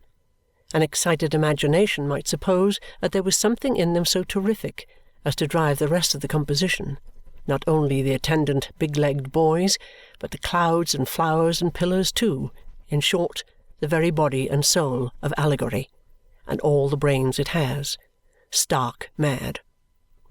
It happens surely that every one who comes into the darkened room and looks at these things looks up at the Roman, and that he is invested in all eyes with mystery and awe, as if he were a paralysed dumb witness. So it shall happen surely, through many years to come, that ghostly stories shall be told of the stain upon the floor, so easy to be covered, so hard to be got out, and that the Roman pointing from the ceiling shall point, so long as dust and damp and spiders spare him, with far greater significance than he ever had in Mr. Tulkinghorn's time, and with a deadly meaning. For Mr. Tulkinghorn's time is over for evermore, and the Roman pointed at the murderous hand uplifted against his life, and pointed helplessly at him from night to morning, lying face downward on the floor, shot through the heart. Bleak House by Charles Dickens. Chapter 49. Dutiful Friendship. A great annual occasion has come round in the establishment of Mr. Matthew Bagnet, otherwise Lignum Vitae, ex-artilleryman and present bassoon-player. An occasion of feasting and festival, a celebration of a birthday in the family. It is not Mr. Bagnet's birthday. Mr. Bagnet merely distinguishes that epoch in the musical instrument business by kissing the children with an extra smack before breakfast, smoking an additional pipe after dinner, and wondering towards evening what his poor old mother is thinking about it, a subject of infinite speculation, and rendered so by his mother having departed this life 20 years. Some men rarely revert to their father, but seem, in the bank books of their remembrance, to have transferred all the stock of filial affection into their mother's name. Mr. Bagnet is one of these. Perhaps his exalted appreciation of the merits of the old girl causes him usually to make the noun substantive goodness of the feminine gender. It is not the birthday of one of the 3 children. Those occasions are kept with some marks of distinction, but they rarely overleap the bounds of happy returns in a pudding. On young Woolwich's last birthday, Mr. Bagnet certainly did, after observing on his growth and general advancement, proceed, in a moment of profound reflection on the changes wrought by time, to examine him in the catechism, accomplishing with extreme accuracy the questions number 1 and 2, "What is your name?" and "Who gave you that name?" But there failing in the exact precision of his memory and substituting for number 3 the question, "And how do you like that name?" which he propounded with a sense of its importance, in itself so edifying and improving as to give it quite an orthodox air. This, however, was a speciality on that particular birthday, and not a general solemnity. It is the old girl's birthday, and that is the greatest holiday and reddest letter day in Mr. Bagnet's calendar. The auspicious event is always commemorated according to certain forms settled and prescribed by Mr. Bagnet some years since. Mr. Bagnet, being deeply convinced that to have a pair of fowls for dinner is to attain the highest pitch of imperial luxury, invariably goes forth himself very early in the morning of this day to buy a pair. He is, as invariably, taken in by the vendor and installed in the possession of the oldest inhabitants of any coop in Europe. Returning with these triumphs of toughness tied up in a clean blue and white cotton handkerchief, essential to the arrangements, he, in a casual manner, invites Mrs. Bagnet to declare at breakfast what she would like for dinner. Mrs. Bagnet, by a coincidence never known to fail, replying "Fowls," Mr. Bagnet instantly produces his bundle from a place of concealment amidst general amazement and rejoicing. He further requires that the old girl shall do nothing all day long but sit in her very best gown and be served by himself and the young people. As he is not illustrious for his cookery, this may be supposed to be a matter of state rather than enjoyment on the old girl's part, but she keeps her state with all imaginable cheerfulness. On this present birthday, Mr. Bagnet has accomplished the usual preliminaries. He has bought 2 specimens of poultry, which, if there be any truth in adages, were certainly not caught with chaff, to be prepared for the spit. He has amazed and rejoiced the family by their unlooked-for production. He is himself directing the roasting of the poultry, and Mrs. Bagnet, with her wholesome brown fingers itching to prevent what she sees going wrong, sits in her gown of ceremony, an honoured guest. Quebec and Malta lay the cloth for dinner, while Woolwich, serving, as beseems him under his father, keeps the fowls revolving. To these young scullions Mrs. Bagnet occasionally imparts a wink, or a shake of the head, or a crooked face, as they make mistakes. "At half after 1," says Mr. Bagnet, "to the minute, they'll be done." Mrs. Bagnet, with anguish, beholds one of them at a standstill before the fire and beginning to burn. "You shall have a dinner, old girl," says Mr. Bagnet, "fit for a queen." Mrs. Bagnet shows her white teeth cheerfully, but to the perception of her son betrays so much uneasiness of spirit that he is impelled by the dictates of affection to ask her, with his eyes, what is the matter, thus standing with his eyes wide open, more oblivious of the fowls than before, and not affording the least hope of a return to consciousness. Fortunately his elder sister perceives the cause of the agitation in Mrs. Bagnet's breast, and with an admonitory poke recalls him. The stopped fowls going round again. Mrs. Bagnet closes her eyes in the intensity of her relief. "George will look us up," says Mr. Bagnet, "at half after 4, to the moment. How many years, old girl, has George looked us up this afternoon?" "Ah, Lignum, Lignum, as many as make an old woman of a young woman. I begin to think just about that and no less," returns Mrs. Bagnet, laughing and shaking her head. "Old girl," says Mr. Bagnet, "never mind. You'd be as young as ever you was, if you wasn't younger, which you are, as everybody knows." Quebec and Malta here exclaim, with clapping of hands, that Bluffy is sure to bring mother something, and begin to speculate on what it will be. "Do you know, Lignum," says Mrs. Bagnet, casting a glance on the tablecloth and winking salt at Malta with her right eye and shaking the pepper away from Quebec with her head, "I begin to think George is in the roving way again." "George," returns Mr. Bagnet, "will never desert and leave his old comrade in the lurch. Don't be afraid of it." "No, Lignum, no. I don't say he will. I don't think he will. But if he could get over this money trouble of his, I believe he would be off." Mr. Bagnet asks why. "Well," returns his wife, considering, "George seems to me to be getting a little impatient and restless. I don't say but what he's as free as ever. Of course he must be free, or he wouldn't be George. But he smarts and seems put out." "He's extra drilled," says Mr. Bagnet, "by a lawyer. Who would put the devil out?" "There's something in that," his wife assents. "But so it is, Lignum." Further conversation is prevented, for the time, by the necessity under which Mr. Bagnet finds himself of directing the whole force of his mind to the dinner, which is a little endangered by the dry humour of the fowls in not yielding any gravy, and also by the made gravy acquiring no flavour and turning out of a flaxen complexion. With a similar perverseness, the potatoes crumble off forks in the process of peeling, upheaving from their centres in every direction as if they were subject to earthquakes. The legs of the fowls, too, are longer than could be desired and extremely scaly.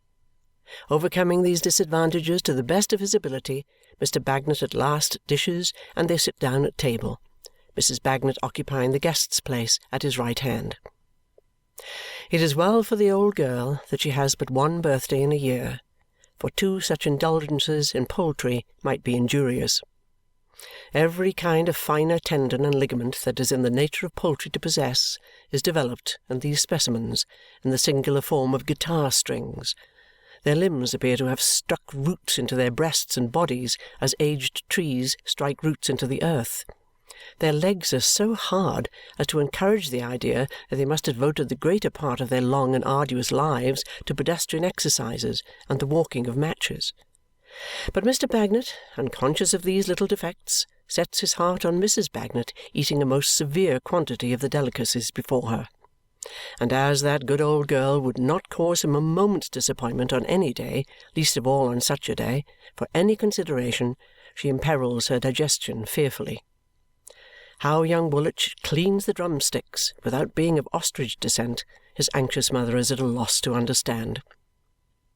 The old girl has another trial to undergo after the conclusion of the repast, in sitting in state to see the room cleared, the hearth swept, and the dinner service washed up and polished in the backyard. The great delight and energy with which the two young ladies apply themselves to these duties, turning up their skirts in imitation of their mother and skating in and out on little scaffolds of pattens, inspire the highest hopes for the future, but some anxiety for the present. The same causes lead to confusion of tongues, a clattering of crockery, a rattling of tin mugs, a whisking of brooms, and an expenditure of water all in excess, while the saturation of the young ladies themselves is almost too moving a spectacle for Mrs. Bagnet to look upon with the calmness proper to her position. At last the various cleansing processes are triumphantly completed. Quebec and Malta appear in fresh attire, smiling and dry. Pipes, tobacco, and something to drink are placed upon the table, and the old girl enjoys the first peace of mind she ever knows on the day of this delightful entertainment. When Mr. Bagnet takes his usual seat, the hands of the clock are very near to 4:30, as they mark it accurately. Mr. Bagnet announces, "George, military time." It is George, and he has hearty congratulations for the old girl, whom he kisses on the great occasion, and for the children, and for Mr. Bagnet. "Happy returns to all," says Mr. George. "But, George, old man," cries Mrs. Bagnet, looking at him curiously, "what's come to you?" "Come to me?" "Ah, you're so white, George, for you, and look so shocked. Now, don't he, Lignum?" "George," says Mr. Bagnet, "tell the old girl what's the matter." "I didn't know I looked white," says the trooper, passing his hand over his brow, "and I didn't know I looked shocked, and I'm sorry I do. But the truth is, that boy who was taken in at my place died yesterday afternoon, and it has rather knocked me over." "Poor creetur!" says Mrs. Bagnet with a mother's pity. "Is he gone? Dear, dear!" "I didn't mean to say anything about it, for it's not birthday talk, but you have got it out of me, you see, before I sit down. I should have roused up in a minute," says the trooper, making himself speak more gaily. "But you're so quick, Mrs. Bagnet." "You're right.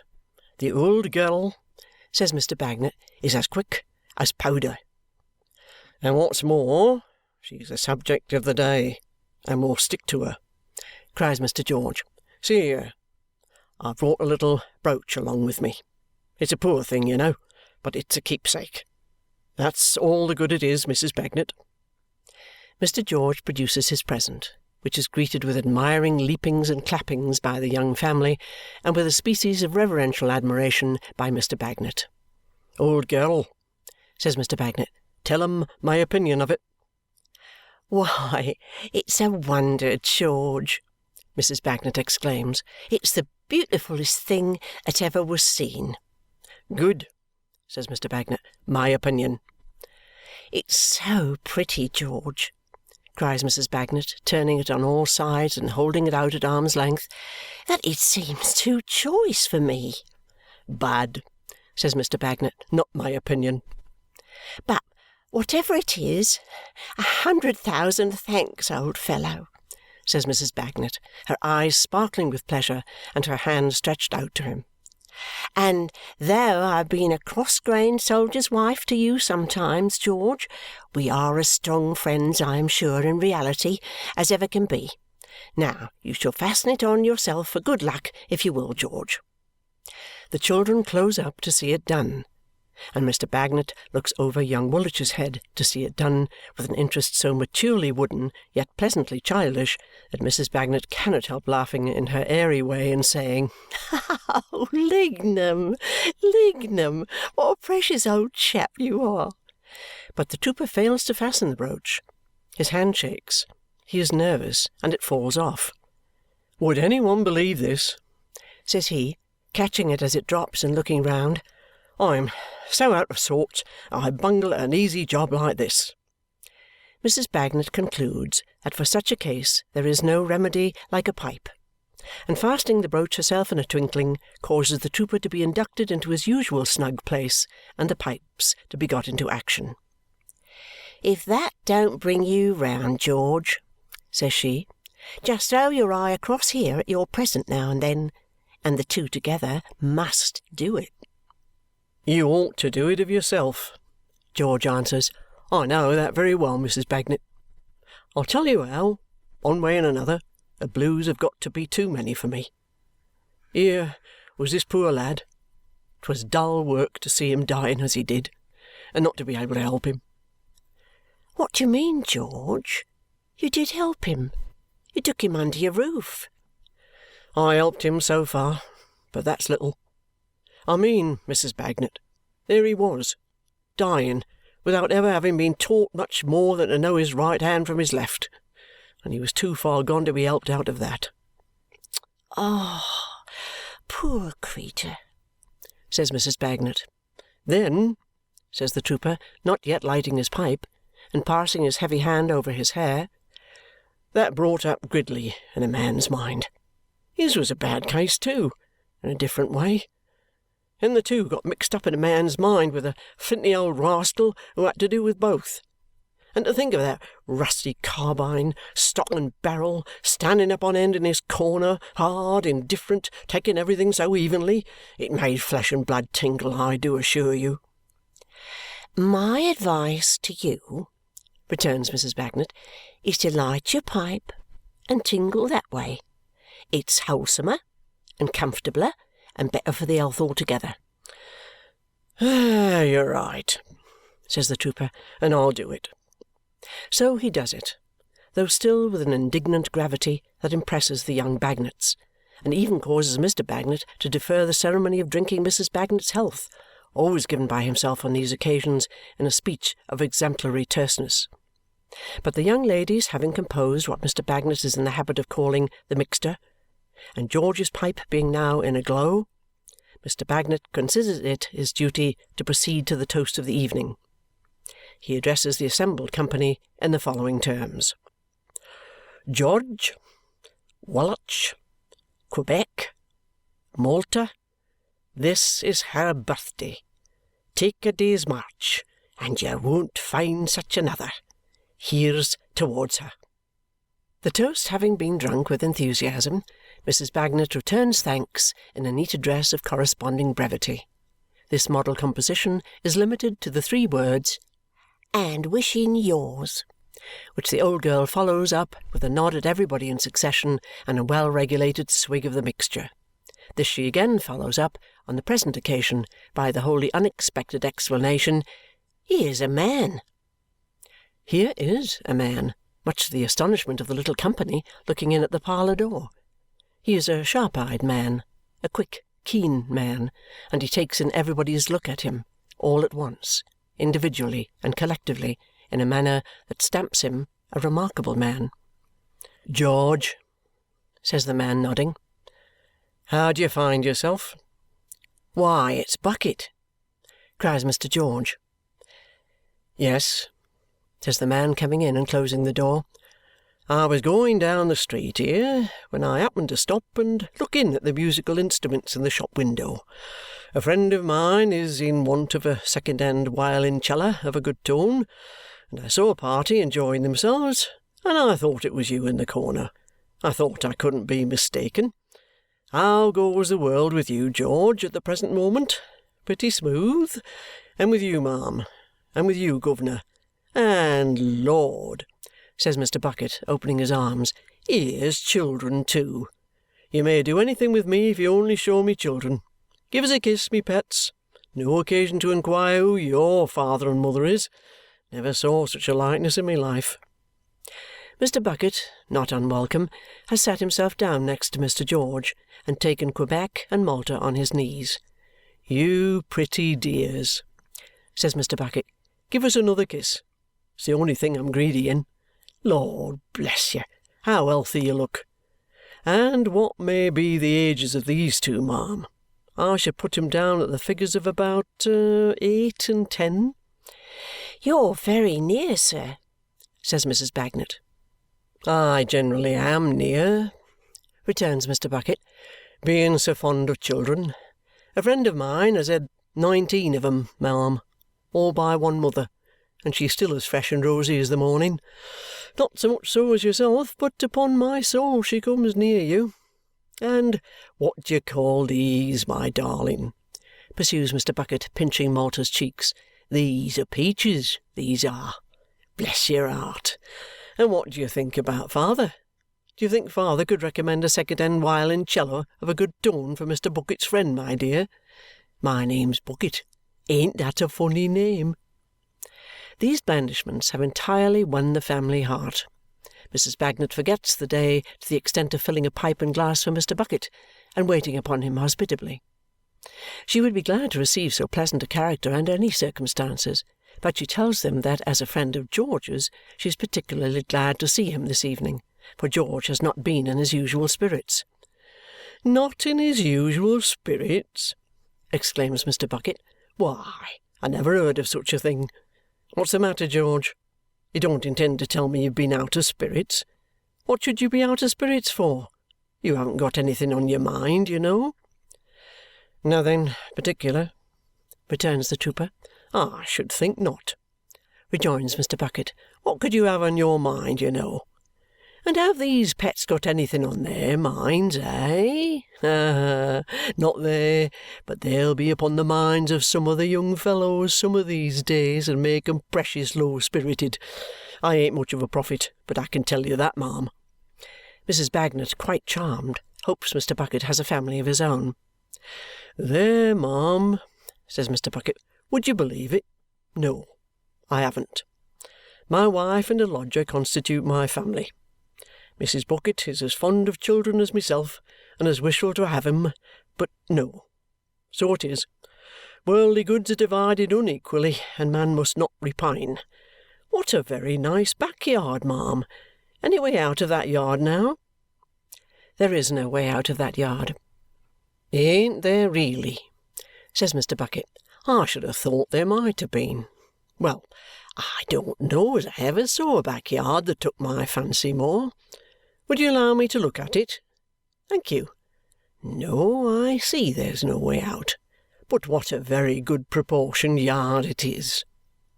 Having cast his sharp eye all about it, Mr. Bucket returns to his chair next to his friend Mr. George and pats Mr. George affectionately on the shoulder.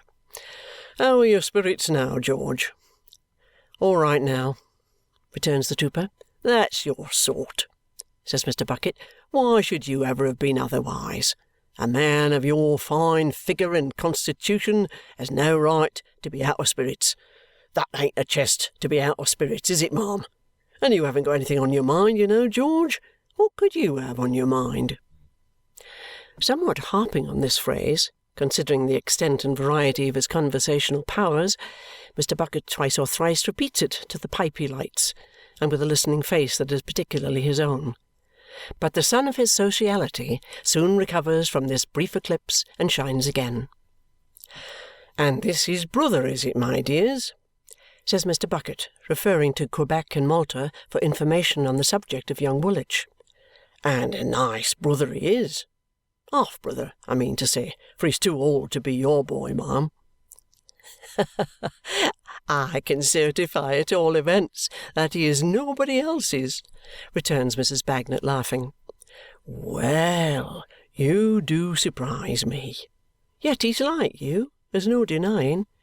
Lord, he's wonderfully like you. But about what you may call the brow, you know, there his father comes out." Mr. Bucket compares the faces with one eye shut up, while Mr. Bagnet smokes in stolid satisfaction. This is an opportunity for Mrs. Bagnet to inform him that the boy is George's godson. "George's godson, is he?" rejoins Mr. Bucket with extreme cordiality. "I must shake hands over again with George's godson. Godfather and godson do credit to one another. And what do you intend to make of him, ma'am? Does he show any turn for any musical instrument?" Mr. Bagnet suddenly interposes. "Plays the fife. Beautiful." "Would you believe it, governor," says Mr. Bucket, struck by the coincidence, "that when I was a boy I played the fife myself? Not in a scientific way, as I expect he does, but by ear. Lord bless you! British Grenadiers, there's a tune to warm an Englishman up. Could you give us British Grenadiers, my fine fellow?" Nothing could be more acceptable to the little circle than this call upon young Woolwich, who immediately fetches his fife and performs the stirring melody, during which performance Mr. Bucket, much enlivened, beats time and never fails to come in sharp with the burden, "British Grenadiers." In short, he shows so much musical taste that Mr. Bagnet actually takes his pipe from his lips to express his conviction that he is a singer. Mr. Bucket receives the harmonious impeachment so modestly, confessing how that he did once chaunt a little for the expression of the feelings of his own bosom, and with no presumptuous idea of entertaining his friends, that he is asked to sing.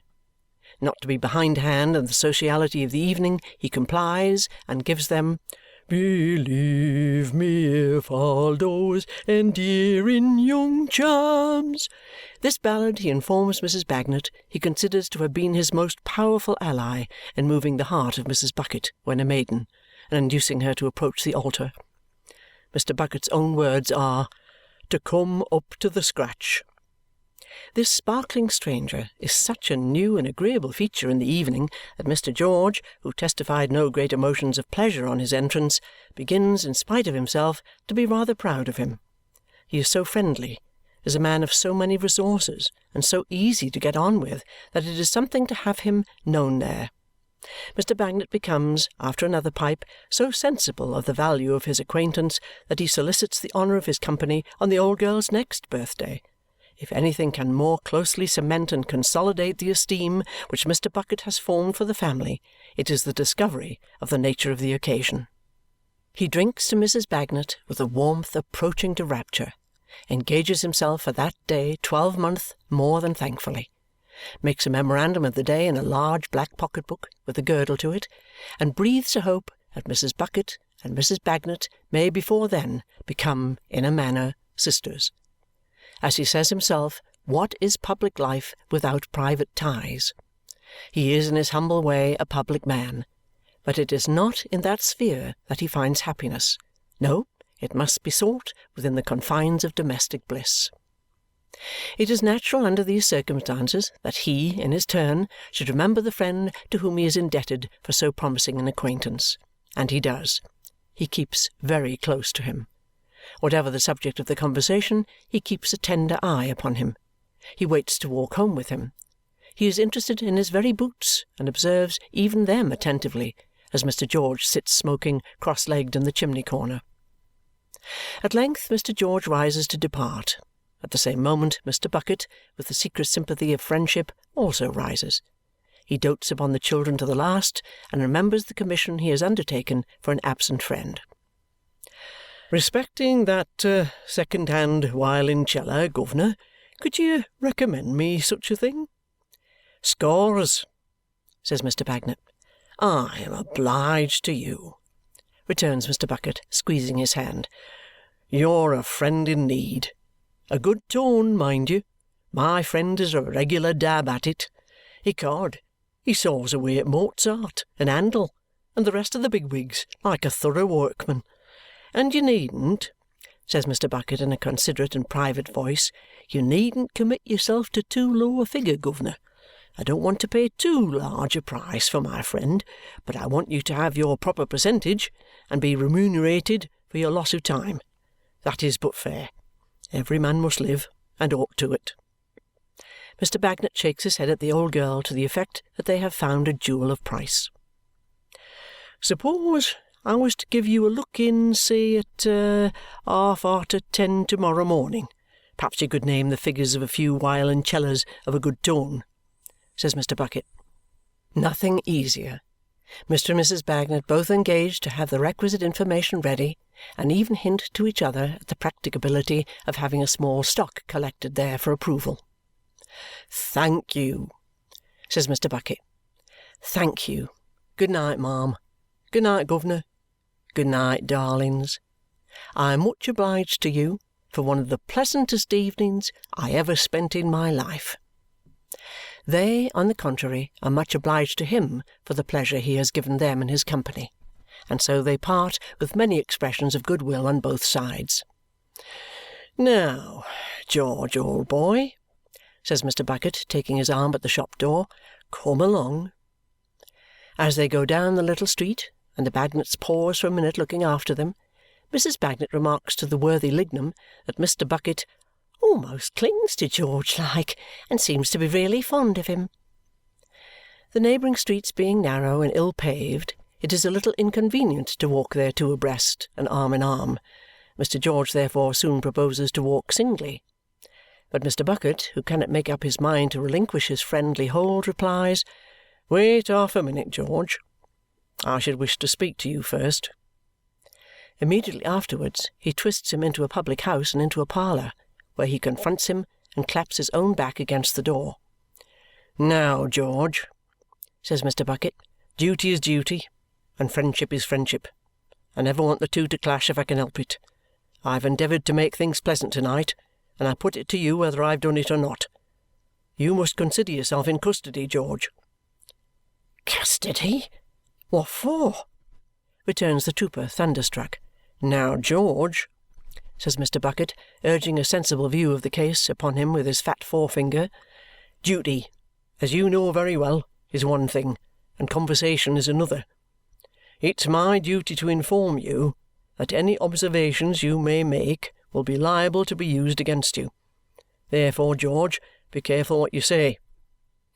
You don't happen to have heard of a murder?" "Murder?" "Now, George," says Mr. Bucket, keeping his forefinger in an impressive state of action, "bear in mind what I've said to you. I ask you nothing. You've been in low spirits this afternoon. I say you don't happen to have heard of a murder?" "No. Where has there been a murder?" "Now, George," says Mr. Bucket, "don't you go and commit yourself.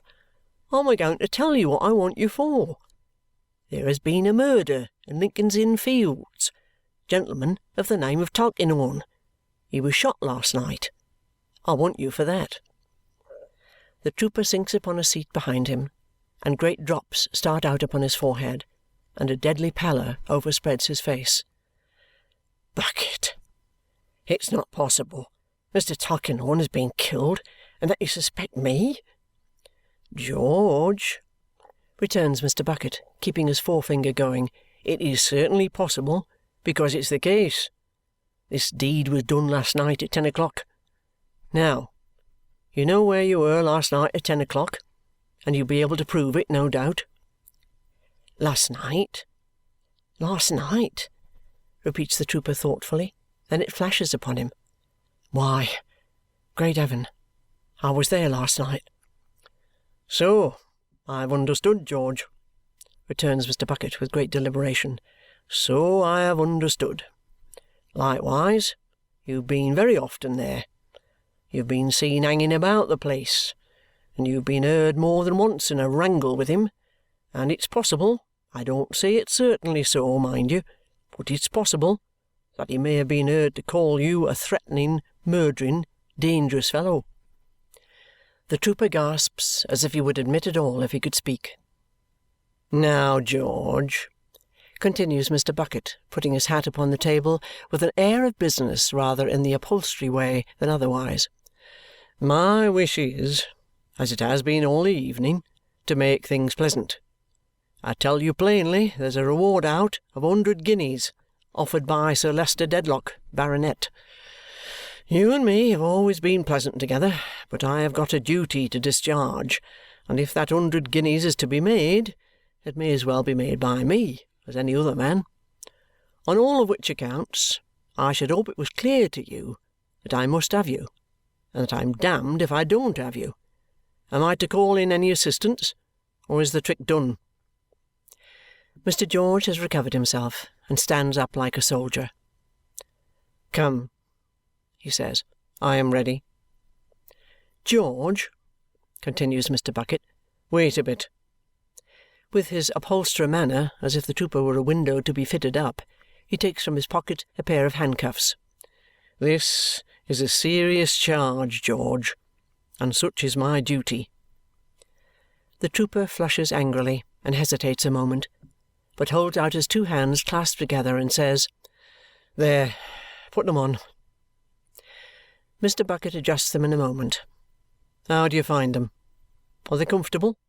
If not, say so, for I wish to make things as pleasant as is consistent with my duty, and I've got another pair in my pocket."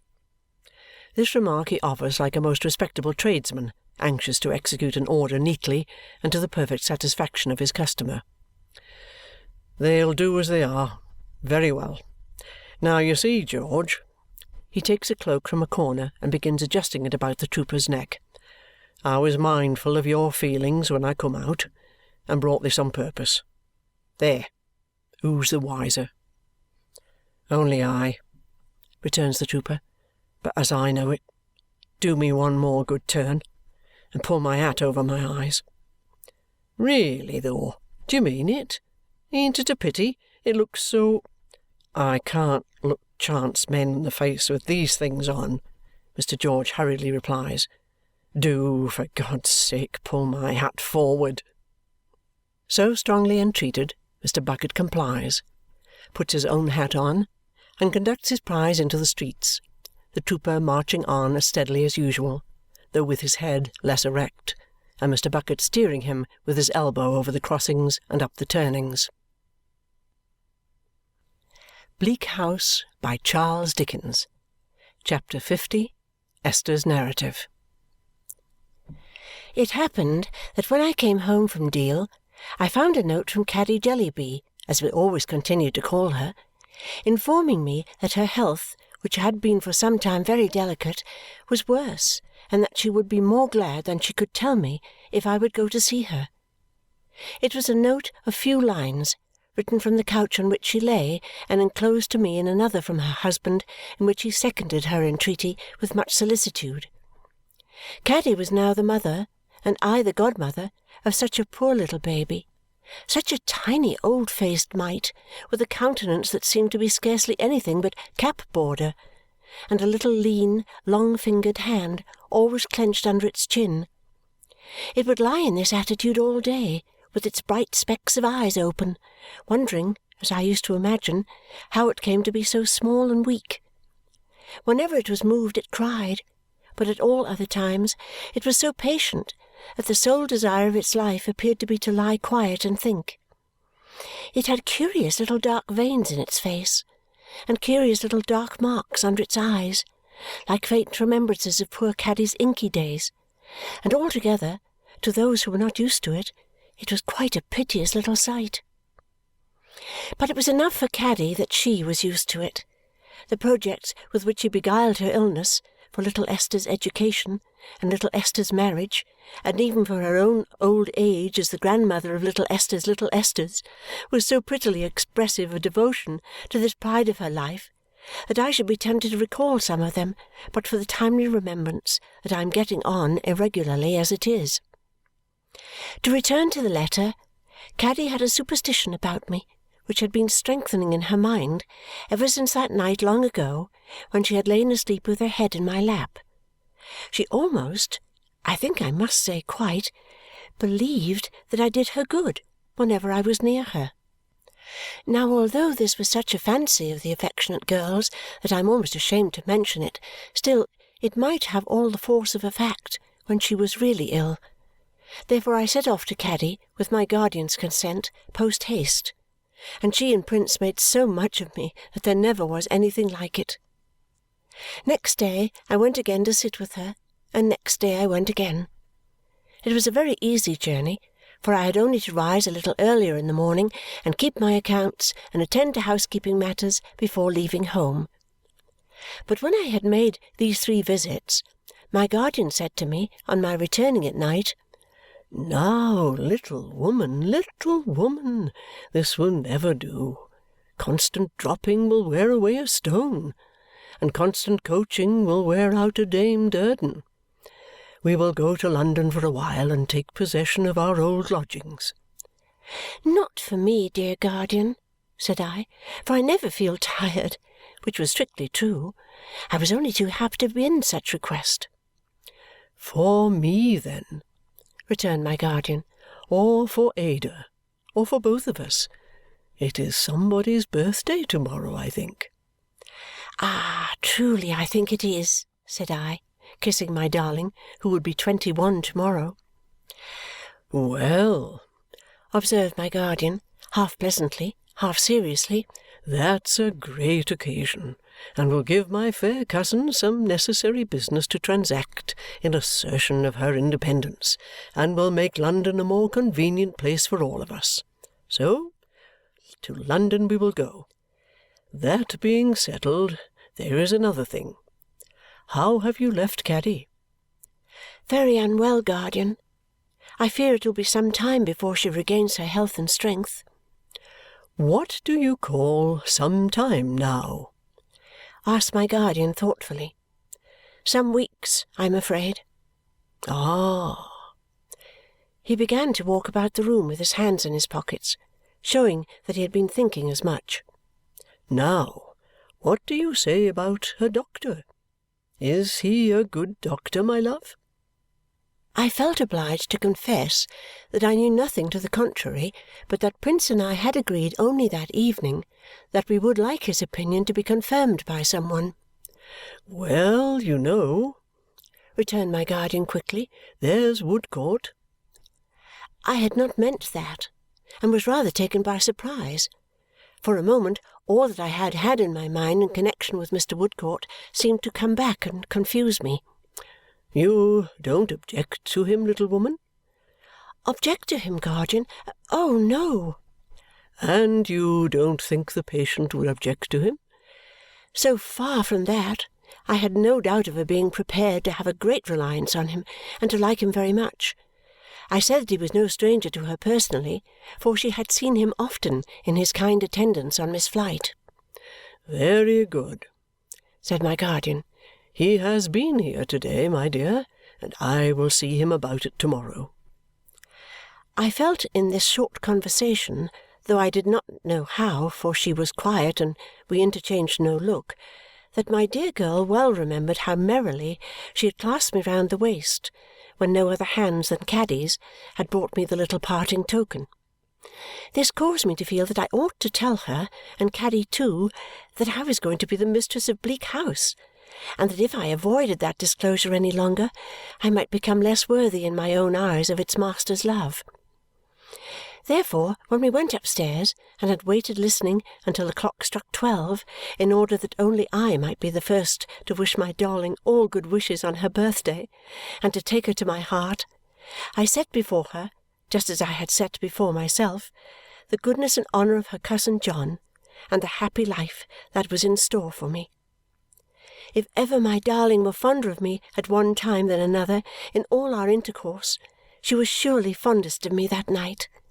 And I was so rejoiced to know it, and so comforted by the sense of having done right in casting this last idle reservation away, that I was 10 times happier than I had been before. I had scarcely thought it a reservation a few hours ago, but now that it was gone, I felt as if I understood its nature better. Next day we went to London. We found our old lodging vacant, and in half an hour were quietly established there as if we had never gone away. Mr. Woodcourt dined with us to celebrate my darling's birthday, and we were as pleasant as we could be, with the great blank among us that Richard's absence naturally made on such an occasion. After that day I was for some weeks, 8 or 9 as I remember, very much with Caddy, and thus it fell out that I saw less of Ada at this time than any other since we had first come together, except the time of my own illness. She often came to Caddy's, but our function there was to amuse and cheer her, and we did not talk in our usual confidential manner. Whenever I went home at night we were together, but Caddy's rest was broken by pain, and I often remained to nurse her. With her husband and her poor little mite of a baby to love and their home to strive for, what a good creature Caddy was! So self-denying, so uncomplaining, so anxious to get well on their account, so afraid of giving trouble, and so thoughtful of the unassisted labours of her husband and the comforts of old Mr. Turveydrop. I had never known the best of her until now, and it seemed so curious that her pale face and helpless figure should be lying there day after day, where dancing was the business of life, where the kit and the apprentices began early every morning in the ball-room, and where the untidy little boy waltzed by himself in the kitchen all the afternoon. At Caddy's request I took the supreme direction of her apartment, trimmed it up, and pushed her, couch and all, into a lighter and more airy and more cheerful corner than she had yet occupied. Then every day, when we were in our neatest array, I used to lay my small, small namesake in her arms and sit down to chat or work or read to her. It was at one of the first of these quiet times that I told Caddy about Bleak House. We had other visitors besides Ada. First of all we had Prince, who in his hurried intervals of teaching used to come softly in and sit softly down, with a face of loving anxiety for Caddy and the very little child. Whatever Caddy's condition really was, she never failed to declare to Prince that she was all but well, which I, heaven forgive me, never failed to confirm. This would put Prince in such good spirits that he would sometimes take the kit from his pocket and play a chord or two to astonish the baby, which I never knew it to do in the least degree, for my tiny namesake never noticed it at all. Then there was Mrs. Jellyby. She would come occasionally, with her usual distraught manner, and sit calmly looking miles beyond her grandchild, as if her attention were absorbed by a young Borrioboolan on its native shores. As bright-eyed as ever, as serene, and as untidy, she would say, "Well, Caddy, child, and how do you do to-day?" and then would sit amiably smiling and taking no notice of the reply, or would sweetly glide off into a calculation of the number of letters she had lately received and answered, or of the coffee-bearing power of Borrioboola Gha. This she would always do with a serene contempt for our limited sphere of action, not to be disguised. Then there was old Mr. Turveydrop, who was from morning to night, and from night to morning, the subject of innumerable precautions. If the baby cried, it was nearly stifled lest the noise should make him uncomfortable. If the fire wanted stirring in the night, it was surreptitiously done lest his rest should be broken. If Caddy required any little comfort that the house contained, she first carefully discussed whether he was likely to require it too. In return for this consideration, he would come into the room once a day, all but blessing it, showing a condescension and a patronage and a grace of manner in dispensing the light of his high-shouldered presence from which I might have supposed him, if I had not known better, to have been the benefactor of Caddy's life. "My Caroline," he would say, making the nearest approach that he could to bending over her, "tell me that you are better to-day." "Oh, much better, thank you, Mr. Turveydrop," Caddy would reply. "Delighted, enchanted. And our dear Miss Summerson, she is not quite prostrated by fatigue?" Here he would crease up his eyelids and kiss his fingers to me, though I am happy to say he had ceased to be particular in his attentions since I had been so altered. Not at all, I would assure him. Charming. We must take care of our dear Caroline, Miss Summerson. We must spare nothing that will restore her. We must nourish her, my dear Caroline." He would turn to his daughter-in-law with infinite generosity and protection. "Want for nothing, my love.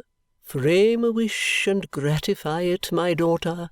Everything this house contains, everything my room contains, is at your service, my dear.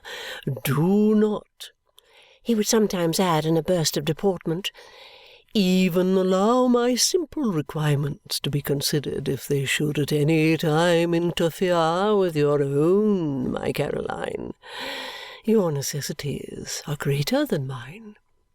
He had established such a long prescriptive right to this deportment, his son's inheritance from his mother, that I several times knew both Caddy and her husband to be melted to tears by these affectionate self-sacrifices. "Nay, my dears," he would remonstrate, and when I saw Caddy's thin arm about his fat neck as he said it, I would be melted too, though not by the same process. "Nay, nay, I have promised never to leave ye. Be dutiful and affectionate towards me, and I ask no other return. Now, bless ye, I am going to the park." He would take the air there presently and get an appetite for his hotel dinner. I hope I do old Mr. Turveydrop no wrong, but I never saw any better traits in him than these I faithfully record, except that he certainly conceived a liking for Peepy, and would take the child out walking with great pomp, always on those occasions sending him home before he went to dinner himself, and occasionally with a halfpenny in his pocket. But even this disinterestedness was attended with no inconsiderable cost, to my knowledge, for before Peepy was sufficiently decorated to walk hand in hand with the professor of deportment, he had to be newly dressed, at the expense of Caddy and her husband, from top to toe. Last of our visitors there was Mr. Jellyby. Really, when he used to come in of an evening and ask Caddy in his meek voice how she was, and then sit down with his head against the wall and make no attempt to say anything more, I liked him very much. If he found me bustling about, doing any little thing, he sometimes half took his coat off, as if with an intention of helping by a great exertion, but he never got any further. His sole occupation was to sit with his head against the wall, looking hard at the thoughtful baby, and I could not quite divest my mind of a fancy that they understood one another. I have not counted Mr. Woodcourt among our visitors because he was now Caddy's regular attendant. She soon began to improve under his care, but he was so gentle, so skilful, so unwearying in the pains he took that it is not to be wondered at, I am sure. I saw a good deal of Mr. Woodcourt during this time, though not so much as might be supposed, for knowing Caddy to be safe in his hands, I often slipped home at about the hours when he was expected. We frequently met, notwithstanding. I was quite reconciled to myself now, but I still felt glad to think that he was sorry for me, and he still was sorry for me, I believed. He helped Mr. Badger in his professional engagements, which were numerous, and had as yet no settled projects for the future. It was when Caddy began to recover that I began to notice a change in my dear girl. I cannot say how it first presented itself to me, because I observed it in many slight particulars which were nothing in themselves and only became something when they were pieced together. But I made it out, by putting them together, that Ada was not so frankly cheerful with me as she used to be. Her tenderness for me was as loving and true as ever. I did not for a moment doubt that, but there was a quiet sorrow about her which she did not confide to me, and in which I traced some hidden regret. Now, I could not understand this, and I was so anxious for the happiness of my own pet that it caused me some uneasiness and set me thinking often. At length, feeling sure that Ada suppressed this something from me lest it should make me unhappy too, it came into my head that she was a little grieved for me by what I had told her about Bleak House. How I persuaded myself that this was likely, I don't know. I had no idea that there was any selfish reference in my doing so. I was not grieved for myself. I was quite contented and quite happy. Still, that Ada might be thinking, for me, though I had abandoned all such thoughts, of what once was, but was now all changed, seemed so easy to believe that I believed it. What could I do to reassure my darling? I considered then, and show her that I had no such feelings. Well, I could only be as brisk and busy as possible, and that I had tried to be all along. However, as Caddy's illness had certainly interfered more or less with my home duties, though I had always been there in the morning to make my guardian's breakfast, and he had 100 times laughed and said there must be 2 little women, for his little woman was never missing, I resolved to be doubly diligent and gay. So I went about the house humming all the tunes I knew, and I sat working and working in a desperate manner, and I talked and talked, morning, noon, and night. And still there was the same shade between me and my darling. "So, Dame Trot," observed my guardian, shutting up his book one night when we were all 3 together.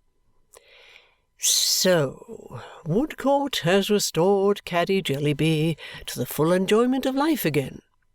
"Yes," I said, "and to be repaid by such gratitude as hers is to be made rich, guardian." "I wish it was," he returned. "with all my heart." So did I too, for that matter. I said so. "Aye, we would make him as rich as a Jew if we knew how, would we not, little woman?" I laughed as I worked, and replied that I was not sure about that, for it might spoil him, and he might not be so useful, and there might be many who could ill spare him, as Miss Flite and Caddy herself and many others. "True," said my guardian. "I had forgotten that. But we would agree to make him rich enough to live, I suppose, rich enough to work with tolerable peace of mind, rich enough to have his own happy home and his own household gods and household goddess too, perhaps." That was quite another thing, I said. We must all agree in that. "To be sure," said my guardian. "All of us. I have a great regard for Woodcourt, a high esteem for him, and I have been sounding him delicately about his plans. It is difficult to offer aid to an independent man with that just kind of pride which he possesses, and yet I would be glad to do it if I might, or if I knew how. He seems half inclined for another voyage, but that appears like casting such a man away." "It might open a new world to him," said I. "So it might, my little woman," my guardian assented. "I doubt if he expects much of the old world. Do you know, I have fancied that he sometimes feels some particular disappointment or misfortune encountered in it. You never heard of anything of that sort?" I shook my head. "Hum," said my guardian. "I am mistaken, I dare say." As there was a little pause here, which I thought, for my dear girl's satisfaction, had better be filled up, I hummed an air as I worked, which was a favourite with my guardian. "And do you think Mr. Woodcourt will make another voyage?" I asked him when I had hummed it quietly all through. "I don't quite know what to think, my dear, but I should say it was likely at present that he will give a long trip to another country." "I am sure he will take the best wishes of all our hearts with him wherever he goes," said I. "And though they are not riches, he will never be the poorer for them, guardian, at least."